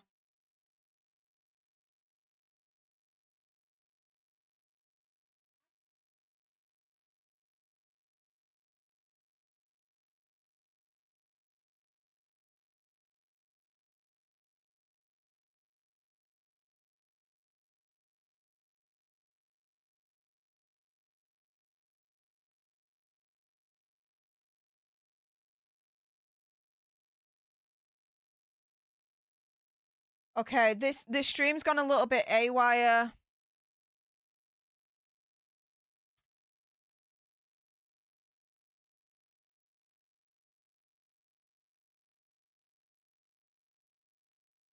Okay, I've been able to react to as much as I can. The stream's ended, so I think it's just processing at the moment now in the background. That's YouTube stuff, really. So I've reacted to as much as I can. Let's catch up with some Cash Apps and PayPals. Shout out to Onion Miniature Pin in Studio. Thank you so much for the £3 PayPal, saying thank you for staying up on a school night to cover these interviews. Hope you won't be late for work tomorrow. Well, I work from home, so we're all Gucci there. Panda, thank you so much for the $2.42 super chat. Saying school night, you minx. I know, right? Cash sent a $2.16 super chat. I repeated that. Sorry. It's nearly 1:45 in the morning. I think my mind's turning to mush now. One Show, thank you so much for the $5 super chat, saying you've got balls of steel staying up for these, Steph. When you're free, hit me up. I'm proud of you and happy for you and your continued success, sister. Thank you so much. I have seen your message. I've not read it yet. I haven't had the time, but I will do. Snock Y2K, thank you so much for the $5 super chat, saying I still remember his mother became queen because her uncle married a divorced American. Do the Brits know how many huge companies royals have in the US? Right. Wendy Newman sent a $1.99 super chat. Thank you so much, Wendy, for that. Wolfie, thank you so much for the $2.42 super chat, saying seen as you're so dedicated, LOL. Well, thank you! Mucho appreciato. Lisa DeRubio, thank you so much for the $1.99 super chat. Steep your morning tea early, making it strong. I will be doing.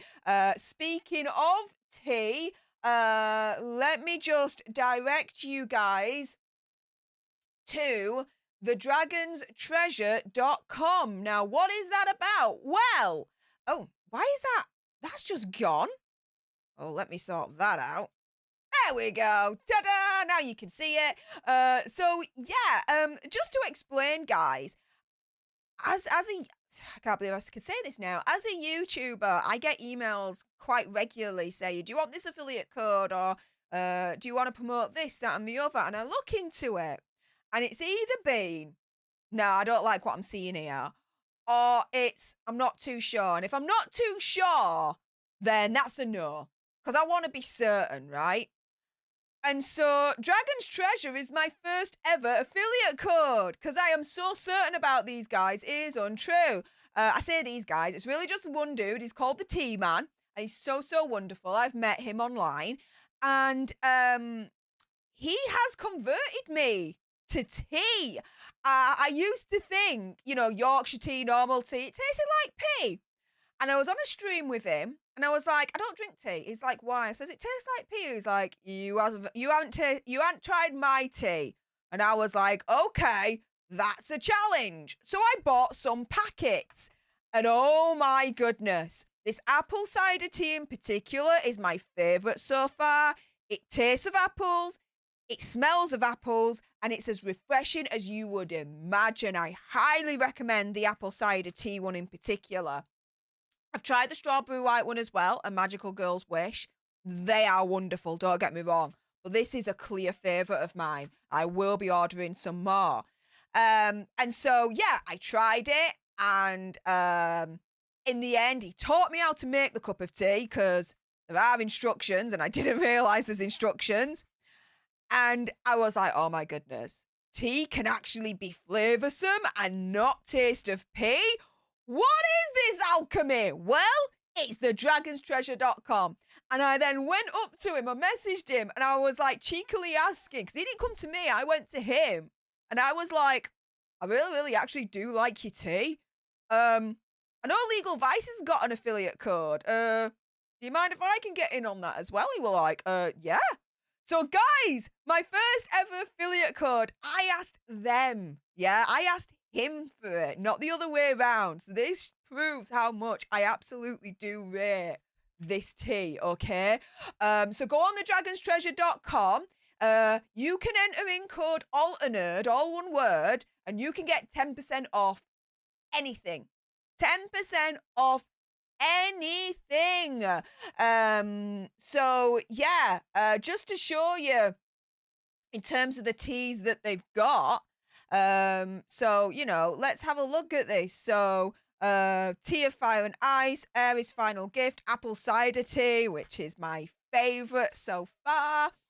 We've got candy apple. I want to try that. The candy apple one. And I also want to try the butterscotch one. So I'll be ordering those shortly. Caramelized pear sounds really, really, really tasty. So I'll be trying that as well. Which other ones will I want to be trying? Let's have a look. Gingerbread. I want to try the gingerbread one. Defo. King Explosion Murder? What's that one? It's got intense chili pepper. I cannot have that. I can't have anything that's spicy or chili. But yeah, there are a couple that have caught me eye that I will be ordering shortly. And I'm going to be using my own damn code. Like, save some coinage using my code. That makes sense. So guys, I'm going to put the details in the chat right now.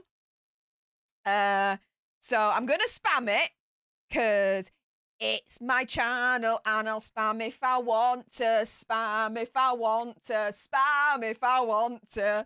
But yeah, guys, head on over to the dragonstreasure.com and yeah, basically upgrade your tea game and get 10% off by using code ALTERNERD, all one word. I know a few of you have actually used it already because T-Man's been messaging me being like, and another one, and another one, and another one. So please DM me either on Twitter or Instagram at Stef The Alter Nerd and let me know what have you ordered. And more importantly, let me know when you've tried it, what you think to it.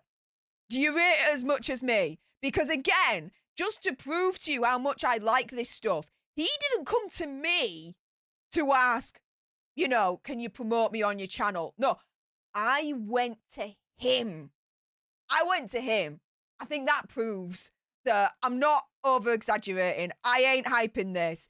This I love. I rate this. Again, especially the apple cider tea. Like, I'm getting the big bag of this now. And I'm loading up with apple cider tea because I love this. Now, don't get this twisted. Coca-Cola, I still love. And I will still drink because Coca-Cola is life. It's just, this is life now as well. We can coexist in harmony. I don't know why I said it like that, but you know what? I'm going to run with it, guys. So, yeah, the Dragon's Tea, the Dragon's Treasure. I am so hyper right now.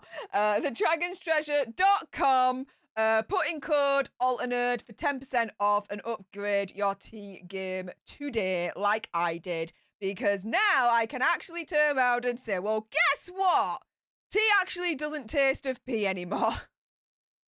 It can actually taste really, really, really good. So, yeah, there you go, guys. And Kim, yes, I got a sponsor. Thank you. Kind of. But yeah, there you go. But I'm only going to, let you guys know of things that, I believe in myself. There is one video that I am sorting out and I am doing. And it's my cousin's husband has a little bit of a side hustle, selling perfumes and all that lot. And I tried some of the perfumes and they are actually really, really nice. So I am doing a little video to promote that as well that will be up in the next month or so. But I'm going to be very honest in that video, and I'm going to be very honest with you guys now. One of the reasons why I'm doing that video is because his family. He asked me if I could promote him on my channel, and his family. I'm not going to say no, guys. I'm not going to say no. So I'm going to tell you what I like from what he gave me, and I'm going to tell you guys, if you're in certain countries, how you're able to order this, that, and the other. But again, I will always keep it 100 with you guys. For that in particular, his family, and I'm not going to say no. So, there you go. Full honesty, full transparency. I say I always keep it 100. I'd like to think that just proved it right there, okay? Oh, thank you so much, Lisa DeRubio, for that $1.99 super chat. Appreciate you. Peggy Cole, thank you so much for the $1.99 super chat, saying he never would have said that on British TV. Oh, yeah. Tinkle Tits McGee, you're still up, my goodness. Thank you so much for the $19.99 super chat with the heart emoji. Yay. Thank you so much. Appreciate you, honey. And yes, Sarah Smith, watch the rest tomorrow. Yeah, I will be doing. And I'll either just start it from the beginning and stream it so you get my full reaction to it, like I did with the Tom Bradby interview, or I'll watch it and then do a pre-record and release that instead. It depends on when Andy's going to be streaming, because I don't want to stream at the same time as him. We're not doing that. So watch this space. Janie Super, thank you so much for being a leader, saying fire, Steph, fire. Booyah, booyah. Anna Marie Kenwood says, I actually drink Yorkshire tea, but I will check these out. Sorry, let me go back here. Yeah, do check them out, because I really, really do rate them. They also do have sample packs. So if you go here, you've got the anime pack, a beginner's sample pack, a black tea sample pack, classic packs 1 on 2.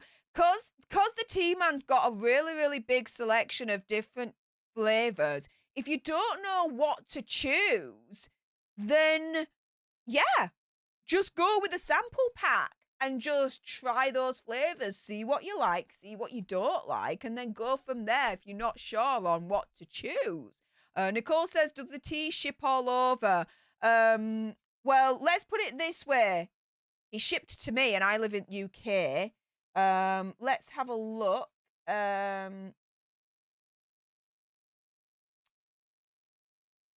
I do believe he does ship all over, guys. I do. All teas have been restocked as well. So take advantage of all of that because none of them have sold out at the moment. But they do apparently do sell out very quickly, especially some of the flavors. So do get in on this if you do want to do that.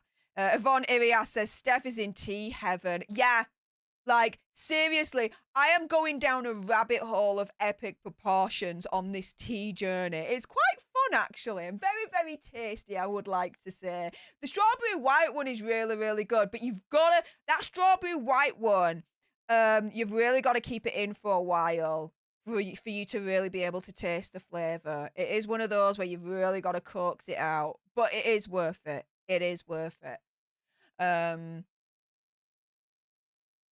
Denise Sante, this is tea you do not want to spill. They sound delicious. Yeah, you definitely don't want to spill this tea, and they are absolutely delicious. And they smell divine. Like, seriously. Like I say, this apple cider tea, tastes of apple, smells of apple. It is insane, this blend that he's been able to concoct. Like for real, for sure. Lisa DeRubio says, I was already looking at the green tea sample. Hey, sweet. PC Tech Radio says, we'll be ordering soon. I do like my tea. Well, again, let me put it in the chat for you. If you want to upgrade your tea game, and if you like your tea to be alternative just like me, then head on over to www.thedragonstreasure.com and enter my affiliate code ALTERNERD for 10% off everything on the site. All the details are in the description bar below, and the details are also on my link tree as well. So there you go on that. And I've just spammed the chat again because, again, it's my channel and I'll spam if I want to, spam if I want to, spam if I want to. There you go. Love it. In the meantime, we're going to wind down. It's nearly 2 o'clock and I've been streaming for over 4.5 hours and I'm at work in about 6.5 hours time. I do need to get some sleep. So let's wind this whole thing down. Has anyone got any questions? I always end with an Ask Me Anything moment. So let's go. Ask Me Anything moment. You guys have stayed here till the end, so ask me anything. Let's go. As you are waiting for that, let's read some of your comments. So Angela Pollard says, any teas what will help with chronic pancreatitis, Steph? I have no idea. I have acute pancreatitis. So I'm really, really sorry, Angela, that you know of someone or that you have chronic pancreatitis. Shiz the freaking bed. That's bad. In terms of teas that'll help with chronic, I'm not too sure. I don't know. Angela, I've just started to go down this whole rabbit hole of tea. Literally. So I'm learning. I'm literally at the beginning learning about all of this. So yeah. We'll see. One show says, I'm going to try out the Magical Girl Jupiter tea. Do. Lisa DeRubio says, Dragon Treasure is a great name too. It is, right? It's very cool. It's very nerdy, but I like it.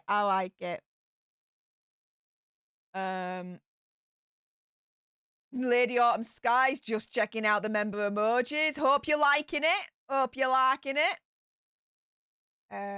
It's Kim says, go to bed, Steph. I will do in a minute. Cash H asks, are you happy? Yes. You like this, the grin on my face right now? I am very, very happy. Very, very happy. Tinkle takes Steph, call UK Customs this week, LOL. Yes. Gotta remember that. Thank you for kicking my backside on that one. I will do. Thank you. Hey, Michael, nothing's in the house. Hey up, Michael. How's it going? PC Tech Radio says, Stef The Alter Nerd, any plans for a birthday stream in 2023? Yeah. But my birthday's in October, the 9th of October. And the birthday for this channel, I think, is the 26th of April. So, oh yeah, we'll be doing birthday streams. Oh yeah. Hell yeah. Dragon's Treasure, Steph, I can't make any medical claims. And I'm not saying that either, mate. I'm just saying I don't know which teas would help with pancreatitis. And like I said, I'm just at the beginning of this whole tea journey, guys, and learning about it. But yeah, dude, I never said you make any medical claims. No way. No. So there we go. But hey up, Dragon's Treasure. How's it going, mate? How's it going? Hi. It's Kim. Dragon's Treasure. Thank you for supporting Steph. You rock. He does, actually. And he's so... I like him. I've met him on Legal Vice's stream a couple of times now, and I do like him. He's very... If you don't mind me saying, mate, you're very funny, but in a very kind of like deadpan, kind of British way, actually, that I really do like. That is a compliment. Believe me, it is a compliment. And I really appreciate it. Your humor and the way you come across, I kind of chuckle. It's like, yeah, this dude's fun. So there we go. How long have you been lurking for, T-Man? What the deuce? What the deuce, mate?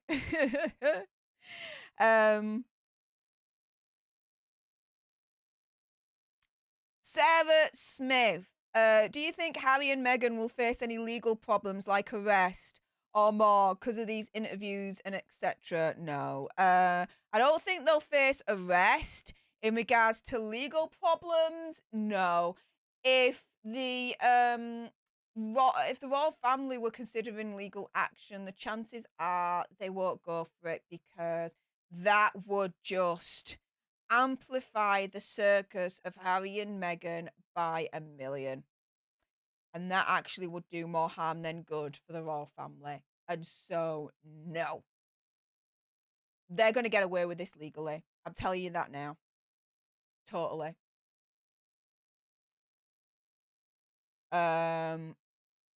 With that being said, I think that'll be the question I'll end on. Guys, I want to thank every single one of you for your support. You guys are freaking amazing. Oh, Dragon's Treasure. I frequently work while listening. I just stopped so I can reply LOL. Hey! Oh, Brandon asks, of these two interviews, which one did you find better, if any? Also, congratulations on 52K. Thank you. I can't really make a decision yet because that Anderson Cooper one, I wasn't able to listen to the full lot. I'll tell you tomorrow. How about that? But with that being said, I want to thank every single one of you that joined today and stuck with me for nearly 5 hours. That's insane, right? But it's been so much fun. Thank you to everyone that subscribed, liked, shared, commented, super chatted, sent me Cash App, PayPal, Stream Elements. You guys are freaking amazing. Every single one of you that joined, as well as leaders. I appreciate every single one of you. I appreciate every single one of you that's gone on to dragonstreasure.com and used my code ALTERNERD to get you to upgrade your tea game. Or any and all support, I absolutely appreciate. So thank you to every single one of you. Thank you for watching. Thanks for sticking by with me. Watch out for tomorrow. You will get my full reaction of the Anderson Cooper interview. Whether I do that as a stream or pre-recorded video is yet to be determined, so do watch out for that. But with that being said, I'm going to go to bed now, guys. So thanks to all of you. Love you all. Until the next time, you guys. Later!